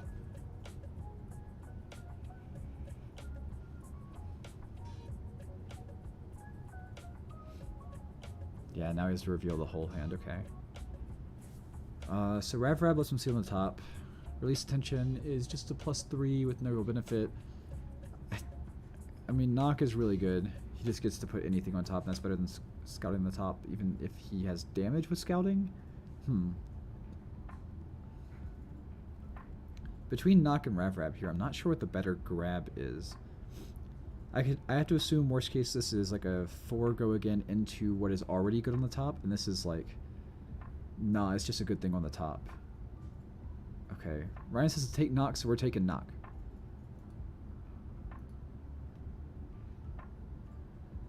That is true, you could set up red in the ledger, and that card is just painful.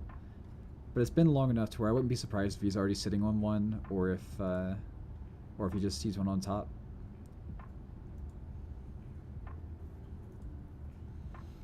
Thankfully, we got a little comfortable life lead, so I think that'll be sort of how we get ourselves to the end here, even if he does have the goods. Okay. So actually, red in the ledger, or the Rav is not as important. I guess he's kind of digging up to 3 cards with a reveal before having to commit.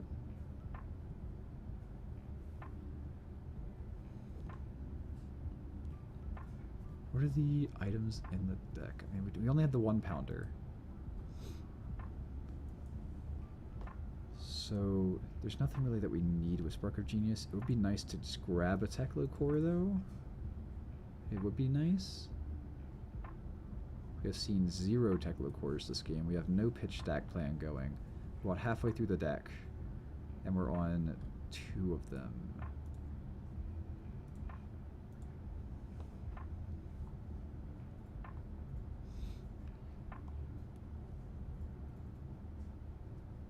What's he gonna do?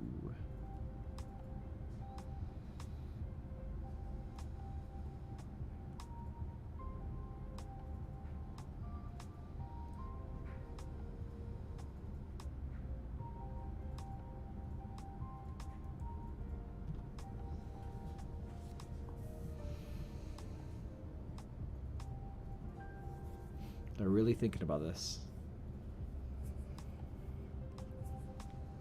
Had another knock. Okay. Fair enough. And that's, I believe the one that we forced into the combat chain was the first one we had seen this turn, so it's not that crazy.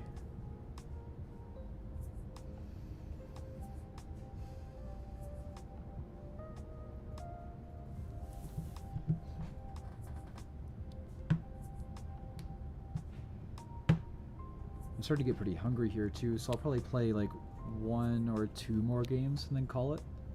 I think we're just crossing the 4-hour threshold right now, so I'm really proud of that. I wanted to see how long I could go for the first stream. He does get the red in the ledger on the top. And we're gonna try and hit the 6-hour mark, but at the very least we'll hit 5, and that's pretty cool. Yeah, you can undo. I don't care. As we've said before today, anytime your opponent asks to undo something that they just did, let them do it. Like, if you're not playing any calling, get that better practice. Let them learn from their mistakes. It's better for both sides of the table. Boost wants Spark for 0 to draw and play core. Boots keep going. See, Ryan, this is why you're a genius and why I am not a mech player.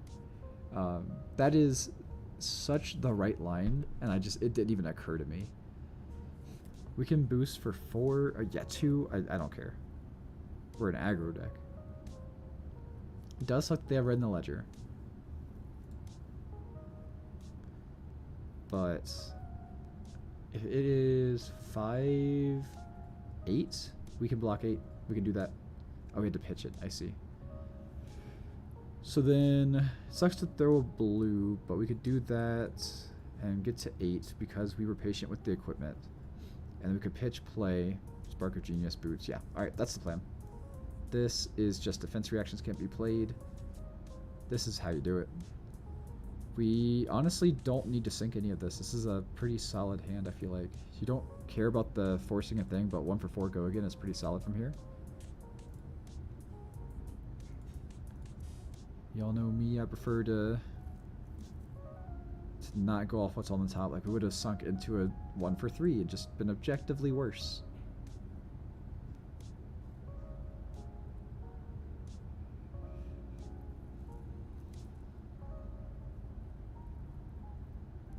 But now that we got the blue out the way, we're going to draw a red, and it's going to be great.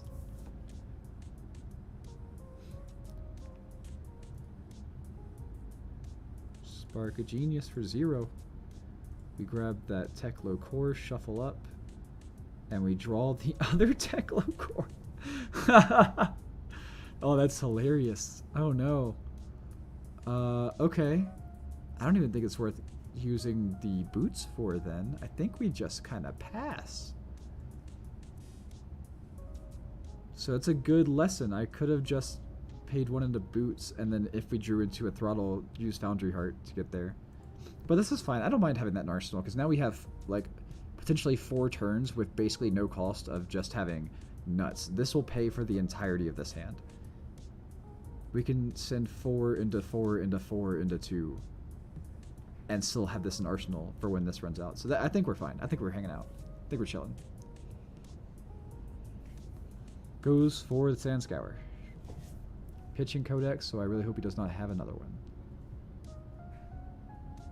I've already seen 2 of them, so he'd have to have number 2 and 3 in hand.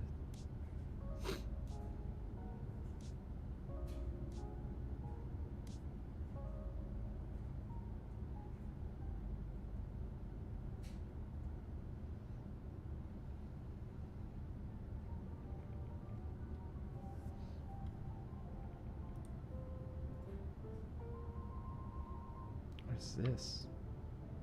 There's just a lot of Zelda lo-fi remixes here. Let's see, how do we skip this?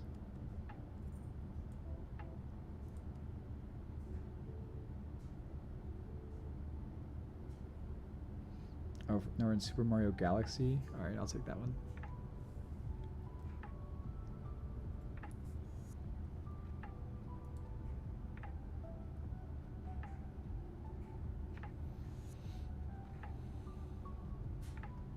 Barbed Undertow.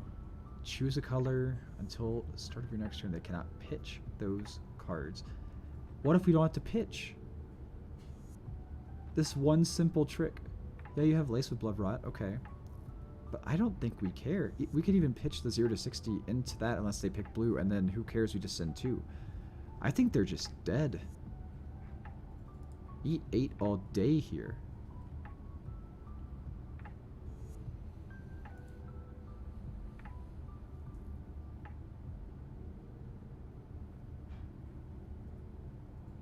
Now you're going to ask what color you picked. It doesn't matter. I guess just in case to have that information. Pitch 3 resource cards. Okay. No Pounder to benefit off of here, so I don't think the sequencing really matters.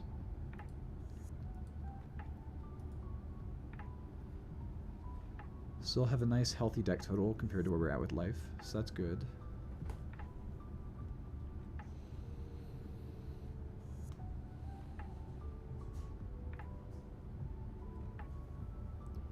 I'd be curious to see if Maxwell ever becomes a hero. I know they talked about this guy in the lore a fair bit. I think he's in another item or generic or something where he's actively stealing some mechanologist item. It's a little bit of metrics lore that I'm sure we'll get in Bright Lights. Hit him with another Maxwell. Boost the chamber. Who cares? We don't need it.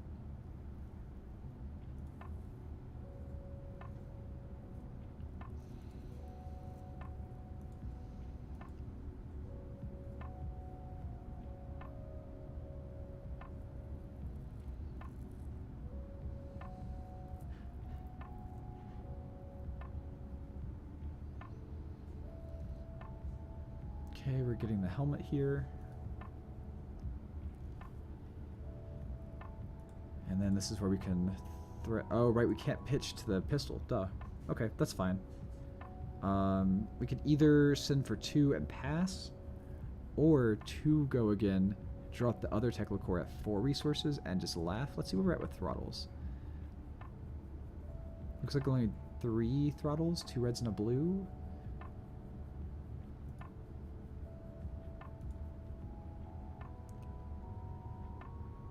4, 5, 6 throttles. So there's 3 left in deck. Decent chance we draw 1, probably not 2.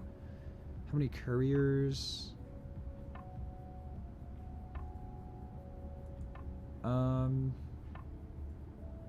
Sure, let's boost it. Why not? I don't think it really matters.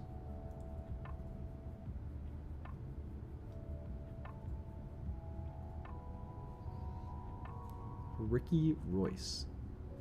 And the card Snatch is seen stealing optical monocle seen in the art for the card wearing it. That's pretty sick. That's really cool. Then we drop this. Absolutely. Take 2 to the Plague, that's fine. And we draw Max Velo. We draw the most beautiful, perfectly sculpted, 100% according to plan Max Velo. Preserve some life, make sure taking 1 doesn't kill us, and we just win right here, right now.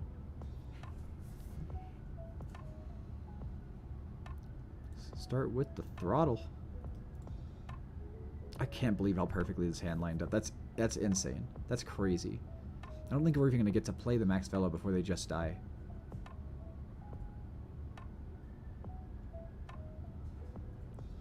Yeah, no, they're so dead. Oh my gosh.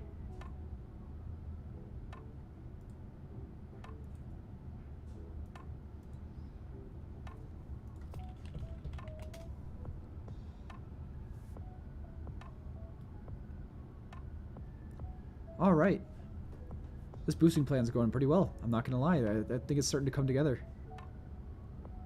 Starting to understand the weight of certain cards more is really helping, such as the Pounder versus Induction thing. I keep bringing that up, but that was the biggest misconception that I had about the deck going into today. 40 to have the resource to shoot. Yeah. Let's show off some Mechanologist cards really quick. So this is Mr. Ricky Ross. Look at that face. It looks like a Ricky Ross to me. I can't spell optical. Oh my gosh. Yeah, now he's just showing it off. That's super cool. Alright, I'm going to run to the bathroom real quick, and then I'm going to get another game going.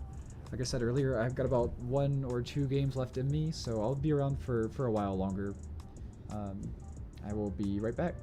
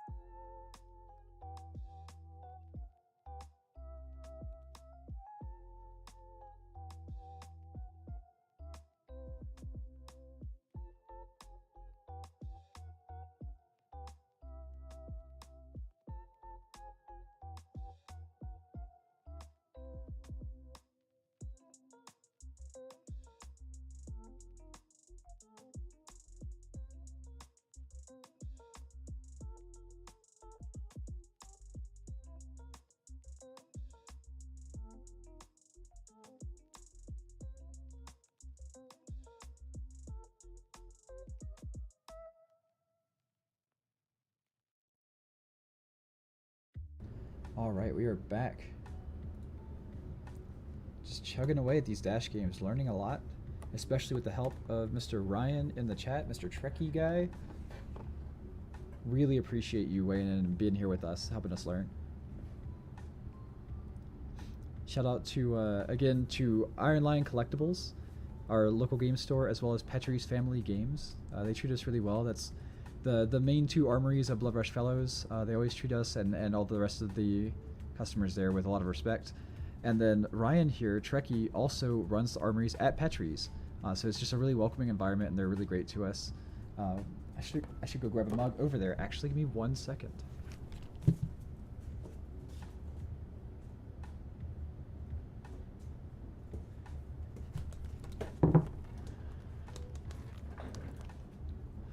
The dash mirror. Oh my gosh.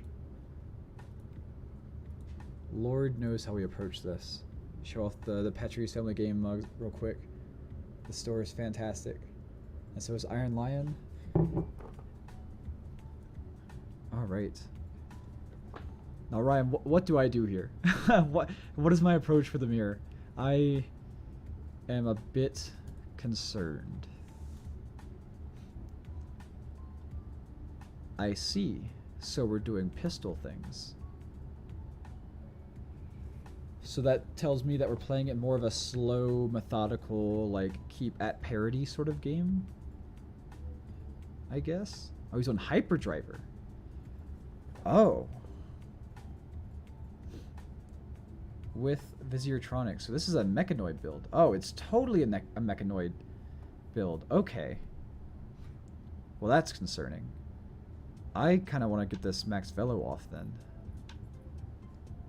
That's really concerning. I'm almost wondering if it's better to hold on to these and just arsenal that and make sure I'm set up to do this fast enough. But I don't think I can afford to do that. I think I have to push the damage. Also, no, T-Bone just gets the boot, so that doesn't matter here. Okay, that's fine. I do have to go, Burr. You are correct. Alrighty, with the go again. Oh wait, let me double check how many generics that we're on. It's so interesting. Why would you not...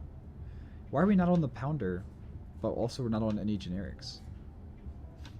That feels like a weird pair of decisions.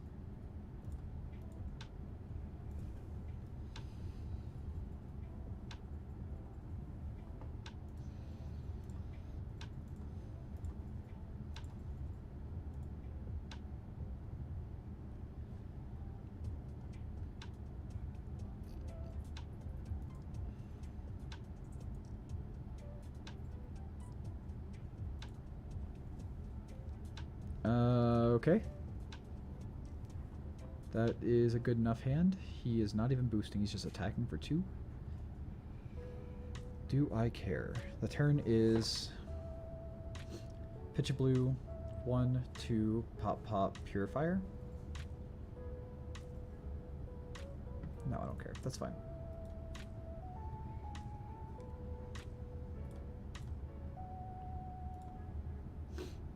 Okay, get a blue off the top, easy peasy. Then we go for Harpoon, show me 2 cards, and I can put a 2-block onto the chain. Also hit another blue off the top, pretty convenient. Hopefully we don't hit too many power cards. Okay, so he has a couple blues as well. Gives me the equipment. Sure. Foundry Hearts. And we hit High Octane Pulse Wave. Unfortunate.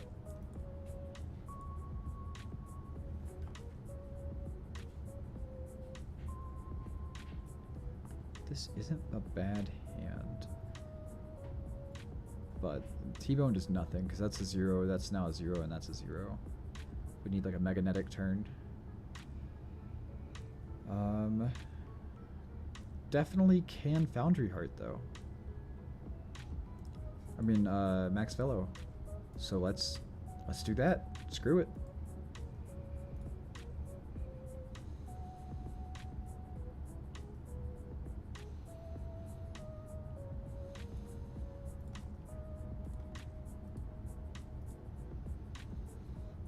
Banish the other Teklo core, that's fine.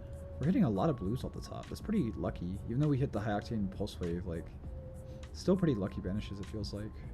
At the very least, average. And just not having to even worry or give the slightest thought to missing on Teklo Foundry Heart to get this 2 is really nice. I would be very cautious to do this even if I was just running like 2 CNC and nothing else.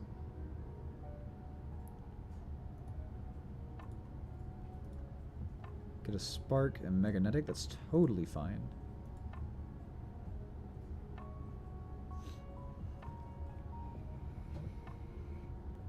So I know the machine, they want to have blocked with this, and they want to have one more hyperdriver. So he's probably holding on to that and has the mechanoid piece already. So he's probably getting close there. Thankfully, we are just drawing straight gas. That is totally fine. In fact, no, we're gonna play it safer.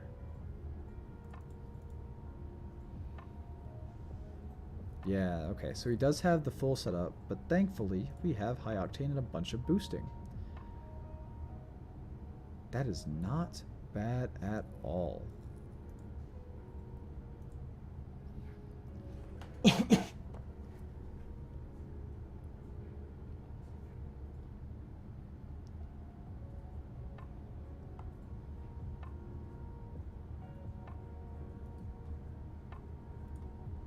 Do have to watch out for high octane on the other side of the map, of course, because as soon as they put down the mechanoid, which could be next turn, it's just high octane, boost, and then a ton of damage from the robo.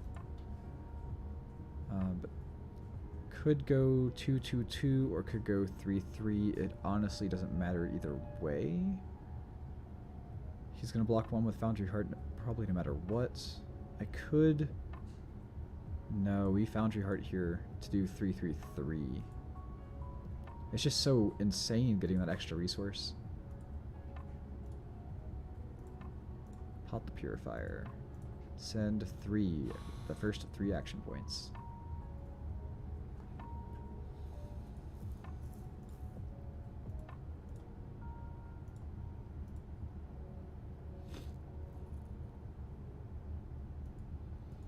Oh. Didn't mean to hit that.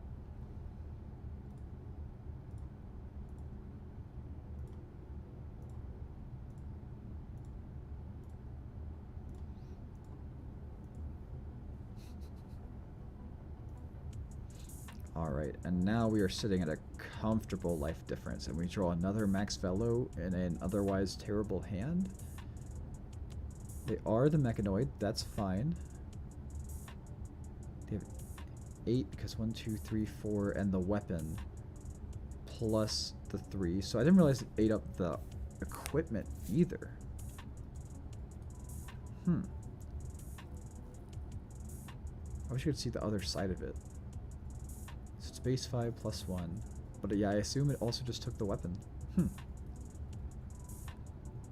So after all that, they're just sending 6 damage. So I could very comfortably send 6 back and Arsenal Max Velo, or I could block 3, send 5. I mean, that math is better.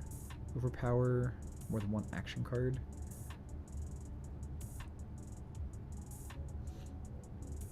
Sure, let's do that.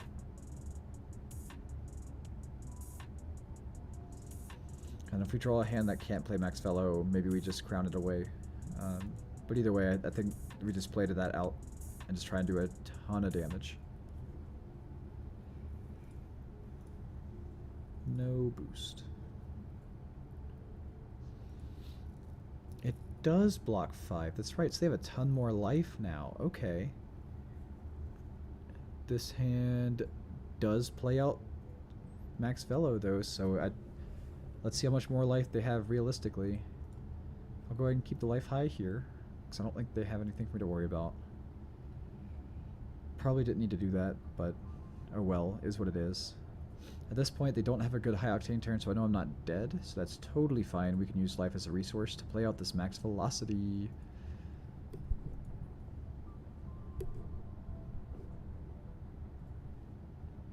Alrighty. Sequencing here really doesn't matter. Let's hit him with the... Oh wait, hold on. pitch 2. Yeah, okay. Because that would be 3, 4, 5. Yep. So we hit him with the lowest first.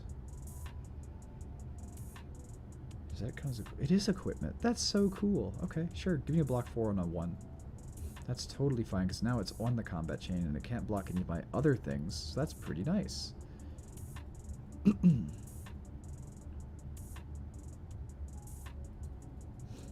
throttle. Boost away the, I think, final high octane. Yeah. Only got to play one of them, unfortunately, but no worries. Now, isn't that on the chain already? Can you all tell me in the chat, is he able to block this?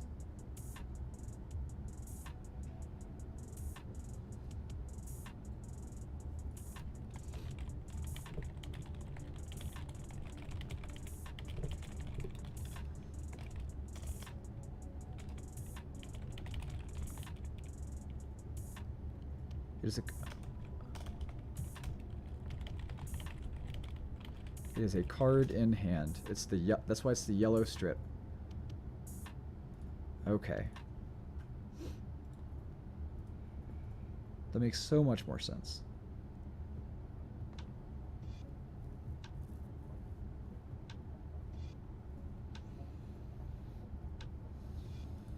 And he's taking it. Probably has the max fellow hand to try and kill me. So this, I think, currently blocks 3, so he'll have to give me a card, because that'll be exact lethal. That's perfect. That is perfect. Yep. So no high octane turn, and as long as we hold him off of that, I think we just win. We're starting to run low on cards, but we should have enough to close it out. Man's really thinking about how to block against this.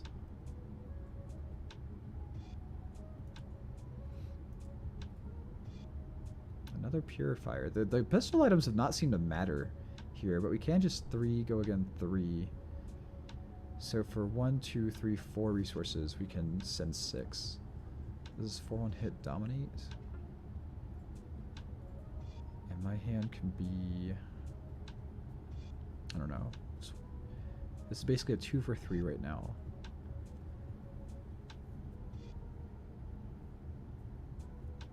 I kind of like just going 5 into 5 into 2, honestly.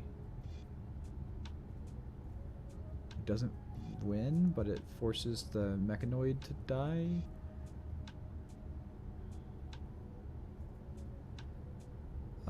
Let's send away the purifier. I think let's just send away the purifier and see what we get. And then we'll determine if we want to block the other thing. In hindsight, that was probably pretty bad, because now I turned a pitch for 2 into an attack for 3 or pitch for 2.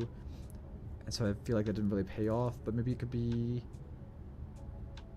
Yeah, I don't know. I don't think that pays off, to be honest. I could just go 5 into 5 and only boost away 1 card, preserve life. I kind of like that. Sure.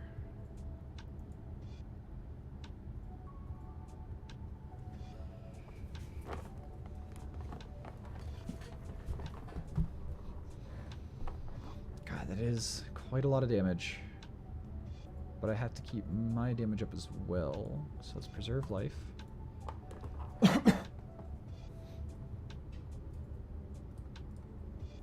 We are boosting away a blue high speed.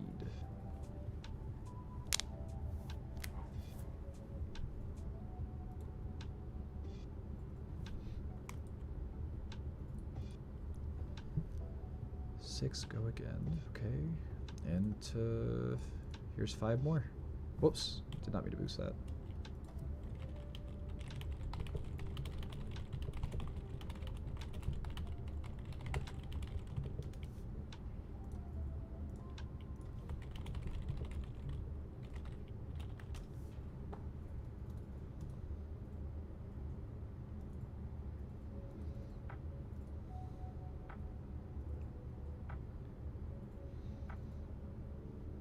Feels bad. Kind of angle shooting a little bit by opting off the top and then undoing, but It's an accident. It happens. He's gonna go to 1, hold on to 1 card. And then card banished? What did he banish? Oh, I see. Okay. So it is attacking for lethal. I have to give a card. The magnetic and all that does not matter. So we're looking at 1, 2, 3, 4 to go 6 into 6. Pop, pay 5 to go 6. Second blue, and a boost. So yeah, let's go 3, 6, 6, or 3, 3, 3, 3. And that's how we keep him off of anything in hand, hopefully.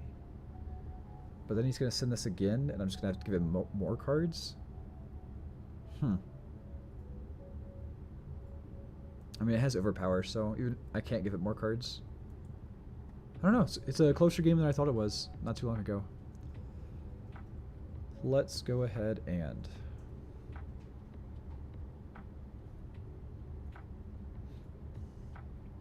I don't even think Purifier really matters here. It's currently at a -3, so it would block for 2. Oh, so okay, I have to leave with T-Bone. Boost it. That way he blocks it with 2 with the Mechanoid, and still has to give me a card because it's presenting lethal through that. That's definitely the line. That works out very nicely. Is he just gonna take it? I guess.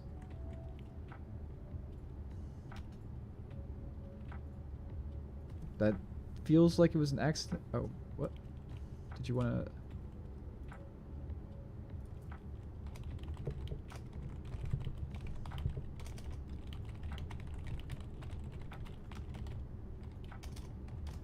Alright, let's try that again. T-Bone, boosting. He has to block with the Mechanoid for 2, and then he has to give me a card from hand or he's dead. Okay, so we keep going.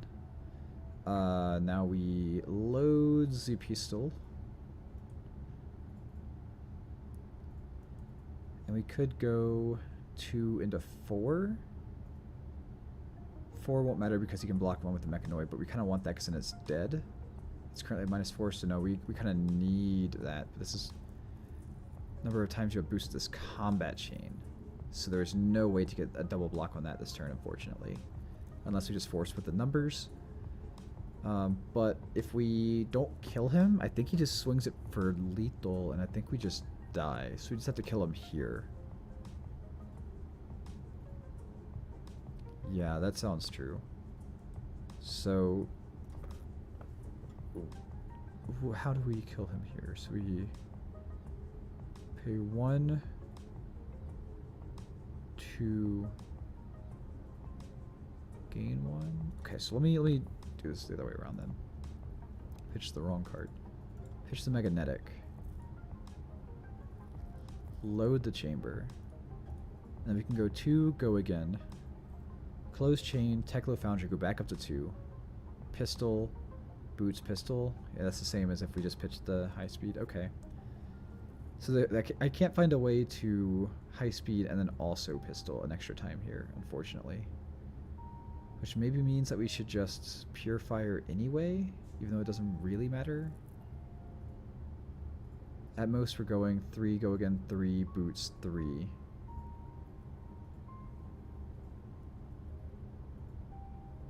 Yeah, so I'm debating breaking the boots to pistol 3 times versus seeing if there's a way to pistol 3 times and high speed, and I just don't think there is, even if we Teklo Foundry Heart for the additional resources. Because that would put us at 3 right now, and we'd have 2 left over, so that'd be pistol, go again, load, boots, load. Oh wait, maybe we could. No, that math does work out. I'm just dumb. Okay. Shouldn't have done it yet there, but... or no, we had to because of the one floating. Yep. So that's fine. We shoot pistol and then Foundry Heart, but that doesn't really matter.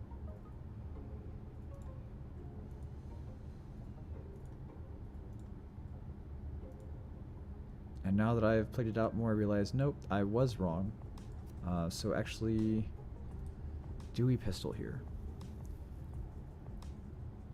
He just blocked with a 3, so that's fine. I mean, everything blocks 3. Yeah, I don't think there's a way to work in this high-speed impact. No matter what, it's just not going to work out. So in that case, let's go ahead and use the resources from it. To attack for 3. I need 1 floating left for this, so we can load both the other items.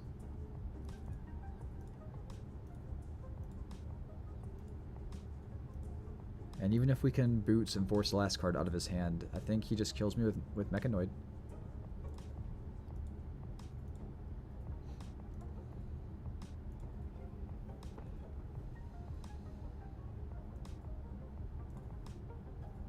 Alright, let's see it.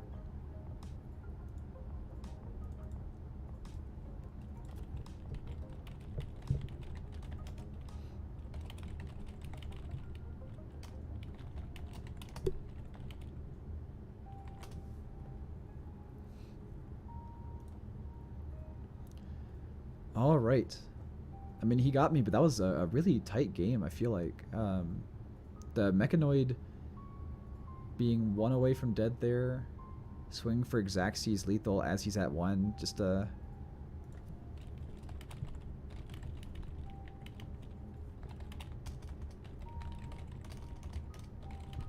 and I enjoyed the game.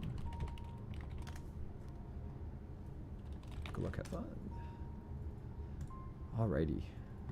That was a good game. They did get the robot really quickly, that is true. But, you know, it is what it is. It happens. Let's see, are there any other spoilers, or is it just the Shriek Racers? Nah, it's just those, okay.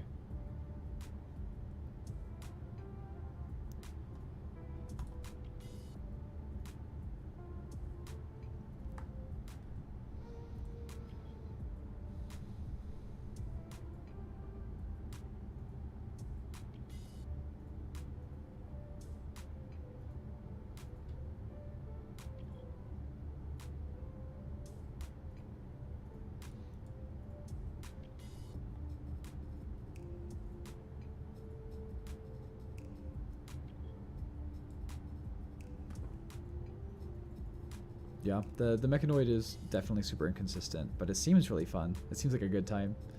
I'm hoping that that also gets benefit and isn't just left by the wayside, but I would expect that it does, because they can't support everything.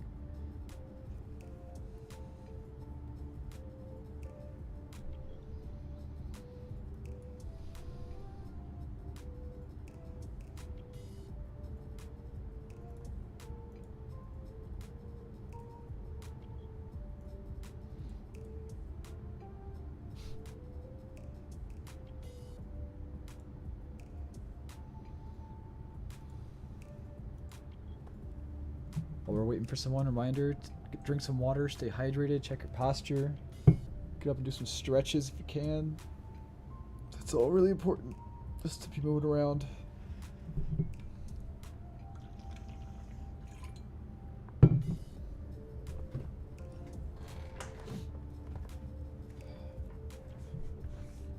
we got a Vynnset. What do we want to do against Vynnset? It's not on here. Let's assume it's Viscerai and go first. I think I just want to go full boost race, honestly. I want to channel the spirit of Daniel Gilmartin and just boost without a care in the world. So if that's the case, let's go second and make our own sideboard, since there isn't one for this plan. Equipment's good. We're going to boost. We're not going to run any of the generics, not a single one. We don't need purifiers, we don't need induction. Yeah. So we're gonna start with we're just gonna go with the classic like full boost plan here, nothing fancy. No defenses, no CNC, therefore no generic. We're keeping in an induction chamber, that's just to make sure we can get to 60, lean 60, but still be 100% mechanologist. It could just be a purifier, we don't really care. But we're gonna start with the pounder. We do already have AP1, gotta double check that. Having it on your default boots is just crazy. And they do have the full fridge. along with Grimoire, so maybe they'll be doing some fancy action point stuff, even though I've yet to see someone actually pull off the Eloquence instant speed shenanigans, but I love the potential. And they just pass on back to us with a combustible courier throttle hand. Sure. Sure. Yeah, get that chamber out of here. We don't need it.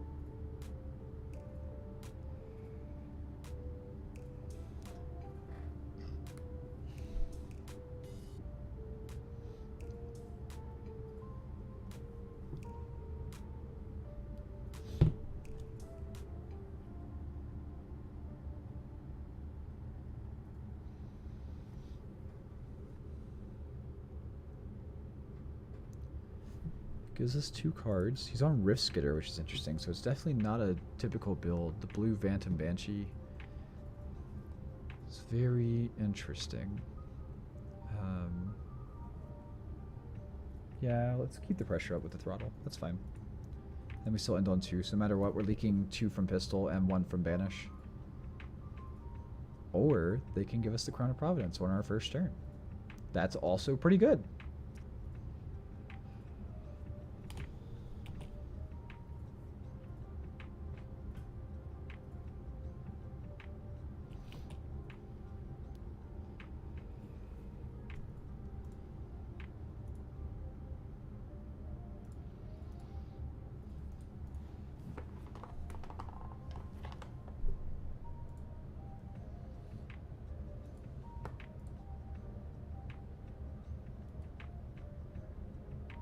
Okay, this hand's pretty good too. Just some good raw numbers. It's a 4 into 5 into 4 into 2.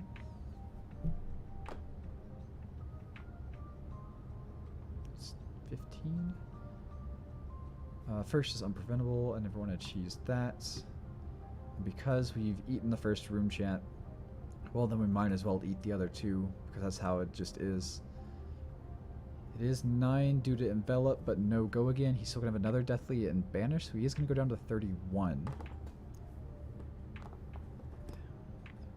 So the hand currently is not considering Pounder, because Pounder's going to be the same value no matter how we slice this. 4, 4, 5, and 2 is 4, 8. 5 makes it 13. 2 is 15. So we got a 15 damage 4-card hand. Can we make that math and ratio better? Taking 9, sending 15. If we block 6, or if we block 3 and take 6, then we're sending 4 less with 0 to 60. And if we block with 2 cards... Yeah, I think we just have to trade here. I think we're just racing. We still have the equipment because we always savor that until the last possible moment where we really need it. So right now we are just hanging out. We could even send the high-speed impact, but I don't think dominate matters. I don't think there's a point. So let's play the biggest number we can. For 7. Go again.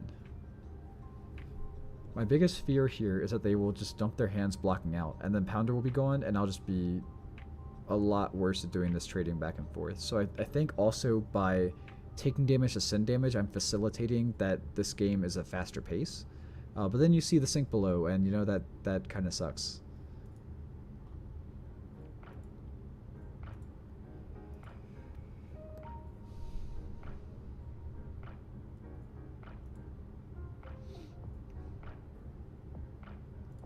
This playlist has been great.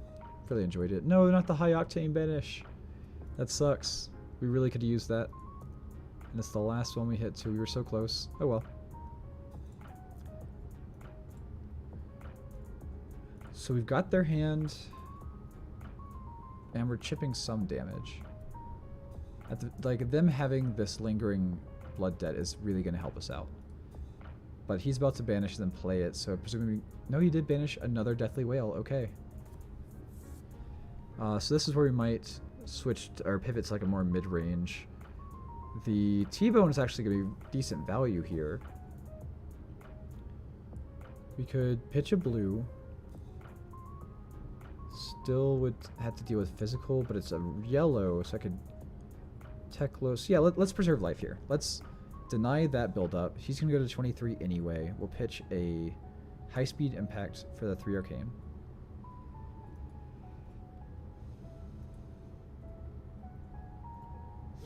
And then maybe we even save the pounder, honestly. Maybe we don't even block with that and we just Arsenal T-Bone pass back. I kind of like the idea of just maximizing the value of this last pounder tick before we are just on our own for the rest of the game. Blue Courier or a T-Bone. I think we're going to keep the T-Bone just because he does have a pretty high value fridge. The only other benefit here is I could block with Foundry Heart to then send 2 with Pistol. But I don't think I really care about that. No, that's fine.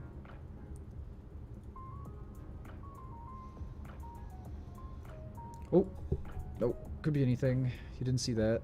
It's a prank. And now we got the double T-Bone. Plus a Pulse Wave. Yeah, I mean, this hand is so much better. So we got 0, 0, 0. And we'll actually have, even with the pistol, we'll have a resource left over. That's crazy. Is there a world where we can send the throttle? If we just don't care about the T-Bones. Or we could turn Pulse Wave into throttle. But that's still just a 4 into a 4. Or he can pass back. He can just banish a Mauve Skies, take a Blood Debt, and Arsenal pass back. Right on. Well then, let's get to work.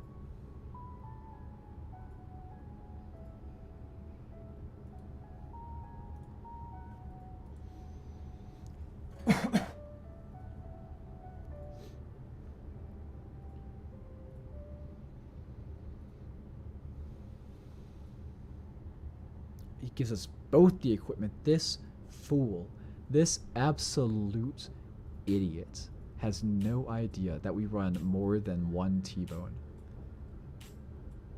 Either that or he just does not care about creepers, but that just seems wrong. So first of all, we're going to let him think that he's alive. We're going to let him think for a brief moment that he didn't just mess up drastically. And we wouldn't play it out this way if we had even a single generic in the deck, but knowing that there's no world where this misses, who cares? Okay, he's got the sync. That's fine.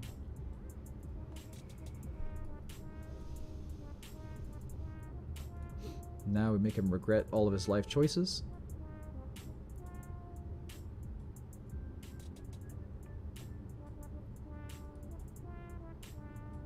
And we rock out that harpoon. Yeah, Robo, I feel like the ordering really doesn't matter except for leading with the T-Bone and ending on a harpoon, but the 2 in the middle, I don't think the order really makes a difference. It's just one of those little things where it's just like, how are you feeling? How, as you've been reading your opponent, how do you feel about it? Now he should have to reveal his whole hand here. Deathly Wail, read the runes, and reduce to... Oh, I can't put reduce because it's an action card. Yeah, okay, so he has reduce and these 2. He's going to have to banish. Banishing will put him to 3. So I kind of want him to have to banish the Deathly. He already has a yellow in banish. The only difference is that I could pitch a blue and use Teklovossen to prevent 1 hit, but if he's not going to Mauve Skies or anything, which we know his hand... Sure, let's...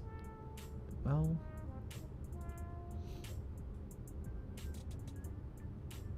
Yeah, let's take the Deathly, that's fine. Because he can't Creepers in, Revel, or Read the Runes or anything like that. He could maybe Grimoire, but then if he's going to have to banish and have Read the Runes in hand, he can't afford it, so... Oh, he gives it to us anyway, that's fine. So he holds on to reduce. We know it's a reduce the rune chant in hand.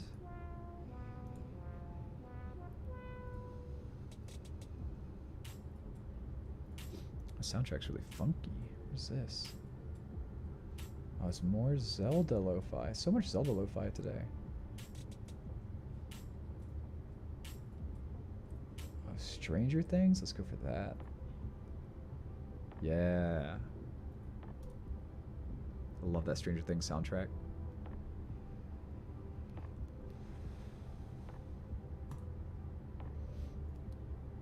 Yep, that's fair. And we could Boots here, but giving up EB1 just to poke 2 damage when he's at 20, not the call. So you definitely just pass with the 1 floating. We don't really care. got his whole hand. Pounder's gone now, and he still sends stuff.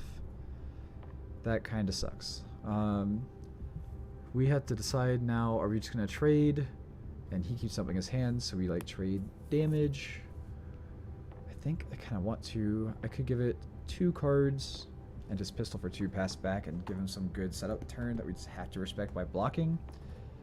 So instead, I think this is fine enough to just take 8, be 20 to 20, and then dump my full hand, which would demand one of his last 2 armor block, probably the grasp,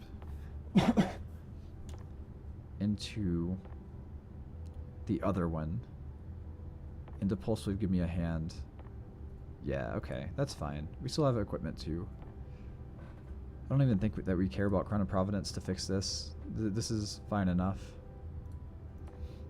Oh.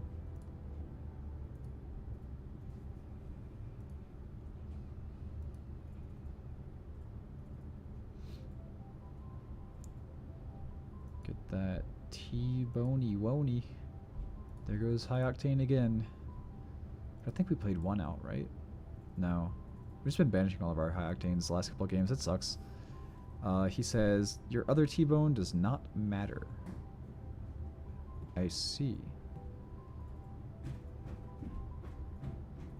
Well then, we pitch that to zipper hits.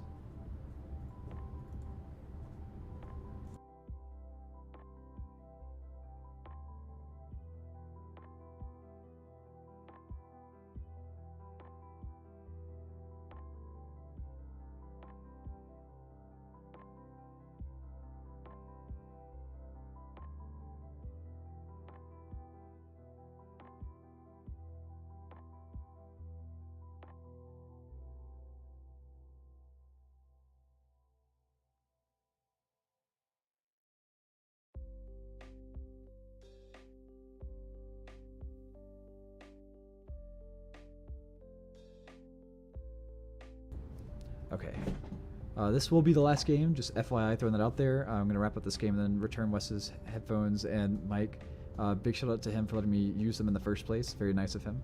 So we're going to have this zipper hit for 3 go again because he blocked both the equipments and the T-bones won't matter.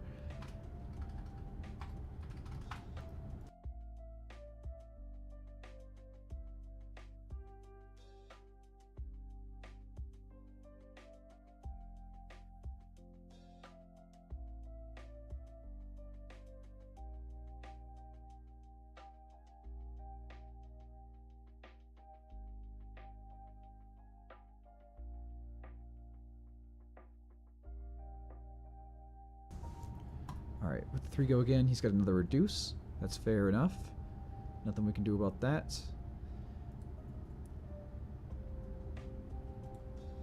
I'm just going to keep boosting and hope that I don't deck myself. We're still at 30, so we got a healthy deck total for the life totals.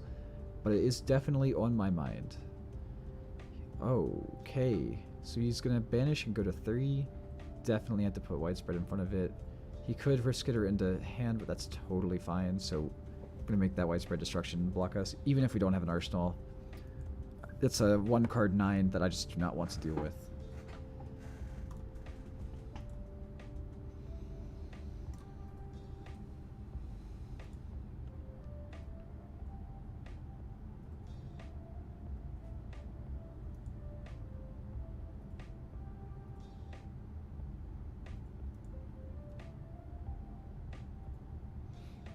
Okay. I wish I had more resources, because this hand's not bad. Or it wouldn't be. What if we went T-Bone, Pitch Spark to Teklo Foundry, then we only have 3.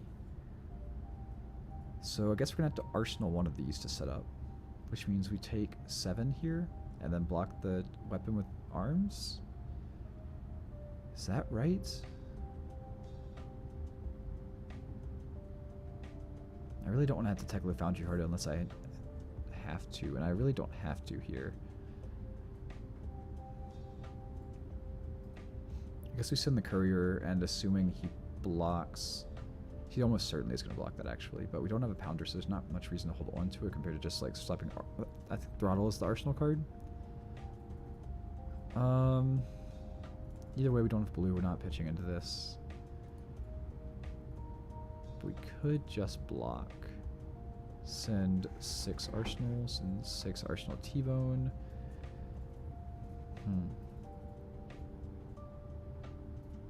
That's fine. I think we're going to trade damage here. This is one of those where my experience as a Guardian player is really kind of hindering me here, as opposed to having more experience as an aggro player in the same scenario.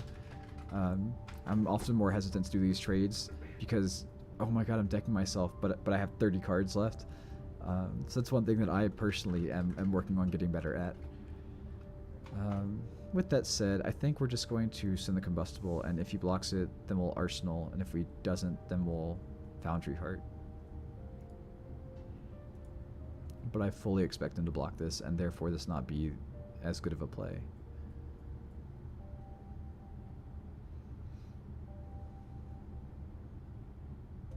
I mean, that's fine. We take those.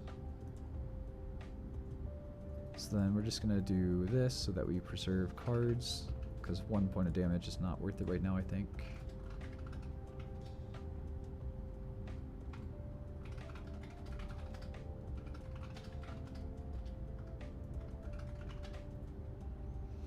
And then we just have a really good big attack next turn.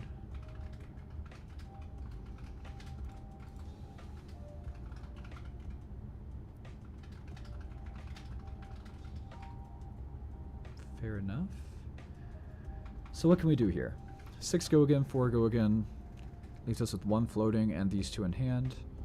Could go 6, 4 again. 6, 4, and a 4, and that costs a total of 4. Pop boots 2 maybe, but that's not great. It is 14. I just... I sound like an idiot. I wish it was more. It's 16 with boots, and we're just giving up AB1, but we really cannot afford to do that.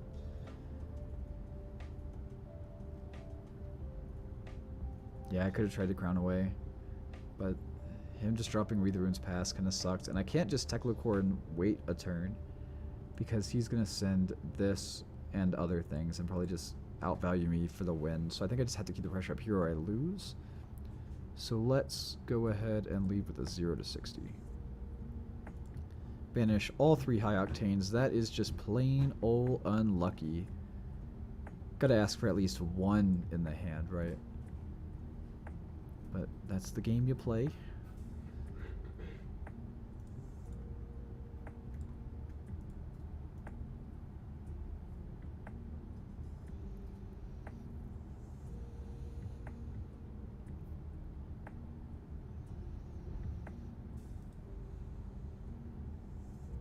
Takes 6. He really wants to kill me next turn, which actually kind of makes me want to go for the kill in return.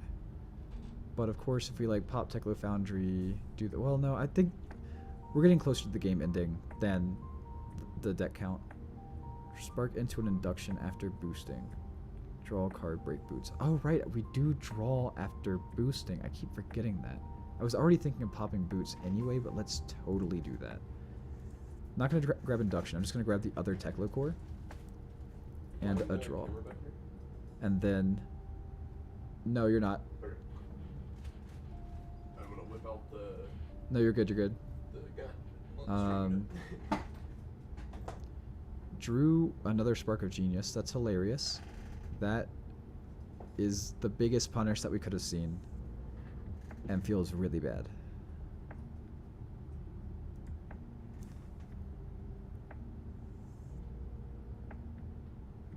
Man, that sucks. That really sucks. I mean, we had the Teklo core, but like that still sucks. Either way, we're loading the pistol, and then the question is just Mechanetic or pistol, and I guess we just send 4, and we deal. There's an argument to Arsenal since he's probably going to force me to dump my entire hand, but whatever. Did you ever hit Brian, by the way?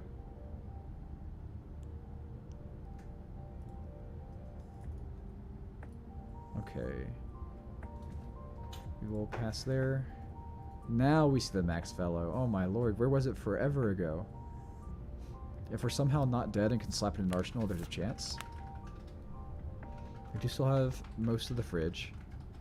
Of course, he has the red envelope into probably something else too. Not just a million chance. And I don't have arcane barrier, so it's a good thing that this isn't actually sniping an arsenal, but whoo boy, we are in danger. Even if I could crown away throttle into a 0 cost, the zipper hit means that we cannot max fellow this turn, so I am most likely dead before we can max fellow, but we're just going to play to our outs. Just going to play to the outs. So, in that case I want to preserve life. And maybe not even trigger crown. He's at 4 and he is going to take 1 blood debt. That's a good point. Because he can't creepers or anything like that. And it's a blue deathly whale also, which is not the worst.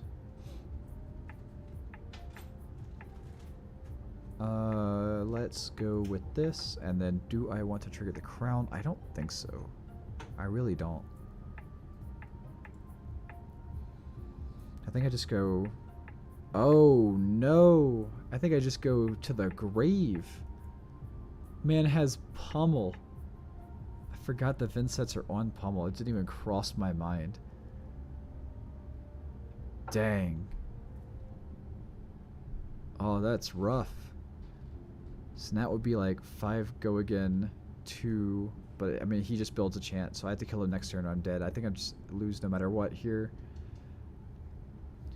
Okay, well,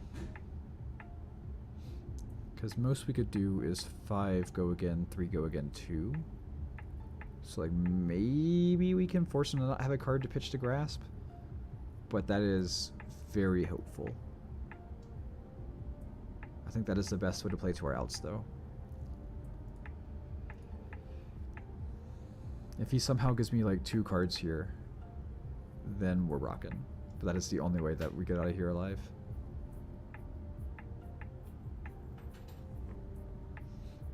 Oh my god, we're doing it. We're doing it, ladies and gentlemen. We're stripping the hand. The fact that you can load the pistol on 1 turn and shoot it with that counter another turn is just such good value in situations like this. It is remarkable.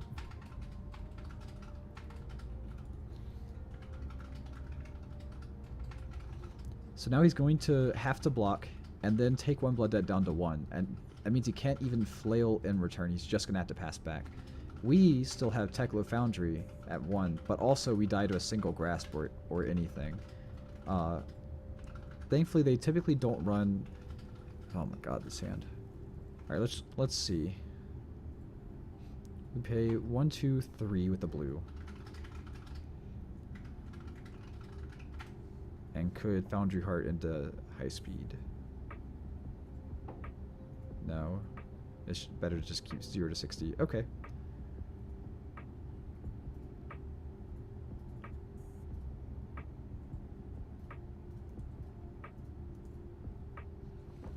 This is a really close game. That pummel really just changed everything. Oh, maybe I messed up. Whoops. Oh, I do have 2 from Teklo Core. You're totally right. Good point. I'm starting to get pretty tired here, but we're right at 5 hours here on the stream of just straight dash gameplay coming at you live. But this should be exactly enough. Unless he has a reduced rune chant, which I know we've seen 2. I just don't know if we've seen all 3. Oh, well, he'd have to pay for it, so I think he's just dead no matter what. Because of the blood debt and he can't play it out. I think we got him. He does have the reduce. But it's not going to matter, both because of his blood debt and because of the pistol here. But man, what a close game. What a close game. That was tough. Banishing all 3 Octanes did not help. Not seeing the pummel, that's me being dumb. But I feel like aggro racing was the right call. You know, we still have a comfortable 3 full hands in the deck, so it's not like we were getting close to being deck out, even though he was blocking pretty liberally. But, you know, it wasn't that bad. It worked out. Cool. So we're gonna wrap up the stream there. If anyone has any questions about Dash, feel free to put them in the chat. I'll stick around for a couple minutes just in case. Again, this is Merrick Kemp's Calling Baltimore winning Dash list from, I think, end of April or end of May, something like that. Here is the list on the screen.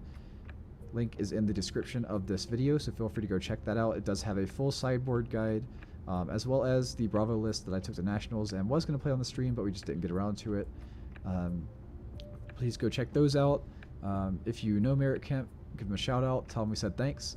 If you have heard of FaB Life, please check out that on the App Store. Links to that is also in the description to the video as well. Big shout out to Ryan Castilla for helping me a lot through this stream. Find the lines, learn Dash. Also Robo Pigeon coming in clutch, really helping us find out that Teklo Pounder and Induction Chamber and why choose one versus the other when you're running both. Having that insight is honestly a huge game changer, and I'm really grateful that we figured that out. I want to again shout out Petrie's Family Games. They're great. They're one of our local game stores, and Ryan Trekkie runs the Armory, so he does a great job, as well as Iron Lion Collectibles. They are great to us. We're working on partnership right now. Ryan's teammate on Team Taco, Mark Chamberlain, works for them as well, and he does a great job, as well as our roommate and our teammate Charlie Gilbert. So just lots of love all around for the Colorado scene, really helping each other build up and grow together. In that same vein, man, we're learning Dash together. I'm not a Dash player. Missed a lot of lines today, but with the help of Robo Pigeon and Trekkie, and hopefully just going back and watching the VODs, I feel like I understand her a lot more than when I sat down and started the stream today. So I'm really grateful for that. With that said, I'm going to go ahead and end the stream there. So thank you all for staying with us the whole time. Really appreciate all the help and all the love this whole time, and I hope you all have a great day.